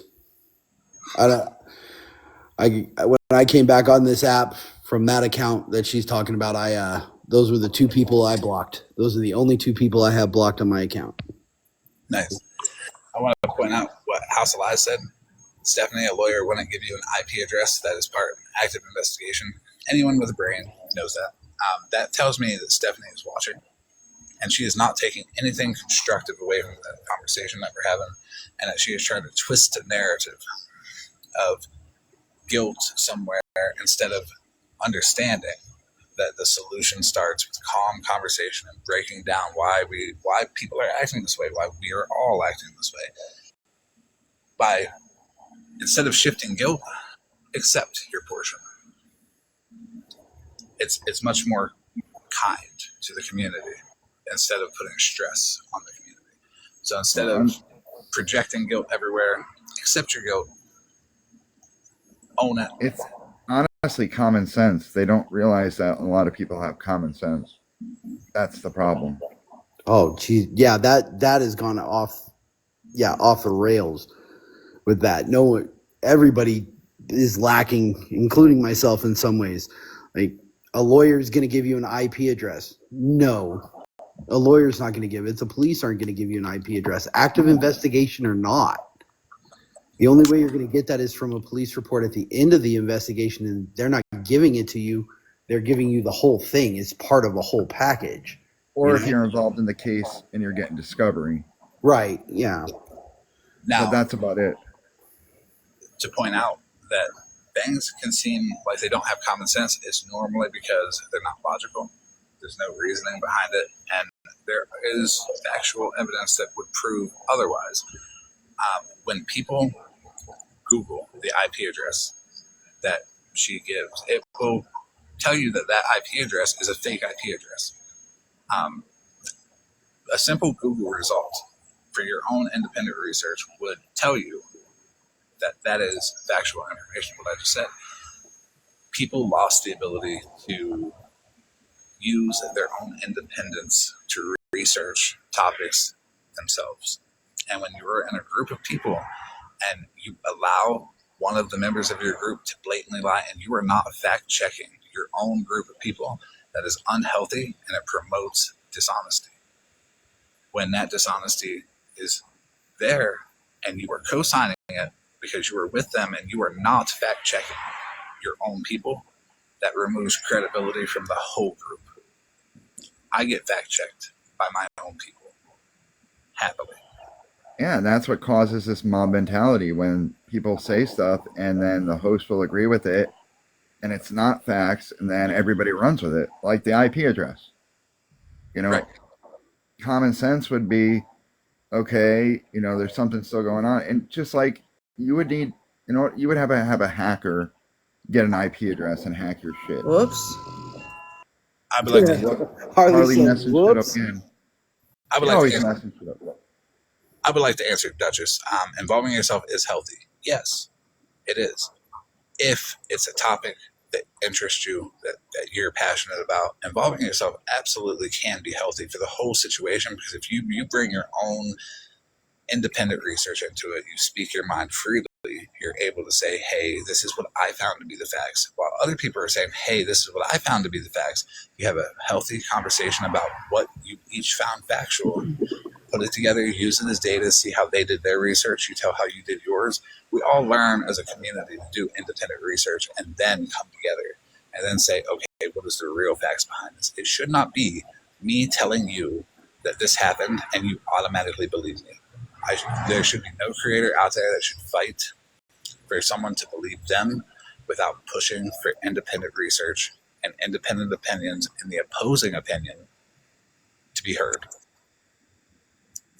Clear, man. Can I interrupt for a second? Yeah. All right, Holly Mays Live. You guys can suck my fucking dick.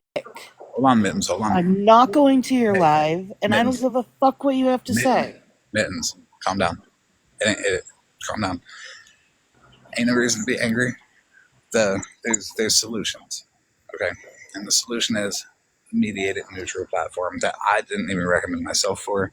I recommended Megan. If they're unhappy There's no talking with them. They cut down everything I say. They dismiss any proof of anything that I have. What's the point of talking to them?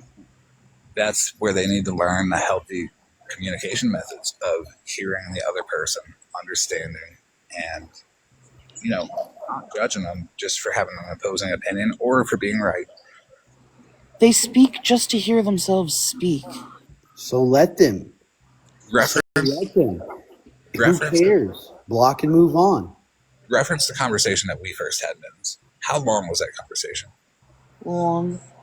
It was about a week, 2 weeks long. We talked in depth about issues, about what's bothering you, where you were wrong, where other people were wrong, what caused you to, you know, have this response. We went into detail, paragraphs, and it was healthy. It was good. It was nice to be able to get it out, and I judged you not a bit. And I told you I wasn't going to judge you. I stuck to that. You're still a very good friend. I'm never going to judge you for any of that because you were willing to be that open. Same with OG. Same with Bougie. Same with many people that I've had these conversations with. Why are we judging people for our opinions, our thoughts, what we find is factual, instead of logically discussing it in a healthy way? The deflection, the demeaning, dismissing what you say, those are all behavioral traits of people who are trying to shift the focus away from what's healthy, what's accurate, to what suits them better. And that's a better way of saying what Mush said, let them. It's just frustrating, especially because they say that I post my own kid and I post other people's kids on here, and it's just frustrating. Where's the proof? You're getting proof from everybody else, but where's their proof? But that's the thing. Again, it goes back to what we were just saying, Mittens. They are going to feed off the engagement. They are going to feed off the argument and the drama. If you don't want to and you don't think it's going to be productive, then don't participate. Right. But also it's Mitten's emotional response to feel the need to defend herself after what she has been through on this app many, many times. And in that conversation that Mittens I had, she had expressed many times that she felt betrayed. She felt attacked. She felt like people don't believe her. She feels like, you know, she feels less than anyone else. She feels the need to push herself up to feel equal, but the realization that you already are equal is just people are using your thoughts against you. You're already equal. Your opinion holds just as much weight as mine, as OG's, as anybody's. But the execution of that opinion is what's key. Thinking you need to fight for your opinion to be validated by people who are not willing to validate it is a waste of energy.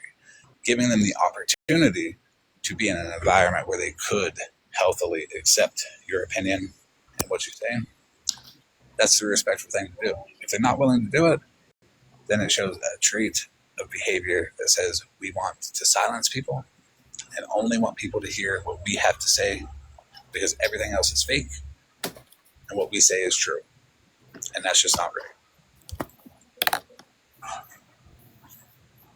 Florida man. Yeah. Do you have proof of? Hold on, I'm trying to remember because there was a bunch of different proof. Do you have proof of Holly Mae posting Bougie's kids? Do you have proof of Malibu making the page on Muffin Man? And anybody else that was in there, can anybody help me out? Because I feel like there was something else that I'm forgetting. The answer is yes, yes, yes, and yes. Can you show it? Will you show it? Will you have a conversation with Holly Mae, and you guys show each other the proof? Yes. The conversation has to be healthy, and the conversation is not get into a box. Okay, show me the proof. Show it now. The conversation is, let's talk about why we're acting this way. Let's talk about what motives we have. Let's break some of this stuff down for the people. Let's not personally attack each other. Let's talk about what we're doing to control and manipulate and the actions that we're taking. So maybe that we can both walk away with a better, healthier understanding of one another, first off. But the people watching will also have a better, healthier understanding of us, too. If we're hiding any detail about our motive and the actions that we take, that shows deceit. Also, did you set Malibu up with that whole CP thing? No. Because she just got in the box and asked me if I knew that you had set her up with that whole situation. No, She said not that at you all. admitted that. You did. Not at all. I had that video. It was sent to me a few times, and I didn't get the context behind it. I thought it was just Smash's reaction that was funny. And I didn't put any other weight on it other than that. But then when Malibu had specifically said, while I was asking her some questions, that she had never once texted Smashley ever. And Smashley agreed that Malibu did not text her ever. The video clicked in my head. That's a text message. So I sent it to Smashley. I specifically told Smashley to watch it. I didn't show it on the green screen. I didn't incite anyone. She's seen it. She got triggered. Why do people get triggered? Well, because they know they might be a little guilty of some stuff. She said, I think that was just her laughing at my reaction. And I clearly say, I accept that. Meaning, and let's move on from that topic. And she said, look, I'll show it to the people. And I said, no, don't do that. Because I didn't show it to the people. I sent it to her for her own personal viewing to show that you guys do, in fact, text one another. She showed it. That's when all hell broke loose and people were able to twist the narrative and to attack Smashley for it instead of the point that I was trying to get at going forward. You force someone to text someone. Like, they're trying to say you set that up. How is it possible for you to set that up? I don't know. And it was shown. The pictures were shown by Stephanie and Shannon, and there was a bunch of other people in there that you had nothing to do with at the time. Hold on 1 second, Animal. Yeah, Rem, I went in there. Rosina and I had messaged. She said they were playing the shit from last night and I'd come and listen, which I did that. And then somehow I got spun into all of this other shit. But, Florida man, did you, and I'm asking this for a very specific reason, did you ever say in Smashley's live that you set Malibu up? No. Okay. I may have answered a question, but the answer would have been no. I may have framed it in a way that was like, well, they're saying I set you up. Yeah, they're it's like common sense. How can you set someone up when it's one person texting another person and you recorded it. How is that a setup? Right. It's framing the narrative. There's always got to be a villain. So they point at the villain and say, well, the villain orchestrated all of this. Well, if we look at the whole thing, I was deep into the Muffin Man stuff. I talked to literally almost everybody at that point, and that was my turn to talk to Malibu because she was a prior mod of the Muffin Man. She says she never was, but I've got about close to 20 people outside of Muffin Man herself that says she was. So that tells Deceit. Why are we hiding things? And what's the motive behind it? The irrational hate towards the Muffin Man shows more behavioral traits that lead to guilt. The friendship with Stephanie leads to association. Now we start looking at all of it as a whole, and we start to see that when questions come up, well, deflection happens. Let's get off of that topic. Let's have somebody come up and say that they're in crisis and then get trashed for it because you knew them off of favorited and it was probably a text message to get them up there. Reasonably, critical thinking tells you more answers than any receipt ever would. If people are unwilling to look at the motive and behavior associated with people who are doing this, people have lost the idea of identifying these behaviors before they become a major problem. And just because it might become a major problem for one person, don't tell me that one person don't matter. Because that one person could be you. And if that one person was you, it would matter a whole fucking lot. For anyone who forgets, Muffin Man spent the vast majority of her time on this app trying to get those accounts down. But they kept coming back up. And I get it. People don't remember. But all these facts have been said and clipped and put away. A lot of it is on purpose to build and to make them change stories and to make them, to see their responses. It all adds up together. A screenshot on a screen. Smashley proved herself. Look how easy it is to make a fake receipt, guys. Okay. If you want to prove that it's that easy to make a fake receipt, let's break it down logically. We won't use screenshot receipts, Smashley. We'll use behavior, motive, intent, behavior, actions, change of stories, words, all of that. Smashley has set the tone for the receipts by saying, hey guys, I made this fake receipt. Look how easy it was to make and posting it. I am doing nothing but playing by her rules. But can I ask something? And this is coming from myself that fought like you and I had a 12-hour conversation. Absolutely. And I was a fucking wreck. So I can understand being accused for something and it not being true and windmilling the fuck out of my live comments, everything, because I was being accused for something that I didn't do. Mm-hmm. So how come, I don't understand why they just won't show proof and you just won't show the proof. What is it going to take to show the proof versus it just being said that it was done? Oh, no. The proof is being shown.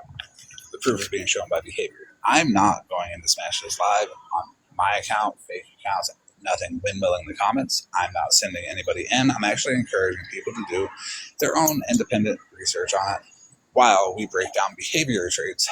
If Smashley jumped to conclusions and says, here's this fake receipt, look how easy it was to make, that tells me that anything that I show, she's going to deflect and be like, hey guys, look, fake receipts, because that is a point in time that people remember. And they'll assume that she's like, see, told you, called it.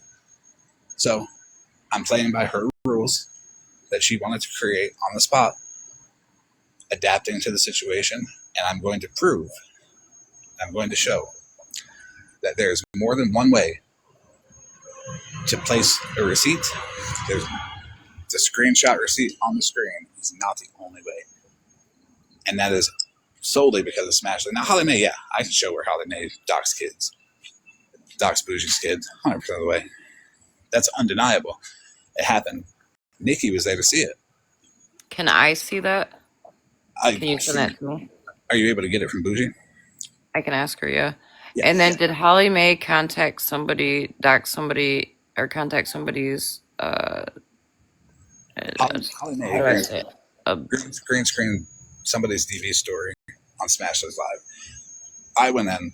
I said, that's not appropriate to have up there. Can you please take it down? Smashley said, you're not the one to dictate what I have up on my green screens, and blocked me. And it remained up. And is that the one that's the abuser, that word? Yeah. Showed up to the person's home? Yes. And there are more details behind that. And there may be a reason why that I'm not exactly putting it out there. I got to make sure. Let me text that person, see if they're comfortable with me telling people. Bougie, are you in here?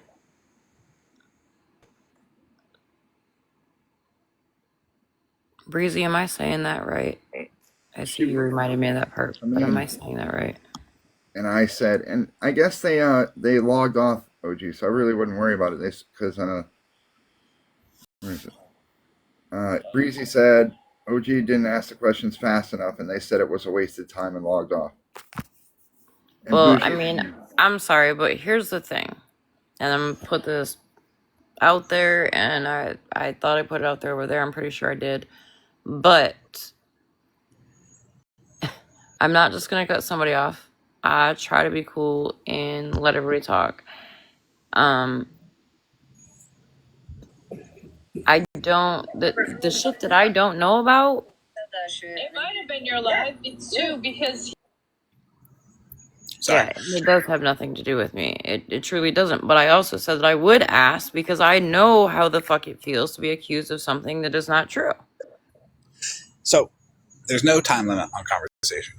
The rush and the sense of urgency is what I would like to point out there. Oh, it didn't get said quick enough. What do you mean it didn't get said quick enough? Conversation has to have time to flow. You cannot dictate what gets said now because you're trying to remove context from the situation.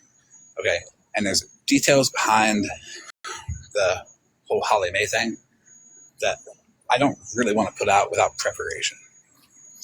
Not preparation of like, get it ready, because I already got it. Preparation of preparing people to not shock them, to not try to throw them into some kind of emotional state and make them attack. Because I'm trying to avoid doing what other people do. Time, patience, it will come out. That's why we're going through all of this stuff here. All of the signs of stalking. We're taking a break from the drama. Yeah, Smashley came up, but we've seen how that went. Well, I will say this too. She had no problem getting in a box over there, and I did say, no, remember you said you didn't want to talk to this cunt. She's like, well, I'll talk to you. You're on a neutral platform. No, keep that same energy. You didn't want to talk to me. Remember? You didn't want to talk to this cunt. Well, I feel like I'm a neutral platform when it comes to Smashley. Because, well, I don't hate Smashley. I mean, as we see, I'm not trashing her. I'm not degrading her. I'm not being any kind of derogatory towards her. She has that feeling towards me because behavior, guilt, whatever, hiding. Why is Dutch okay? She had asked if she could come up and she wanted to talk. Oh, she was showing Smashley's live. Oh, no, I don't want to see Smashley's live. It's not that I don't want to see it. It's just, it clouds judgment. It puts a halt to productive conversation. Where It's just starting more bullshit too. Like, there's no point in that. If Smashley feels the need to attack, it's also motive based. What's the motive for her attacking versus what's the motive for me over here promoting other healthier alternatives? Isn't defense the best reply to an attack? No. Sometimes you just gotta let people get it out of their system. Whatever she says about me, I'm not concerned with. Because not only can I disprove any accusation put on me through screenshot receipts, but also behavior, motive, actions, and all the things that I will prove Smashley and Malibu guilty with. But remember, Smashley set the stage. I am playing by her rules. When she made the receipt and she said, look how easy it is to make a fake receipt, that should really click in your head of why she did that. Why the content of it was what it was. She could have done it and said, Florida Man said he was an asshole. Look, instead, she put the content of, I did it to set him up to get him back. For what? I'm sorry. She's the one that came up here and called all of my friends pathetic. Well, Malibu got in a box over there and said that you admitted to setting her up with the whole CP picture thing. And she's like, you didn't know about that he said that. He admitted to it. And I said, no, that must have happened when I was out of the app. What he said was that the point where she had said that they had never sent screenshots or texts back and forth or whatever, that's what he was setting her up to have to either be honest about or not, because he knew that they had texts back and forth. So that's when he sent it to Smash. Receipt conversations. But they're taking that as you admitted to setting her up. Because even Smash had said that at first when she first walked away from us, that you set them up, and then became the savior. You did it on purpose. I would like to point out that there's a reason why people don't want to talk to me. And it's not because I'm mean. It's because that one thing that you said could trigger something in my mind, and I have such an organized file of Discord servers of receipts that I can access that quickly. And I can disprove what you just said within moments. That's why. Because that's what the screenshot receipts are for. You say a word during conversation, and boom. Why are you saying something there? That doesn't prove guilt of anything. That proves now we have established that you're lying. Let's find out what the motive is. What the intent is. What do you get out of it? How many times people see me have a conversation with somebody and it just immediately they break down. Their story doesn't make sense. Receipts are shown. She said that was Easter weekend, so I don't know what day it was. Somebody give me a date because I'll go pull the live. Bougie, do you have the proof of Holly Mae posting your kids? Holly Mae did not post them. Holly Mae allowed Nikki and Petty Parole Officer to post them, my daughter, in her live the day that Nikki had a heart attack. And actually, Nikki was just in the live earlier and said the same thing.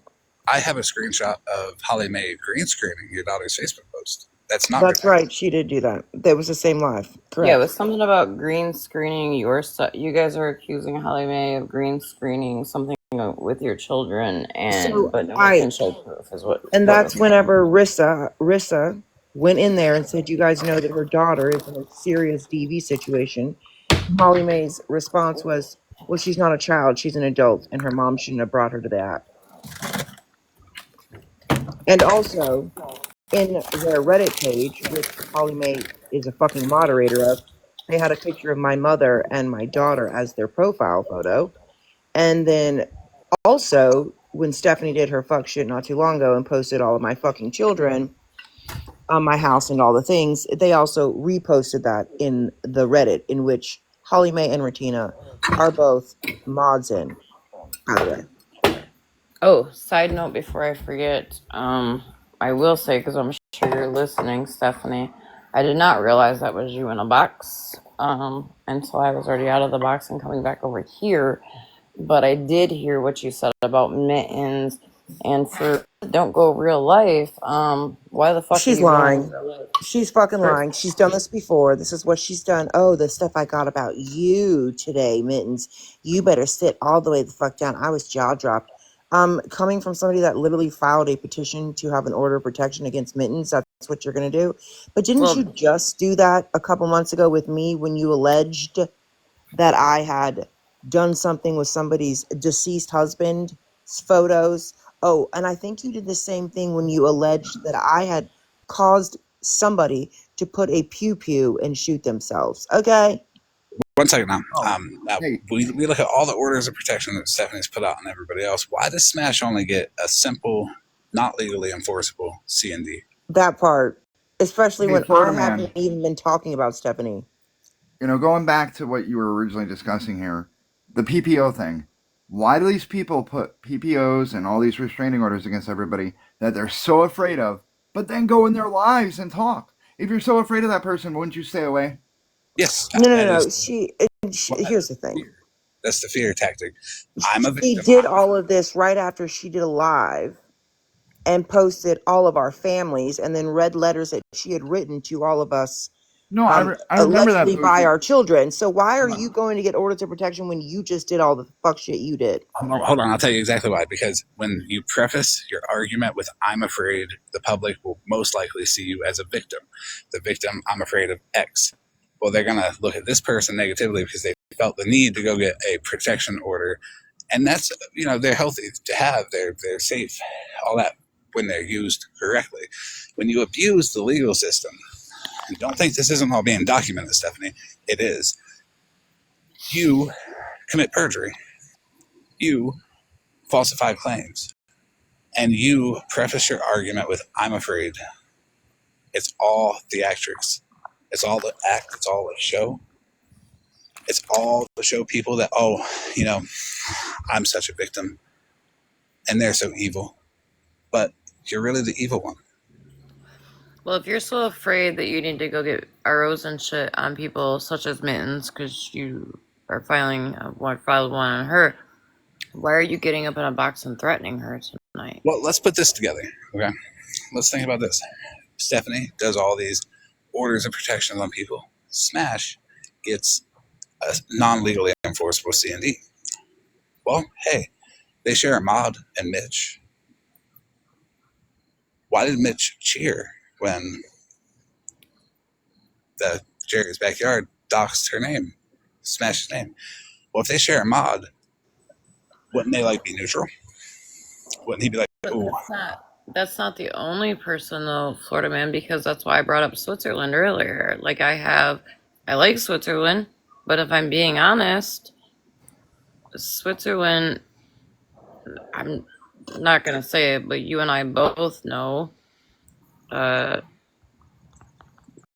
stuff that we've Mitch spoken about. Mitch with a Y, not Mitch. Mitch with a Y. Hey, Justice Farrar, you're in the box. Yeah, I am. You sent me a message, so yeah, I'm here. How are you? I'm good. Thank you for asking. So everybody, whatever your feelings may be on Justice for All, again, no disrespect. Everybody's allowed to voice their opinion. Okay. It's theirs. They're not wrong. To them, conversation, you know how it goes. But we are. Listen, Florida man. Yeah. None of that stuff affects me. I'm an adult and I can have a conversation. And I'm here to be respectful to you because this is something that you requested. I do not generally do these things, but if you would like to speak to me, you don't have to. If people want to be angry at me, they can have at it. But I'm here because you asked, and I'm giving you this opportunity to say what you needed to say to me. I appreciate that you don't delete my comments. That I will say. That I what?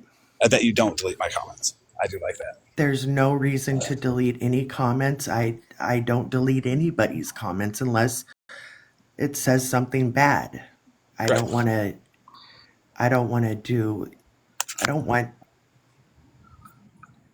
to shut up anybody. So, Go ahead.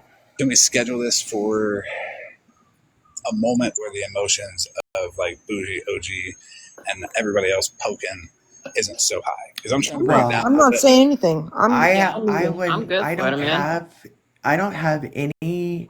other than posting pictures of Bougie on my former platform and judging her appearance and, just I wasn't nice, but I don't think I do that on this platform. Bougie didn't like one thing that I posted. She told me. I immediately took it down. She did. She absolutely did. I've heard that. That is my policy, that as soon as if someone asks me, I will remove it because it is not my intention And I to, appreciate that. I am not awareness. I am trying to bring some humor to some of the funny stuff that's said. Like if you notice, I don't post about children. There's nothing funny about that. I don't post pictures of families. I don't even talk about those things. I don't talk about anybody's suicide. I don't do that. The first time I made a video was the other day when Mallory called out Shannon for faking an alleged, this is all alleged because I don't know if Shannon did or not. I mean, that is just not my business. Well, Prior, oh, sorry, you go ahead. I was just going to say that I take those things very serious, and I find all this talk and back and forth with that to be I think it has desensitized people, and that's my point in it all. I am not negating anybody's mental health. I am not negating anybody's feelings. It's just oversaturated. Real quick though, like I knew you before you were Justice, but I will be. I'm not talking to Mallory right now. Just keep Mallory where she is. I'm OG. I'm the one. I know, but I know OG. I see Mallory below. Okay, comfort for everybody. I do have questions to ask. Just let me. I'm not Okay, judging. so, and you also know that I have been in a box 6 times now, 7. The first time being with OG, my very first time, and I was scared to death. And then the last 3 weeks, I've been in a few times. So I didn't know that. just take it I was easy on actually me. gonna say, yeah, I was gonna say I knew you before you became Justice, and you were actually a Yes. really cool person. I will say a comment that I just did see in the chat said, because you were saying like you don't do this, you don't do that, and somebody Mhm. said, well, why not leave people alone when they ask you to leave them alone? If anybody has asked me if anyone's messaged me to leave them alone, first of all, no one's ever asked me that publicly, and Has Mallory ever asked you and that? honestly, I got your whole page taken down before because you wouldn't leave me I alone never after knew I that. asked. Hold on. Mallory, I have never I received have asked one you multiple times on live to leave me If the either fuck you alone. remove Mallory, or I'm gonna have to go. Mallory, Because can I can have this conversation. Yeah, it's I'm not obvious talking that to she Mallory. was- I will not I'm gonna talk to her. Florida. Okay, so Florida We man. can wait because we need didn't to respect receive- that you asked Justice to come here. So And Florida Man has Yeah, asked everybody and- to be calm. Everybody is interrupting me. I've tried to say something for a while now. Can May I just preface say this? one thing and then we'll be done with the Mallory thing? I woke up one morning and my page was gone. I have never received a message from Mallory. If Mallory, she can show all the proof in the world, I would have stopped. Look at the videos I used to post of Bougie. As soon as she said something, I stopped. Okay, I need to preface this with we're not gonna do any virtue signaling. I feel like that's what We're not that gonna is. what? We're not gonna be like, I'm so good, look what I do to other people. This is not about that. Okay? This is about well, look at my prior behavior. I took Bougie stuff off, and it's Bougie, using Bougie as the negative first example of I do that. I have never been asked by Mallory, and I can't change that she thinks that. And if she is asking me right now, done deal. I will remove every. Times in the chat, Justice. Yes. I'm not looking at the chat because, but No, if that I is, see, sound like I you. just got a message request right now from Mallory. Like, She's just bombarding me. All it has to Okay. be is, May hey, I? hey, Justice, I don't like your content. Let's remove it. May I? Okay. Yes. This isn't about the subject of your content. This is about the style of your content. This is about what I've noticed from your content. So, Mallory, if you would like to stay. I encourage you to have a conversation with Mallory. But how it gets emotional up, everybody just keeps talking, and then how I'm over here like, hey guys, hey, it's disrespectful to me. I'm not being disrespectful to you. I will allow you to speak. You will allow me to speak, and back and forth. And honestly, yeah, we get our whole thought out, but we can't prolong it. You know what I mean? Yeah, So, well, I'll remove everything, and then we're done with that, and let's go forward. the style of your content is mostly like vague posting, as I had posted. I don't know if you've seen it. Yeah, because I am not awareness. Okay. But it's very deceitful to people. Vague posting is when you take a generalized comment or ideology and you put it there, and then you specifically aim at or reference certain people to make people come to their own decision that they came to that thought themselves about these people. It is harmful material. Okay. And my post that puts, direct awareness of an issue with context versus vague posting, which has no context whatsoever, it's harmful to the average viewer and it spreads propaganda. That's my opinion. What is your opinion on what your content is supposed to achieve? So my opinion was based on, first of all, I didn't get in a box. I had no way to share what I was thinking. That was just my way of getting out because, everyone gets really anxious in these things. And when you're not a loud person and when you're not someone who is in the box, you're not used to that public scrutiny. All I could do was do it on my page. And that's what my page was for. What is the intent? Like, are you intending to get people to look at somebody in a harmful way, negative way? Are you feeding? It's not that I'm looking for people to look at them in a harmful way. I would say with my first Justice for All page, I did that all wrong. And then it got taken from me. I never knew why, because I don't know how to retrieve that. I was devastated, but I took it as a hint. And at that time when it got taken, I know someone in your group that can vouch for how devastated I was, and I had no clue what I had done. But I just took it and said, well, I've hurt someone's feelings, and I've done something wrong. Do you believe that portraying Mallory as a weight that she is not, larger than she is appropriate for everyone's mental health matters? So no, and I try really hard not to do that, but it's ChatGPT, and I do see where that could be very upsetting. I can't disagree with that. And if you've ever seen, you can't see it, but if you see how I try to change it and everything, it doesn't really matter. They're already out there, and it's not fair. It's not appropriate. I agree. Now, I'm guilty of that myself. Yeah. What a lot of people don't know is that Mallory got a book of an apology from me. Not just for my one action, but for this action, that action, the other action. Because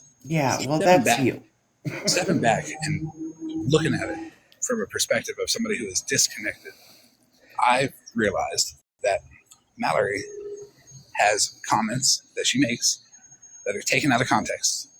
Everything is nitpicked. And when you start to do that and you start to put it in front of people, from my own experience, when I would make a Cheeto video, if it was accurately representing Mallory as her weight process, we can all have a different thought process. But even when I was doing it, I knew it was harmful and I didn't care.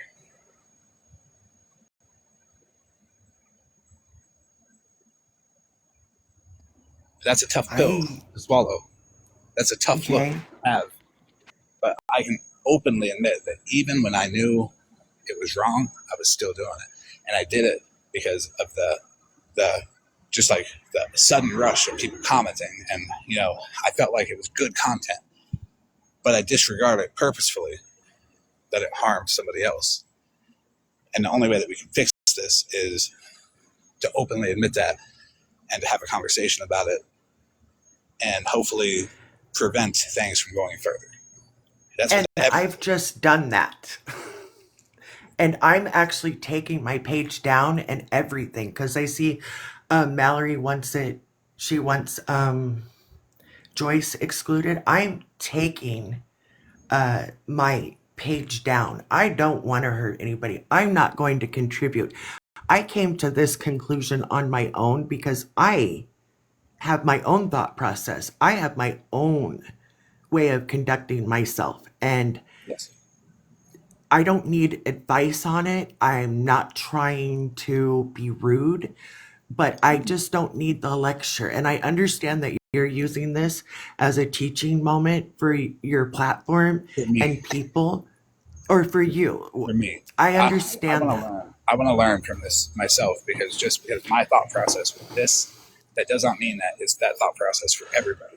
If I openly express my thought process and you openly express yours, everybody in here will be able to look and see how we can knowingly be negatively contributing to someone else's mental health while not even really caring, to put it bluntly. But I do care. And maybe it doesn't appear that way, and I can't change that for you.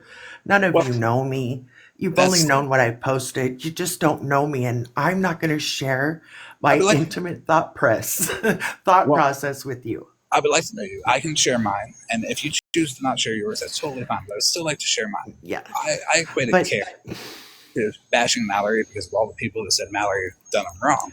So that equaled my care towards those people to harm Mallory, not my care for everybody involved, and try to come to a peaceful resolution where nobody has to care. Well, I'm just pretty simple that way. Like, I literally have never spoken to Mallory, and I've never had a conversation with her. I've only been blocked one time from her live. I don't sit there and watch, contrary to popular belief. And that's why I don't have extended clips of her. And that's why they're just those small things. And I find the funny part, and I try to exploit that humor.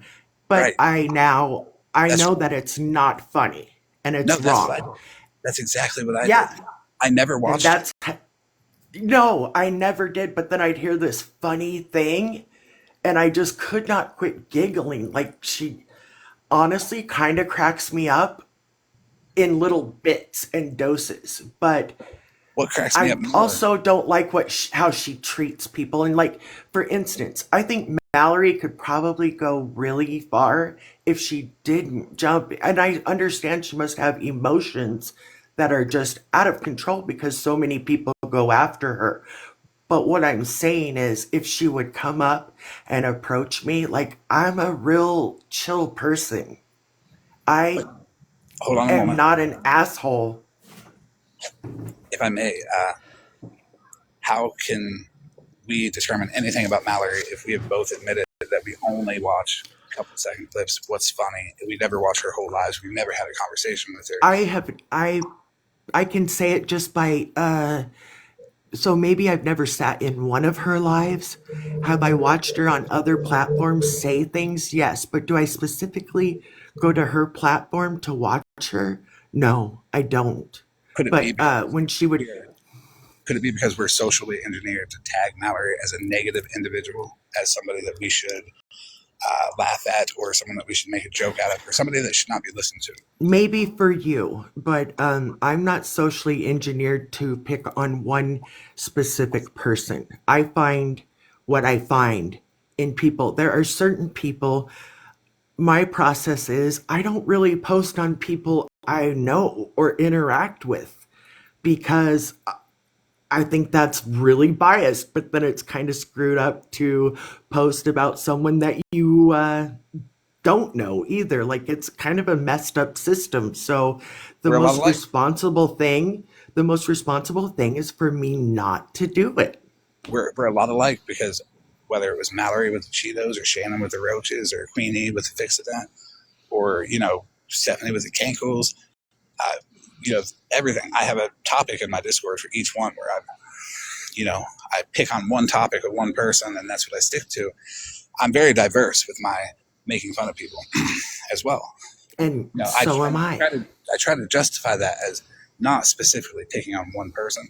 But then when I would go back and I would look, I wouldn't just post a video about Mallory today and then give it a month. I would post a video about Mallory in chunks, 5 or 6 in a row, and then move on to somebody else. And then, so on and so forth.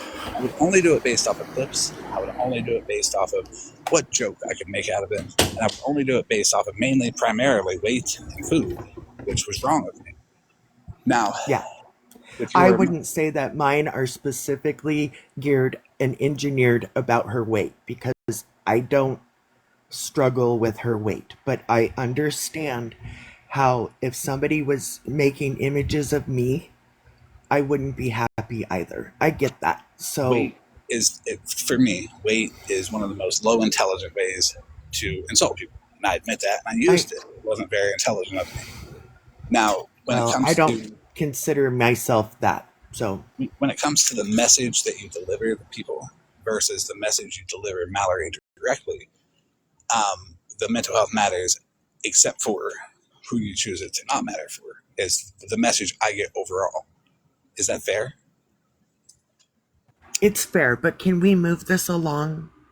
Yeah, would you? Can I just tell you what I'm picking up? You want my thought process right now, what I'm picking up?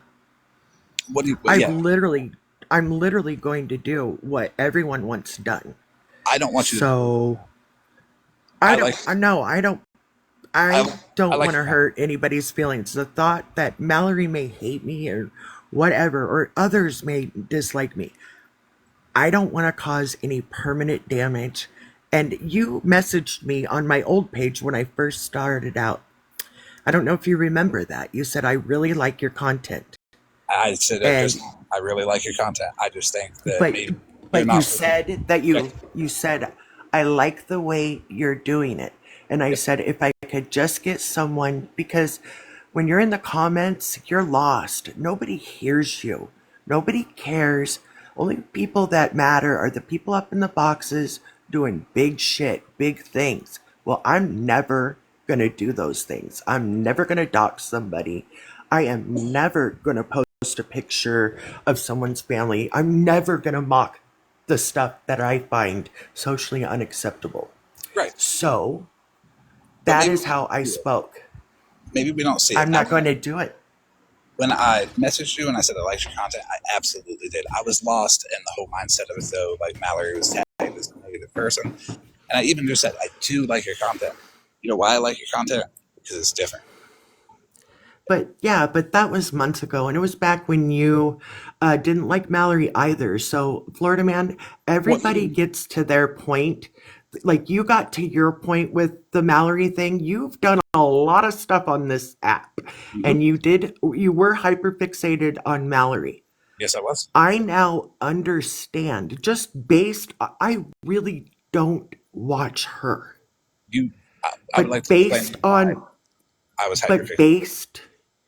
I would like to explain to you why I was hyperfixated. But just wait. Yeah. I just want to complete this thought and then please continue. And I'm sorry to cut you off. I don't get to talk very often, so I don't have the best etiquette. And I apologize. Don't do that. Don't apologize. So what I'm trying to say is I couldn't do anything about what was being done.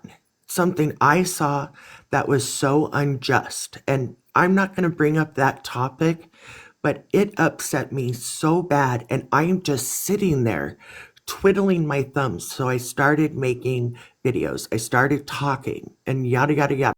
That's how that started. But you came to your point.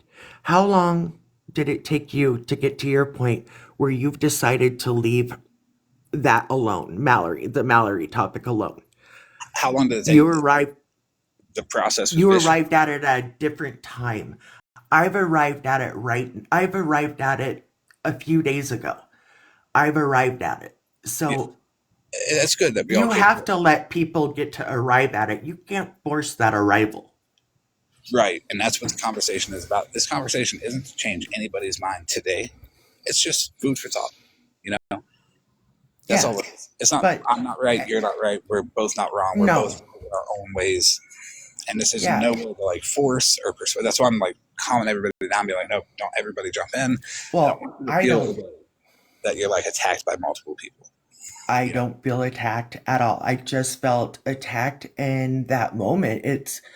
I just wish one thing, and I can't, as an older woman,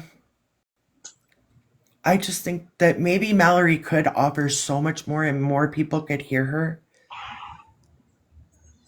if she worked on that approach when arriving in the box to her questions. It's just very like, I mean, I just started shaking immediately. I don't get angry.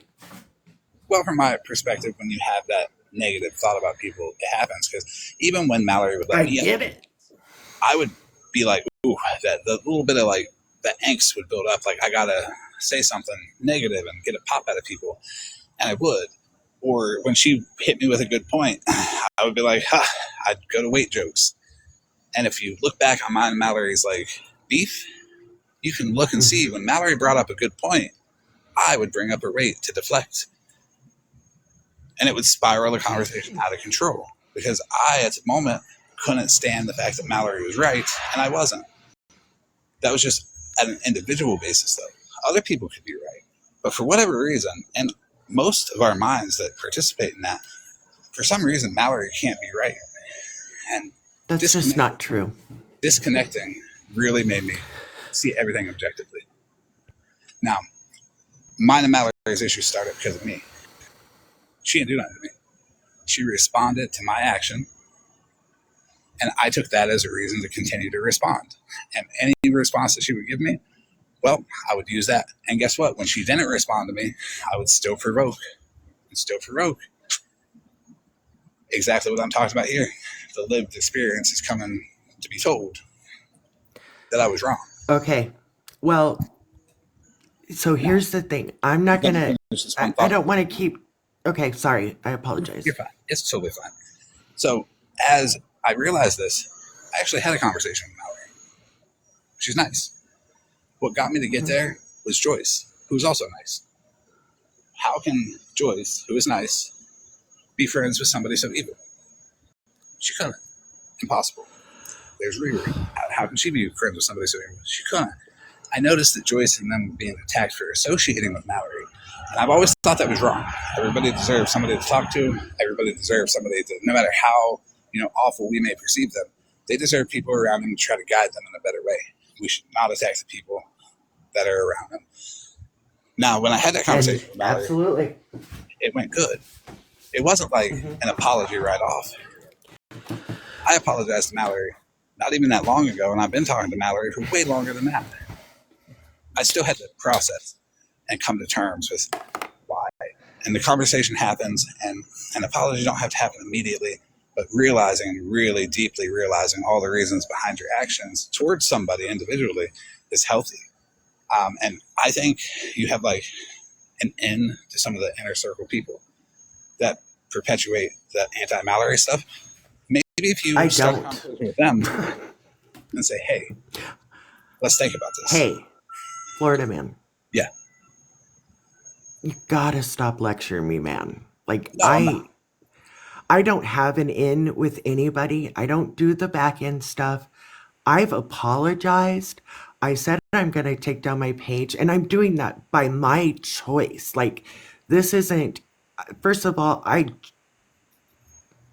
just would never want to hurt somebody the way I feel like I have obviously hurt Mallory. He just I've only heard her, yes. He's not really trying to lecture you, honey. That's just the way that he talks. He's trying to explain what he did to get through it and to see Mallory in But a I different don't need light. to know. But like, I appreciate that about him, but this is about me talking to him. He wanted to talk to me. I didn't need to talk to Florida man. I'm just talking to Florida Man so that he just understands that I want you to know that I contacted you privately because it was it was a personal choice whether you wanted to talk or not. And if you didn't want to, I was never going to blast you for it ever. But how do those? But Florida Man, like literally, I'm leaving the app because you messaged me, and I know what you do to people who would have said no. Don't get in the box. You said in that message that for the reason, if I didn't want to get in the box, it was for this reason or that reason, and so that is really why I'm leaving the app. And if that makes you feel better, I hope it does, because you got rid of somebody who was really not one of the baddest of the actors and who can change and who doesn't want to hurt people. That's fear right there. My message to you is it's not fear. My message to you is in You no way. scare people. That's the truth, Florida Man. Is You it scare scary, people. though, Is it what I'm people, not saying he's scary, but I'm telling him based on his actions that are very fresh in the forefront of things that have happened has made it so that people are scared. And I am not going to be that way. I haven't been in a live since Friday. I haven't talked to anybody except 3 people to let them know I'm leaving. Oh, girl, don't leave the app. Like, Hold on, don't leave the app. He's not gonna fuck with you. I need to respond to this because this is how narratives get spun out of control. You saying that my message to you caused you to leave the app. My message to you was nothing but polite. It's going to. It was nothing but polite. I laid out ground rules for a healthy conversation. And I feel like I asked you in the most respectful way. And You did, but the choice was yours. I don't know how I personally put fear into you. When I've commented on your page and I've made a couple of points, my comments didn't get deleted. I felt good about that. That's why I sent you a private message, because you weren't deleting my comments. You were allowing me to express myself. So I was like, great, that shows responsible content creation. Now let me get your ideology behind why. And publicly, great, yeah, because then everybody can see, then Mallory can see, then other people that are doing this may be able to see, may not be able to see. I told you a conversation is not about being right or wrong, winning or losing. The outcome is education for all, not removing justice from a very few. well, Florida Man, when you first messaged me, I didn't know this was back way back last year when you first messaged me on my other page. And I didn't know you and I didn't judge you. And I had to make a new rule. Starting January 25th on is how I can judge people. And based on your prior actions that I have witnessed and I have seen, I have heard, I'm sorry that it makes me feel like you're going to do something to me, but that is how I feel. And even though you're telling me you're not, I really appreciate that. But it doesn't take away that feeling. And if I can't come to the app, and I'm a nervous Nelly, and if I can't come to the app and I hear I've damaged Mallory, that's not a good feeling to know. I don't want to hurt her. But how could it have not hurt her? 2, it's just not fun. I don't want to fight. That's all it is. And I don't want you to think that I would like to explain the reason. I'm just telling you how I feel. Like I'm not trying to fearmonger. You can throw that in my face, but I am being 100% authentic. And I'm going to be authentic with you. The fear that you feel, could it possibly be based off of lies and misinformation that has been thrown around about me? Because I have a saying, and it's not my saying, but it stands very true for me, as well as many other people, is that my reputation is built by the people who went against me and lied. Lies travel faster than truth. The truth is that if you were to privately contact anybody that I know, without me knowing and asked their real opinion about me, the consensus would be the same. Yeah, he's a little fucking loopy. He's a little nutty. He does some weird shit. Like, but there's a method to his madness, and that people lie and people say whatever they feel like they need to say to be able to make people fear him, so they don't listen to him, or so they try to cut him out, isolate him, so people don't support him. The arguments against me are not about my opinions and not about the facts that I know. They're about my reputation and how people perceive me. And that's a good way to judge. What are you arguing against? Me? My opinion? Or how people perceive me, so you can gather people to be like, no, he's trying to intimidate me off the app. Fear is just what I was talking about. I'm afraid of you. So it frames the argument as you're the victim and I'm some dangerous individual. And it just doesn't really translate well. Okay, so will it help you if I say this? Okay. I'm not afraid of you as a person because I've never done anything to you, and I'm not afraid of you. I am afraid of what I know you've done, and there's one thing that you've done that I can tell you is the day that you put fear in me. What's And up? I think that's when you called somebody's family member on a live. And the thought of anybody contacting my family members is absolutely horrified. That's it. I mean, I agree. that Now, scared me. I think that could scare any parent. may I ask you, what drove me to that decision? What drove me to what decision? What drove me to call that family member? It's not my business. I'm not going to discuss that. That's Florida man. I don't know what you want from me. I don't know what you want out of this conversation. Well, so we're getting somewhere good. We are. We're not, because it's going on too long. No, there's no time limit on conversations. If you need a break, that's totally acceptable too. No, I'm just going to wrap it up. Because I'm wrapping it up for me. And it doesn't mean anything bad about you. I just don't believe in beating a dead horse. And I know that this is one of your tactics no matter what. You'll get people to hate me, which is fine. No. I won't be here. I like you. I don't go back on what I say. I like your content too. I just look down at your chat and listen to this I'm audio. to blame for all these things and yada yada yada and oh my god. Can you listen to this audio clip? And this is No. I'm not listening to Chat GPT. No, this is Queenie. I'm not listening to a clip of another person that I don't have contact with. So the thing is about this audio clip is it will show you reasoning behind why I took the steps that I did, which is important to understand. If you feel like contacting somebody is fearful and harmful, which you wouldn't want nobody to do that to you, why would I not be entitled to the same thing? And to show maybe I didn't take the right step, but I took Queenie as a very viable threat to do that. I don't discount them. I don't discredit them. I don't look at them as lesser people. When I see Queenie and I see her say, I'm going to do something bad to you, I believe her because I believe that she is a very tough and incredible woman.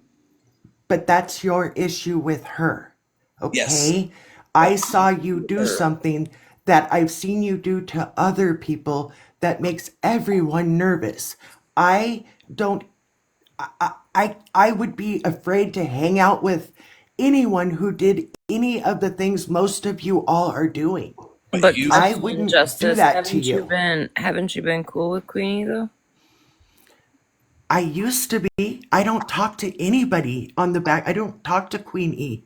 I don't go in her lives either. Look for it. I haven't been there. So she's contacted people's family too. She just doesn't put it out on the app. But I don't, and I stopped going in those lives. I've been in one time since the day that, twice since the day it was said about Mitten's child. I don't go in there. So I'll play the audio clip after. I don't want to hear. Yeah, when I leave. Other people will want to hear it because I don't want this narrative. Okay. But what it shows is your neglect to hear opposing reason. Now it's not an opposing opinion. I'm just a human that has my own way of living. I've come to my own decisions, And Now, I'm not saying you don't know 51 years of me to cause me to make my decision. I I'm not. mean, I I'm not. don't want to be on the app because it's really not fun because everybody hates each other. Right. I don't want anything bad to happen to anyone because they hang out with me. Right. I don't want to hang out with people who are doing bad things. Right. And I don't want to hurt anybody's feelings anymore. And it appears I have very badly. And honest to God, if I knew that Mallory had been messaging me, I would have stopped. Please. I know for a fact Mallory did not want you to post that stuff, but you didn't watch her, and that's okay. That's justifiable. That's why you preface it with if she would have messaged me. But hearing out the opposing audio, like adding context to it, refusing to do that is negligently not looking at the whole thing. So your opinion based off of I'm fearful of you because you did this frames it as I did that for no reason.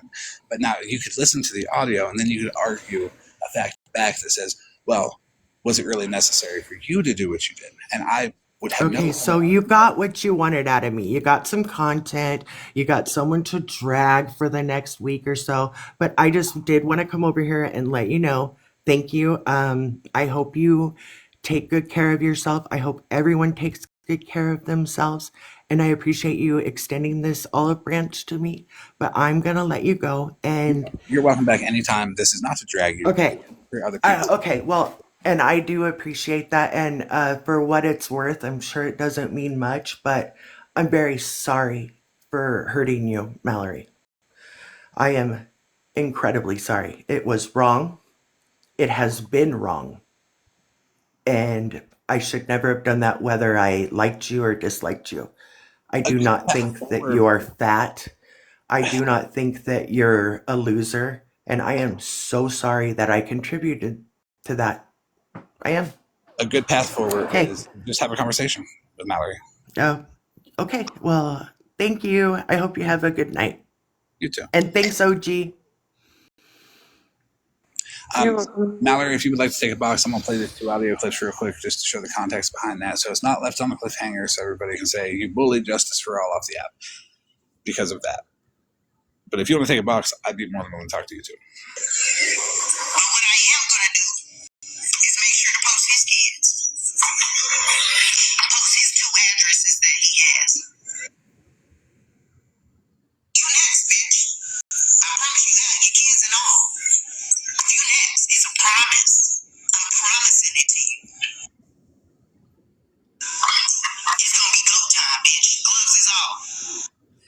So, was I justified in my actions? Maybe to me, maybe in the moment. Maybe I should have taken a step back and waited a day to see if my reaction was going to solve anything. If I would have stepped back and waited 24 hours, I probably wouldn't have did that. I made a snap decision based off of emotions, not based off of critical thinking. And that is the failure there. Because people are allowed to say whatever they want. And just because I perceive Queenie as somebody who would do it, that's more of a respect thing towards her. Instead of saying, you ain't going to do that, insinuating that she's some type of weak individual. No. Can you play that one more time? Yeah.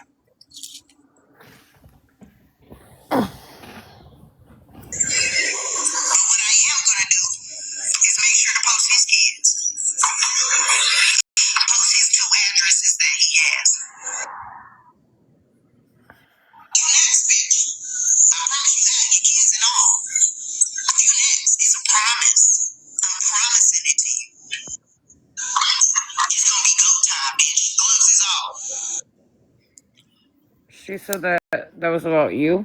Yeah. Yes, it was. Sure was. And you know what? People should be allowed to say stuff, but also it's the triggering content.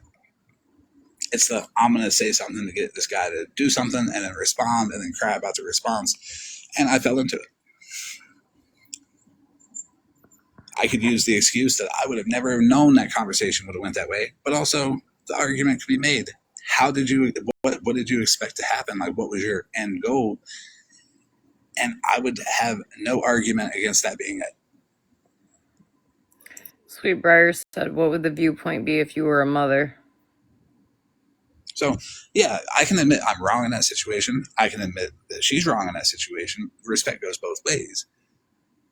But you can't say you fear me because of something I did, because of you not looking at the actions of other people that caused it. You got to see the growth of learning and understanding where people go wrong and how to fix it later. But hey, Mellor, how are you? Hey, I just wanted to come up and say thank you to Justice for All. I really appreciate that. Nobody's planning on dragging you, at least for my side. Or I mine. just would like to ask that in the future, if you don't talk to or watch somebody, and you're only seeing bits and pieces of their live and clips people are sending you, maybe you take a little extra time to do some research and make sure that you have the full context of everything, and that you're not just going based on a small thing that you're hearing. Because I know that personally, I have asked you multiple times to leave me alone. I have had at one point 11 accounts coming at me all at one time. So if I sat here and messaged every single person and asked them to leave me alone, and I have messaged some, like voices, and asked them to leave me alone, and the response has never been kind, then it would be all I'm doing. So all I'm asking is, if you're going to post about somebody, make sure it's somebody that you watch in totality, because there have been a lot of times where I have made it clear that things were really making me feel a type of way, because it wasn't just you. It was a lot of people. And I would hope that other people... No, I think she means Justice. Yeah, Justice. Well, like, there were a lot of people at one time that I was fighting with, and like, I've owned and taken accountability for a lot of the shit that I've done. I'm coming to terms with some things. Like, I've worked on changing my platform. But I think that, like, at the end of the day, one thing that I've really learned to ask is, what is the end goal? And when is there a clear indication that the end goal has been met? Because if all you're going to do is keep fucking with somebody and you don't have, like, an objective goal, then you're never going to kind of reach that finality. I do also want to say, like, at the end of the day, if you ever decide fuck Mallory, come at me. Please leave Joyce alone, though. Like, she really is a good person. She is not a bad person. She gets dragged for having her own feelings, I think, sometimes. But if you actually talk to her, you would know she's one of the sweetest, most forgiving people in the fucking world. And she's been in the hospital for 2 weeks, if that says anything. So just please leave her alone, because it's not healthy. It's just not healthy for everybody. I don't think I've ever really seen Joyce be shitty to anybody except for one night when we got into it and we both apologized to each other, and then... Yeah. Do you mind if I ask you a couple questions, Mallory? Yeah. First off, sorry for getting a little snappy when I was like, everybody mute. I wanted to try to, like, not make her feel so attacked by multiple people coming at her. I want to avoid that because of the petty thing where he does that. And I don't want any excuse to be used that it derailed her. I don't think, though, Florida Man, anything you could have said would have taken that thought out of her mind, because she was very defensive from jump. Could I address something really quickly? Yeah, 1 second. Let me just answer that with OG. It's okay. The conversation isn't about changing your mind at all. It's just about putting the thoughts out there and for consideration. It might take people a week to consider, 2 weeks to consider. It's not about changing anybody's mind or making anybody do anything that you say. It's just, this is my opinion. And then you say your opinion. And then we ponder on that opinion and apply parts or none or all. You know, it's just individuality. It's healthy that it happened. But go ahead, Mallory. Okay, there is an individual on this app that Rem, I'm just going to say it. They have said some really nasty things about several of us. And we do not feel as if we are allowed to speak about the things that they have made us feel and what they've said about us because of that reaction. It wasn't the right time for Joyce to voice it. We've had that conversation, but she's entitled to her feelings. That person has really hurt a few people that she really loves. So please don't judge her based on that. Rem is always a good person. Always. Like, Rem will have her opinion and entitled to her opinion no matter what, but Rem always thinks about things. And like I said, it's out there for not to change anybody's mind, but voicing the opinion is also good too, because it opens up the conversation of why do you think that way? What exactly made you come to that? And you break down the details of it instead of your opinion's right or wrong. Let me understand how you got to that opinion. Let me understand how that made you feel, because Rem was entitled to her opinions as is anyone else, and as I like Joyce, and I like Rem. No, and I'm not coming at her. I feel really bad that Joyce catches a lot of heat for that, because I think that there's a lot that some of us have been really afraid to talk about that we've seen being commented on. And so I think she was in her emotions and she let something slip, and she was very sorry about it. All of our actions and behaviors determine whether or not people want to mess with us. And Rem's a good example of somebody who uses that, uses individuality as, do I mesh with this person? And that's wonderful that Rem does that.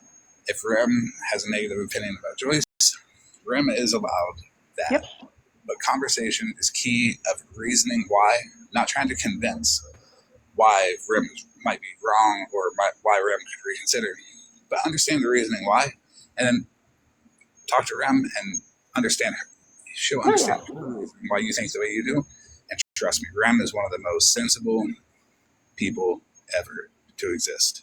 Listen, everyone is not for everyone. Like, if we all got along, the world would be fucking boring because we'd all have to agree on every single thing. I kind of want it to be boring. So, I mean, I think at the end of the day, like, I don't expect everybody to agree with everything. I don't know. I don't want her to get, like, judged negatively. And I know today she was somewhat blamed for someone wanting to take their life, and that really hit her very hard today. That she gets blamed for a lot of shit just for being your mod.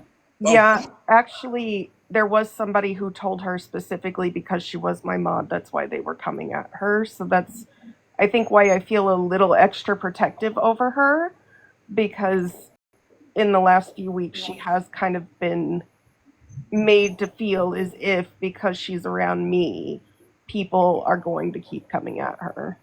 Right. Florida man, or feelings and understanding each other's feelings. As Rem said, it's not about her as a person. It's just about the comments. And you're saying you're more protective over Joyce because she's your mod and you feel responsible for the heat that she's taken, which I feel that 100%. Yeah. I feel like Animal's gotten that too, Florida man, to be in my mod. Yeah, we all feel responsible for our friends that, we give them a mod, and not because they work for us, but because we respect their decisions and choices, and they know what's best for us. I get that. I do. And it's just a calm, peaceful conversation I think everybody can have. And Rem is super, super, super reasonable. And so are you, and so is Joyce, and so is everybody. But Rem's not rallying the troops. Rem is agree. Expressing her opinion, which is more than I encourage it. Like, I love Rem's opinion. Like, but in a way that it's not rallying the troops. It's not trying to trigger people. It's not taken out of context, not throwing any more trigger words into it. Full context is there, and not like going live being like, yeah, let's get her. That's the difference between like what some of your content about you does to you and your mods versus an individual opinion that's totally okay to be spoken. But I have a couple of questions. So you had mentioned you had taken accountability for stuff that you've done. Yeah. You've changed all that. Does it make you feel like people are trying to chain you down in your worst moments when you're trying to do better, like trying to hold you back instead of letting you grow and do better? I try not to like think in victim mentality. Like when somebody is around and I don't want to let them just like walk over me, I will address it. But I don't know, like I want to do better because I care about the people that are around me, and it's not about what the people who don't like me think at this point. It's about how I know I am, and I know like when I sat with certain people, I was not the best version of myself. I didn't like who I was. And so in totality, like I think that there are some accounts that will keep hounding you with things that happened like a year ago, and it can at first get like really mentally degrading and just kind of make you feel as if you're stuck in a never-ending loop. And I think there's some people who stay stuck in that, but here lately, like I've just decided not to listen to it, so I guess that kind of helps. That's a good way to look at it.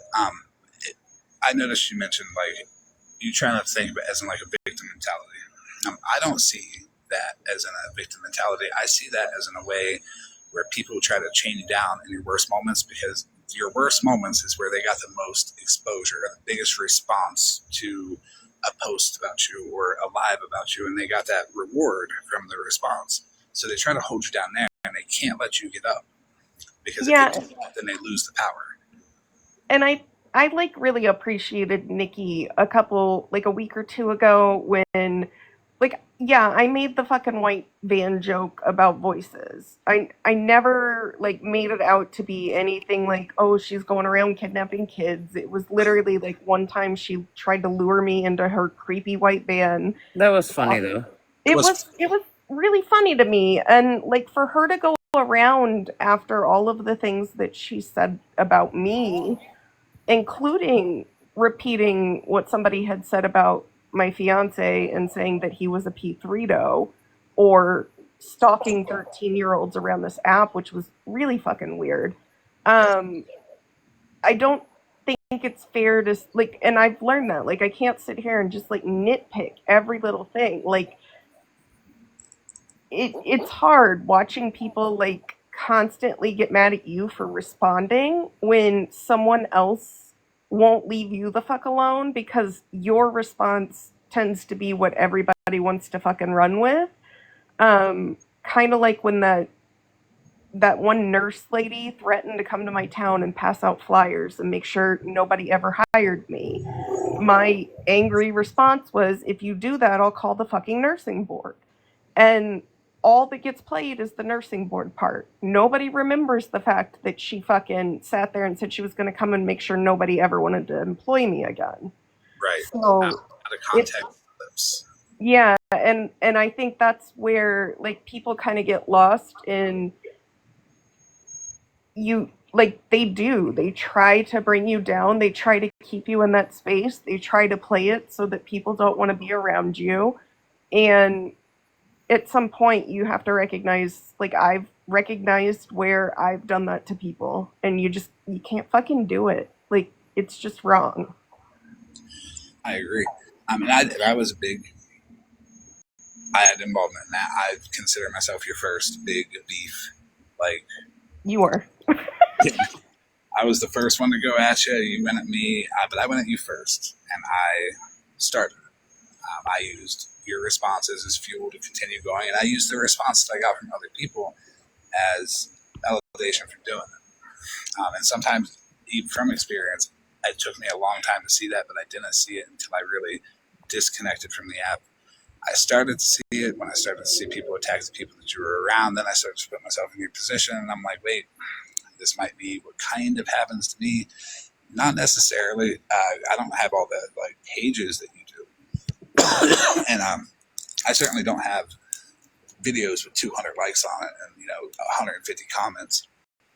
it's a lot. And I started paying attention to that. And I noticed that to me, from being a part of it, it feels like what Mush had said earlier.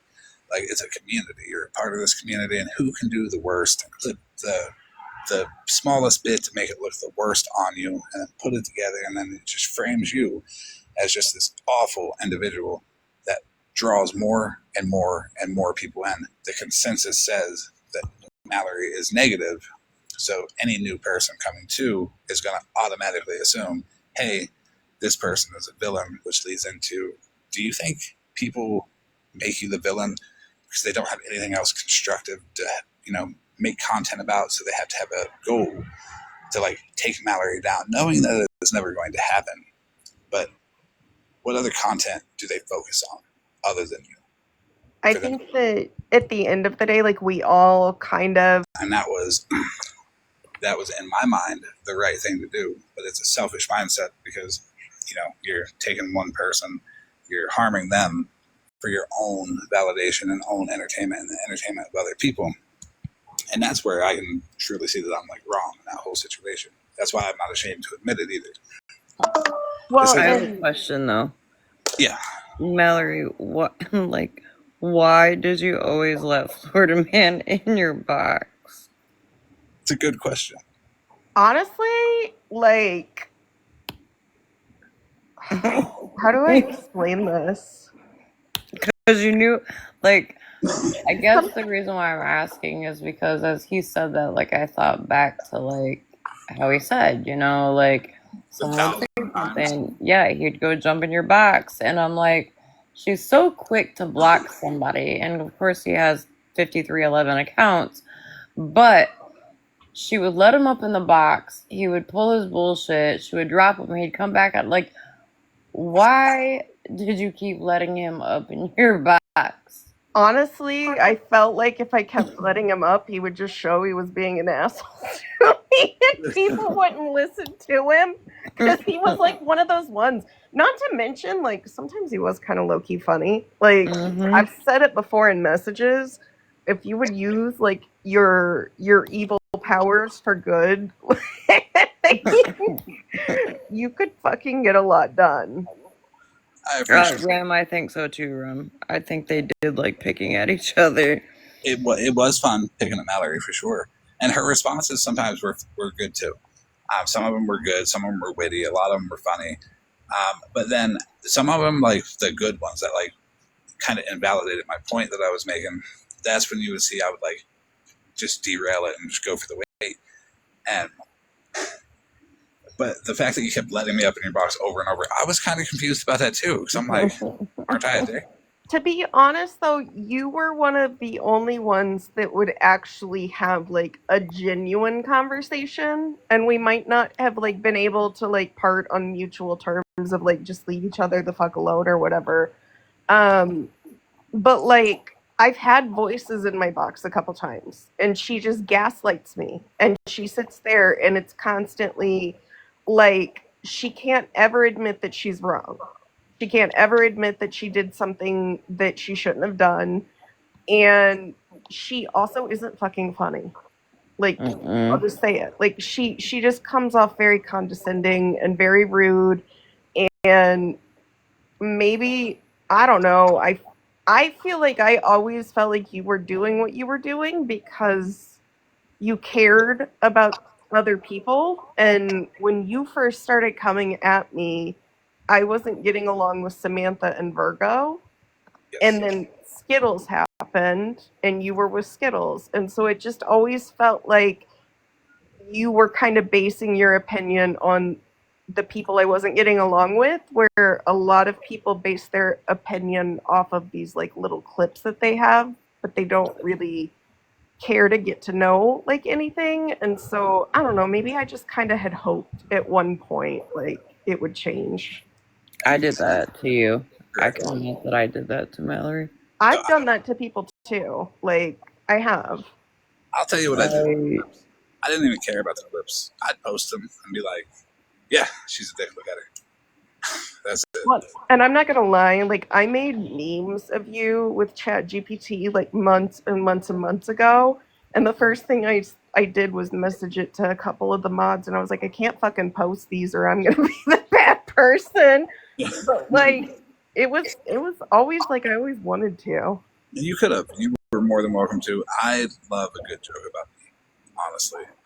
Especially like, but so many of them are like lame, you know.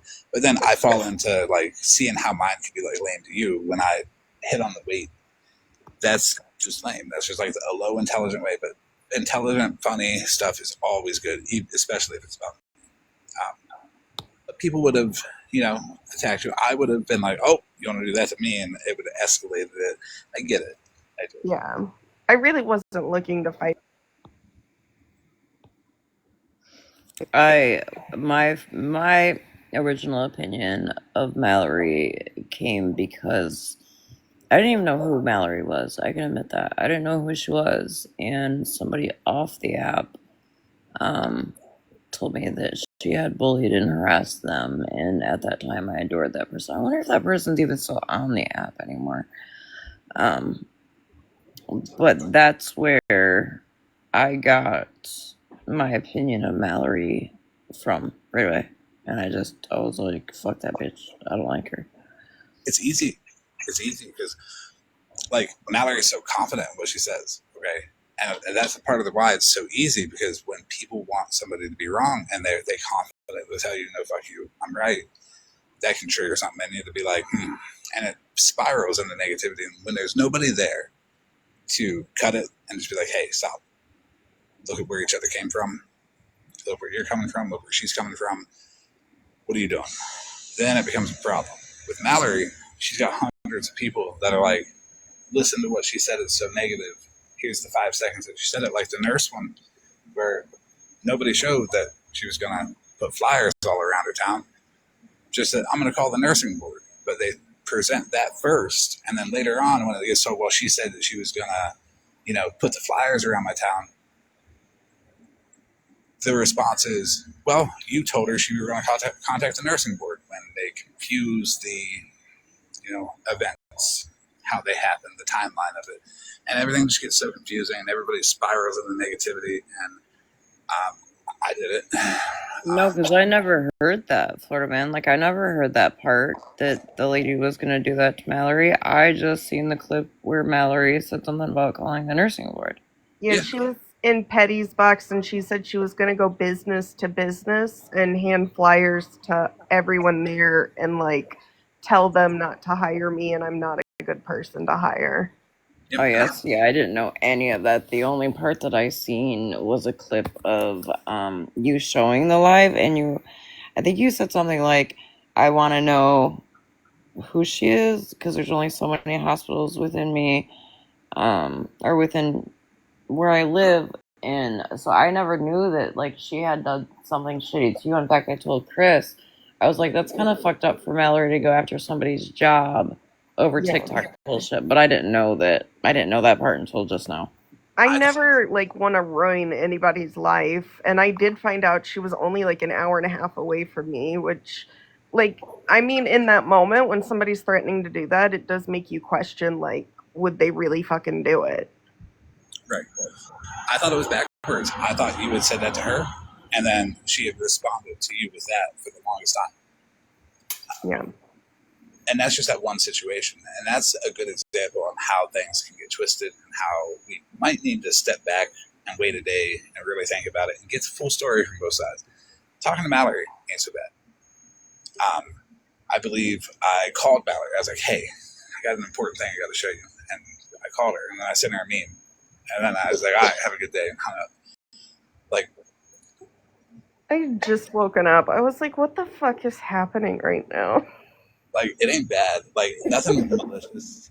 It was just a meme. I didn't know what to expect, though. Yeah, sometimes I'll be like that with people. I'll be like, oh, it's important, and then it's funny. And then it's just, all right, bye. Or, you know, there's no... Did you just say you called Mallory for advice? Yeah. I said I got something you to show you. It was the day after Scammy Claus accused me of being in cahoots with Florida Man 2. So that was great. Well, that's a But that's another like fear tactic. Like, look at how evil Florida Man is portrayed and how evil Mallory is. Imagine if they're joining forces, guys. It's going to be there in the chats. They're plotting, planning on all of us. Oh, people think I asked Mittens to do my dirty work for me. I don't know where the fuck that has ever come from. Little bit of responsibility with Mittens. I take a lot of responsibility with Mittens. Like, I 100% make sure that Mittens knows that, and this is all learning too, that there's no condition that Mittens can earn any more of my trust or respect. She doesn't have to do anything for me. I make sure she knows when I'm in a situation, Mittens wants to help. But Mittens now knows that I do not want her to be involved, and that I will feel the same way about it either way. Mittens is a people pleaser. That's why Regina threw her under the bus. That's why Sunshine threw her under the bus. You know, it's sad that they would do that to her because Mittens is a good person. Mm-hmm. But taking that, yeah. Oh, sorry. I was just gonna say, sorry. This just popped into my mind, and my ADHD brain kind of remembered it. Okay. Random question, but when you did that list that you got like help for, there is somebody on the app who tells them that I 100% convinced you to put their name on it. Did I have like any input in that list at all ever? No. I don't even think we were not even in contact at that point. I was still making Cheetos videos about you. Yeah, we weren't, but it's been told to people that I convinced them or convinced you to get them on the list so they could be threatened. So I just wanted to So speaking of voices in that list, I assume it would come from Voices because she's like yeah. Well, the weird thing is at that time, remember, Florida Man, I wasn't on the app. I had just gotten home from that situation, and I definitely was not talking to her. And I happened to check my Instagram, and there was a message on there from her. I still have it. It's like, she asked me about SBG, and I told her, like, you know, I just got home.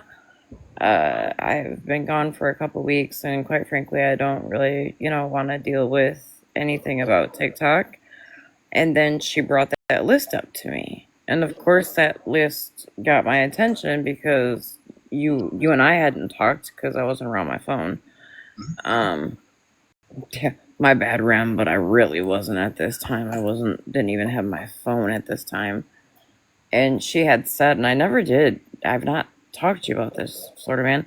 She said you made she called it a hit list. it's sensationalized like material. She took it and added context to it that wasn't there that would get people riled up, trying to switch it around, being like, he offered to pay for children's information. What a terrible. That's what she told me. Yeah, that's what she said. Weird. It's their inability to take factual how it was versus they need to twist it for attention to rally the troops against somebody. Yeah, well, I mean, I wasn't on the app. Love you, Rem. But yeah, that's weird. I started not liking Voices when I still didn't like Mallory, and I find that to be valid because I don't need to like everybody who doesn't like people that I'm not a fan of. You know what I mean? Like, it wasn't like some split or division. It was, I started beefing with Regina before I even thought about making good with Mallory. I can make my own decisions about people. And just because there's no hate bond, there's no common enemy with me. It's, you did some fuck shit. She did some fuck shit. It's fuck all of you. Not just let's team up against this one person. I get how some people can think they need all the help they can against Mallory, but my goal was never to get Mallory off of the app. Hey, Dalton's trying to get your attention in the comments. He said hi and to keep your head up. Oh, God. Oh, yeah, I'm always good. How you doing, Dalton? My goal was never to get you off the app. My goal was I didn't have one. Yeah. And I think we all get lost in that sometimes. I think the funniest thing about Voices too is that she asked if she could call me on Instagram one night, and I said yeah. And then the next morning, I wake up to this nasty message saying that the call echoed, so I had to have been recording the call, and I'm like, the fuck? No, I wasn't recording. Like, she went all the way off, claiming I was recording the call because there was an echo. Like, do you think that could be because it was on Instagram? Maybe. Like, I'm not gonna lie, my favorite recording ever is when she fucking finally lost it on Florida Man, and he was up in her box and he's like, you know what? Mallory was right about you. Mallory was right about you. Somebody call the cops. I need to be 5150'd. I never thought I'd say this. Mallory was fucking right. And it was like the funniest fucking thing. Sitting there like, what is going on? I need to be 5150'd. I can now say there's one thing I've heard Voices say that is true. But not to bash on Voices the whole time, because that's how the spiral starts. And then we make it okay for everybody else to think it's funny. This is just from our personal experiences with Voices. Don't hate on Voices just because of any of our opinions up here. If you like Voices, by all means, watch Voices. But watch people with context. Don't take their word for it. Don't take anybody's word for it. If I tell you, hey, this is some fuck shit, if Mallory tells you something, if Voices tells you something, please do your own independent research. Do not just follow the leader, because it's the best way to avoid creators that might have, ulterior motives. Like, hey, I just don't like this person, so I'm going to say what I want about them, and I'm going to bash them and get everybody I can to do so. And you look at the examples of people that it's happened to. It's not fun. It's a process. You come out of it a much more reasonable person, I think. But also, nobody should have to go through it. It's a little gross. Don't let other people's opinions of someone judge how you think of them. To have a conversation with them. You don't have to win the conversation. You have to have it. And people will eventually have more. Too many people are afraid to talk. Too many people are afraid to say, yeah, I like Mallory. Mallory's got a lot of people in her comments that I bet you don't even talk. But they like her, but they're afraid to talk because people will trash them. Well, if I'm being honest, like back when I had a sneaky, I would go on Mallory's live just to sit, because I will say that she is funny at times. Yeah, I've gotten clips of Mallory where she was funny. If I'm being honest, yes, Rem, it is. If I'm being honest, I do have a recording of Mallory dancing to Not Like Me, and when he says the part about the A minor part, she's like, bet you can't say the same, Petty. I do got that on recording, Mallory. So that's some of the content that should be put out. The funny content, putting people in a good light. Another form, if you want to make content about Mallory, do it. Do one the way I did, with like the Cheetos, not with the weight, but where she's like shaking from the withdrawals of the Cheetos. That shit was funny too. Yeah, that was funny, and it went on. It was like a whole series. Stuff like that is not harmful. It's like your SOC, your snack of choice, Cheetos. Like be like creative with it. The Mine stuff. would be my burners, Mallory, so don't feel bad. And I will be woman enough to say, like, I'm sorry for coming at you about your weight. Like, there was some shit that you said that hurt me, and so I clapped back. And I shouldn't have, because everybody goes through their own shit. and I'm sorry for coming at you in the ways that I've come at you too. I would definitely be open to, whether it's on the app or off the app, having a conversation and you asking me anything you want to know about anything that's been said. And I don't know if you have an iPhone, but as Florida Man, I will openly share my phone and show you proof of everything, because I keep receipts on everything. I appreciate that. But also, I would like to say, OG, that the last time somebody apologized specifically for weight jokes, it didn't last long. That was me. I got to Mallory's box and I apologize for calling you fat, but I'm going to find other ways to insult you. And at the time, I'm like, that was like a forced apology, kind of. Like, I wasn't ready, but I should have been. I told my mods one of the funnier fucking fat jokes on this app was when you put my face on a fucking orca. You called it Mallorca. I didn't see that one. That one was fucking I will hilarious. say, Florida man, you should know that like at no point in time do I ever feel like I am forced to apologize. And there's been times if people, you know, were honest or whatnot, not saying they're not honest, but some people know that I've said for a while. In fact, if Mallory, if you go look, I think on Instagram, I messaged you and I was like, "Are you ready to have an adult conversation yet?"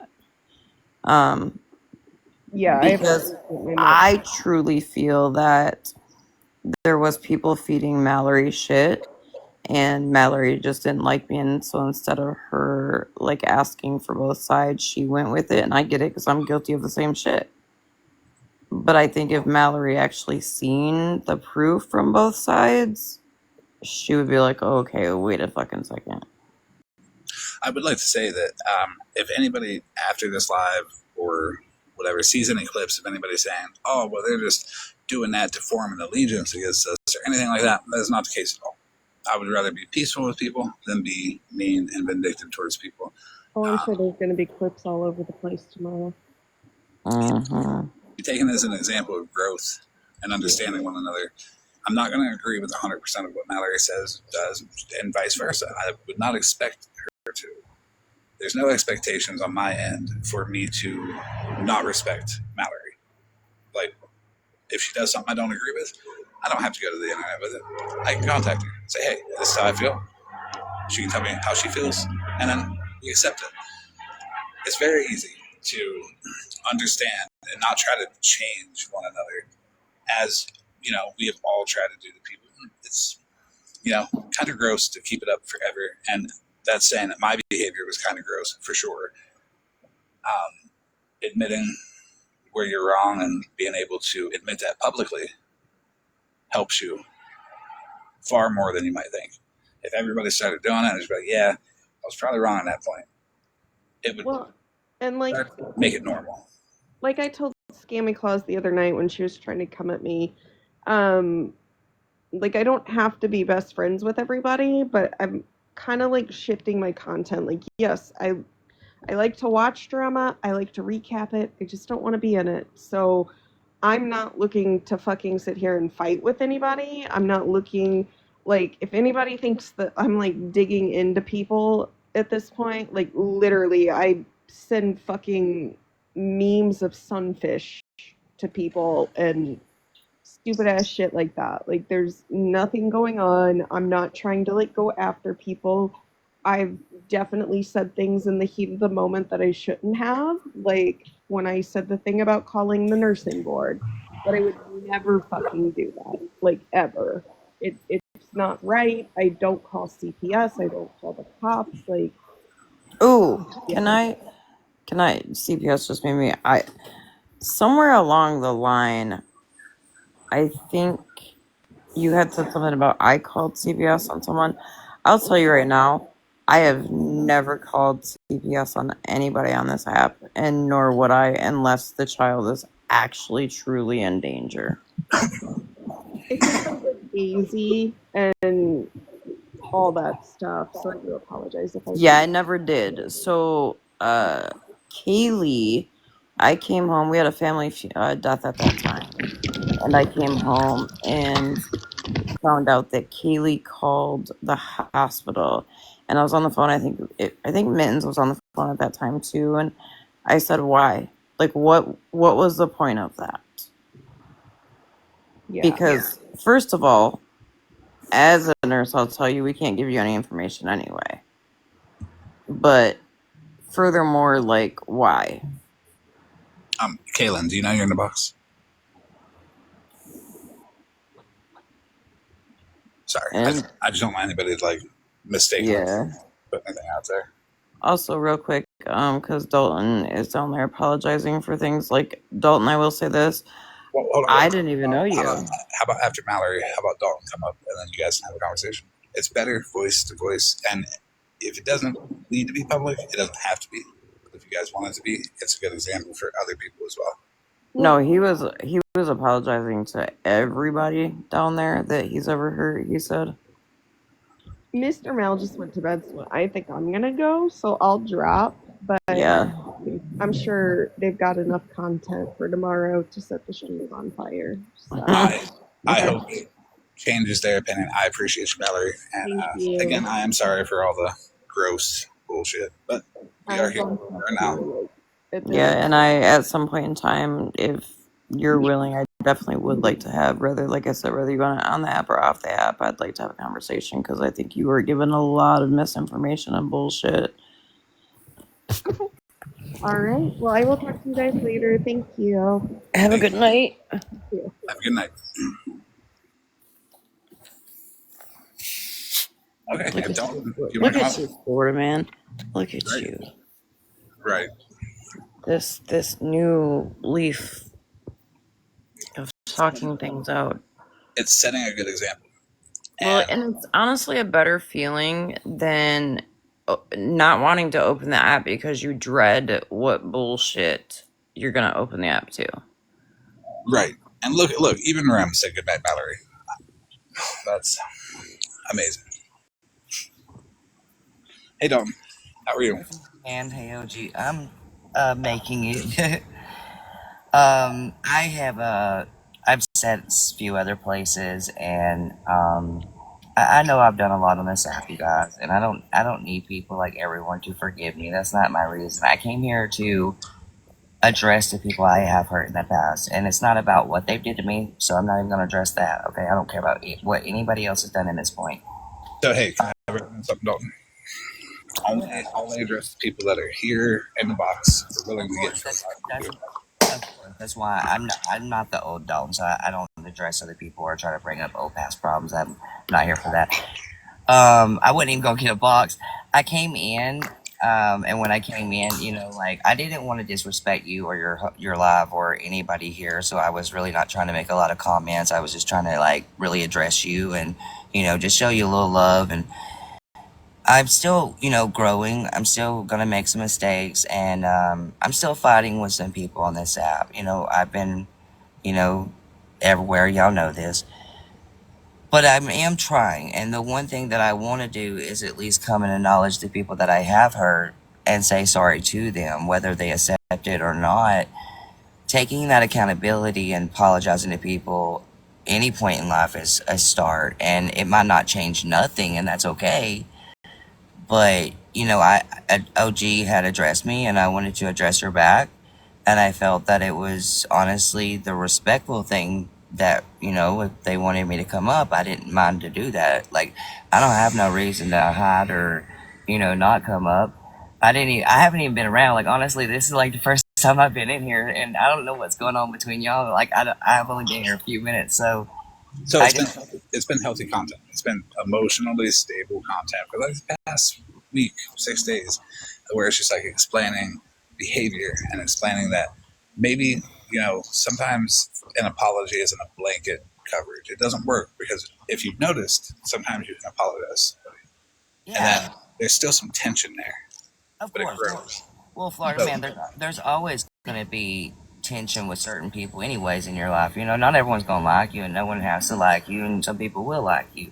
I'm learning myself, and mine wasn't to come and just sit back around here or any of that. Mine is just acknowledgement. Like I acknowledge what I've done in my past, and if I'm willing to sit in another live stream for the last few days, take my accountability, because people keep bringing up things I've already took accountability for, then everyone truly deserves that. It's not a one-sided apology. Like if you're gonna really own up to your things and you're gonna go and try to be better on this platform or just try each step you're doing, you've gotta do it to everyone. So can I give you some advice? Yeah.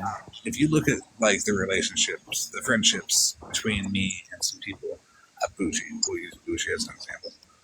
I've fucked with Bougie. I bullied her. I fucked with her, and all that. But now there's a mutual, I trust you, you trust me. There's no question there because we went pretty deep into the issues. We talked about the details. We talked about, how you feel about this and how this made you feel when I did it. And, what's the goal? What's the path forward? All that. We went into major details. It wasn't a blanket apology for everything. Sometimes with some people, it doesn't have to happen on the live. The deep conversation should happen individually between the two of you off of the app because 300 people don't have to listen to why what you said made OGs feel like shit, why it made it feel like shit, how it made it feel like shit, and the things that you could have done differently. That is like an in-depth, couple hour long conversation with each person that feels that way. And is it a lot of work? Yes, but it's enlightening. It may be that might be a way for you to think or whatever, which is fine. I didn't come to do no 3-hour tour apology. I don't live in that life, and it wasn't to bring up the past. It was OG had addressed because I had addressed other people that I was apologizing I felt I've done wrong to, and if she feels wrong, then my least I could do was apologize to her. And you said I could come up and wanted me to come up, so I came up for that. That was the only reason. I didn't come to do it in front of 300 people or to make people sorry. I wanted to give you advice on how to not have that lingering feeling from people. I'm not going to have that lingering feeling because I done went to therapy, changed, grew up. People don't watch me now, only judge from the past, which is that's their choice. Everyone has a past. Everyone wants to, look up. Hold on. That's exactly it. There may not be any lingering feeling with you, but there is lingering feeling with other people. That's where that in-depth conversation with those people. After you though, when you say sorry, Florman, is what I need you to learn because I've already went to therapists and talked about this, and this is true.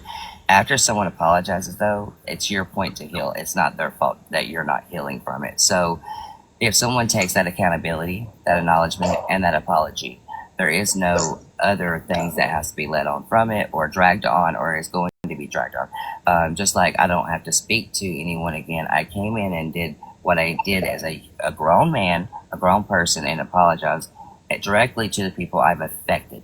Right there, that's the only thing that needs to do. I have to correct it for the wide audience because if you notice when Dalton will apologize, he has all the best intentions when he apologizes, but the deep-rooted cause of the aggression that Dalton will get is because when he says, "Hey, I'm sorry," that's a blanket coverage to the person that's receiving it. They might accept that, and that's when I called you. I think I called you a little fucking squirrel, if I remember right. Actually, you called me that first, and actually, you just had said I dropped you from the box when I called you that first. So I just tried to clarify that. That night you had called me names. I had said things back. We both did.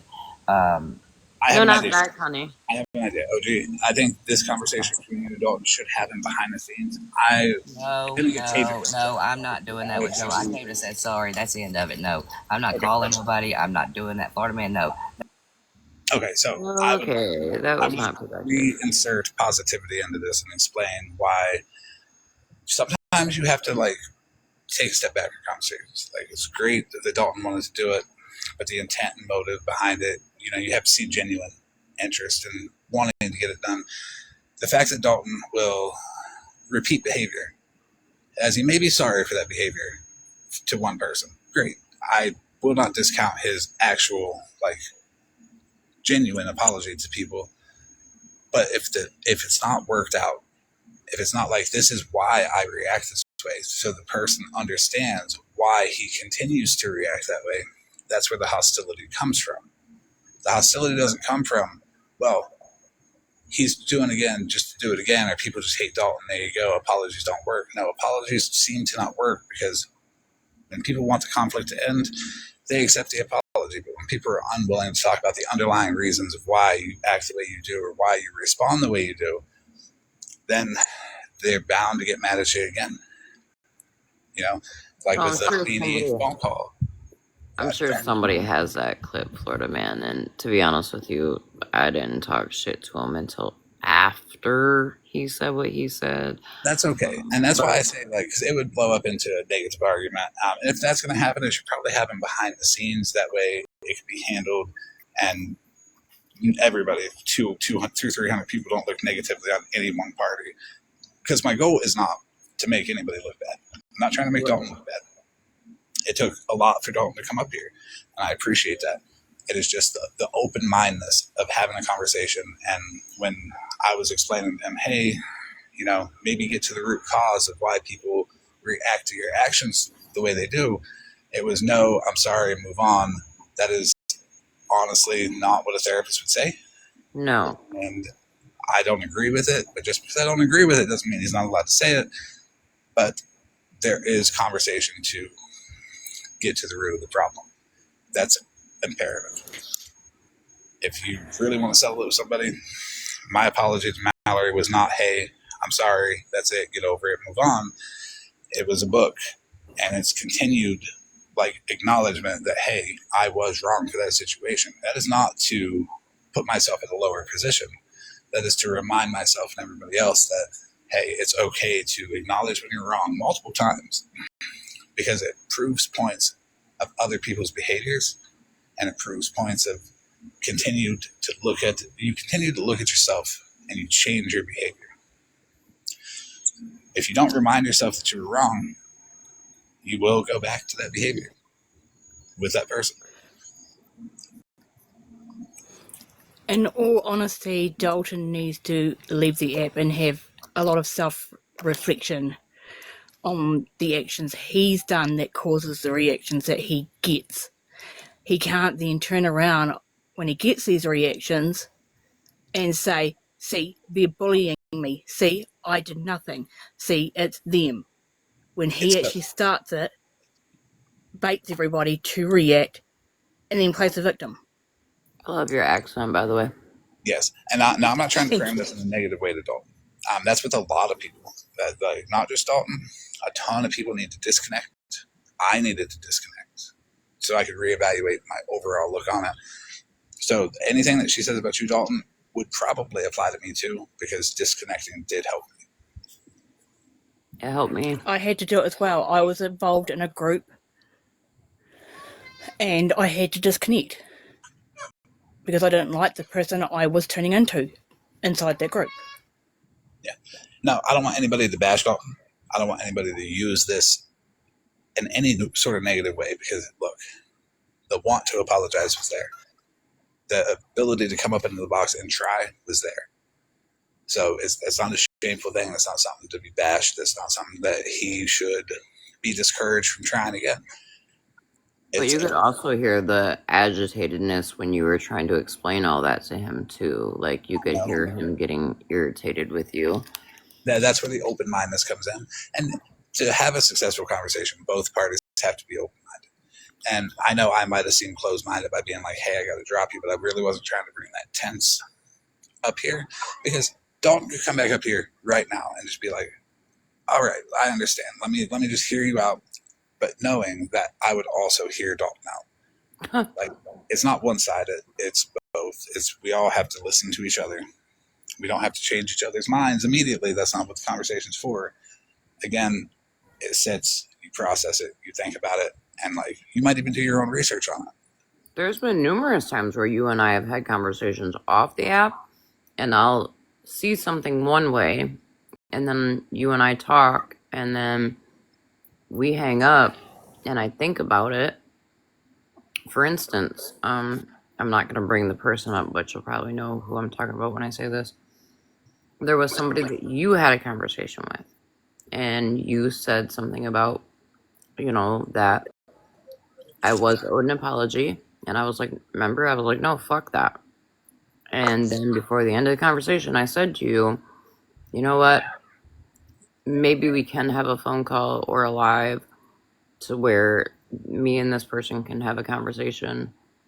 But there's been many times where you'll say something to me on the phone when we used to talk on the phone every day, and then I would take what you said and I would think about it.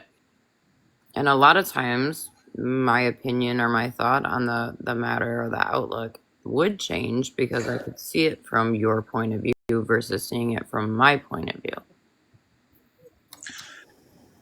That's how it works. And there's a lot of times my opinion has changed based on like Rim. Sometimes it's not as instant as it was with Rim. Okay.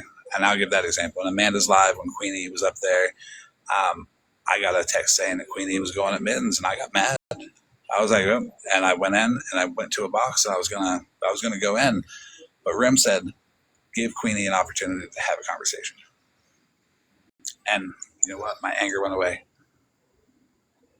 And that's how quick you can change your mind sometimes, but also sometimes it takes a day, a week, or you might not even you might apply that viewpoint to a situation 2 months from now, ain't even got nothing to do with it. Like, what if I looked at it this way? It's not about who's right or who's wrong or do what I say or how I say it. It's just about the feeling of being heard is probably the best thing that anybody could ever give anybody. Yeah, I agree with that. That night that MAGA you and I talked for so long. numbers don't matter. Those 16 people to Dalton, hopefully, are quality people to Dalton. We don't know what Dalton's going through.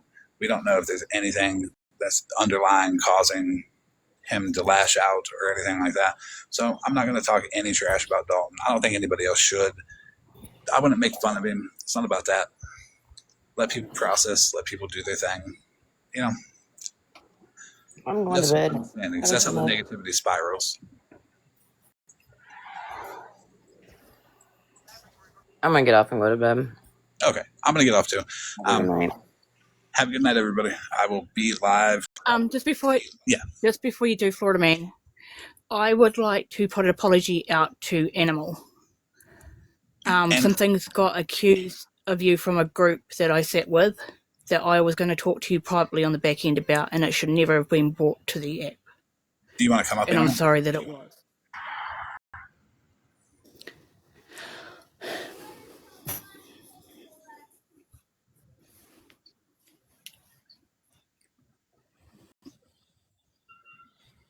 See, I didn't know everybody had all these issues. I'm just good with everybody. I'm either good with everybody or bad. Yeah, well, Bad with everybody. what happened got blown way out of proportion by the person who brought it to the app. I think I know the situation. But yeah, I wouldn't message Animal on the back end for sure. Involving my child, yes. Yeah. If it's a child, I would definitely handle that on the back end. Because bringing all the kids up and shit is wrong. And blowing it out of proportion is also wrong too. And you've been very nice and very reasonable, Bitchy Bitch. Like, I can say I've never had an issue with him. So, Animal also very nice, very reasonable. Yeah. And I'm raising my children a bit differently than standard ways. They have freedom of speech within the home because of challenges they have in life. And sometimes they get a bit into it with adults. Are you the person?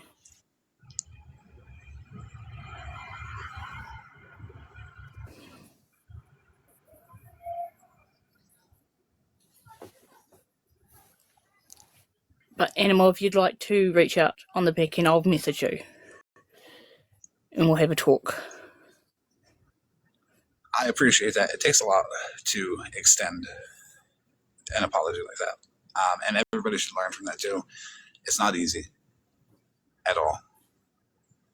So people should be looked at in a much, much, much brighter light for being able to begin the process. Sometimes that's the hardest part, is beginning the process of the apology. And I think Bitchy Witch did a good job at extending that out to Animal. Oh, Animal just came back in. Yeah, I'll message you, Animal, because I owe you an apology.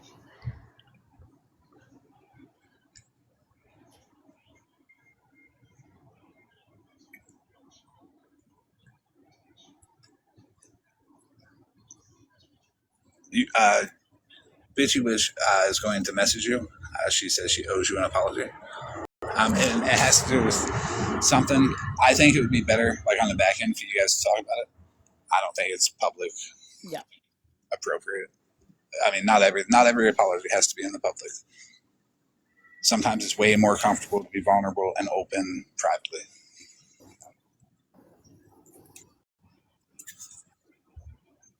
But I'm going to end. I appreciate all of you. Thank you for everybody who Thank you participated. for letting me up. Yeah. And don't look bad on anybody whose participation didn't go quite like what someone would say is good, because it's all good. Whether it went negative or it went positive, it's all good.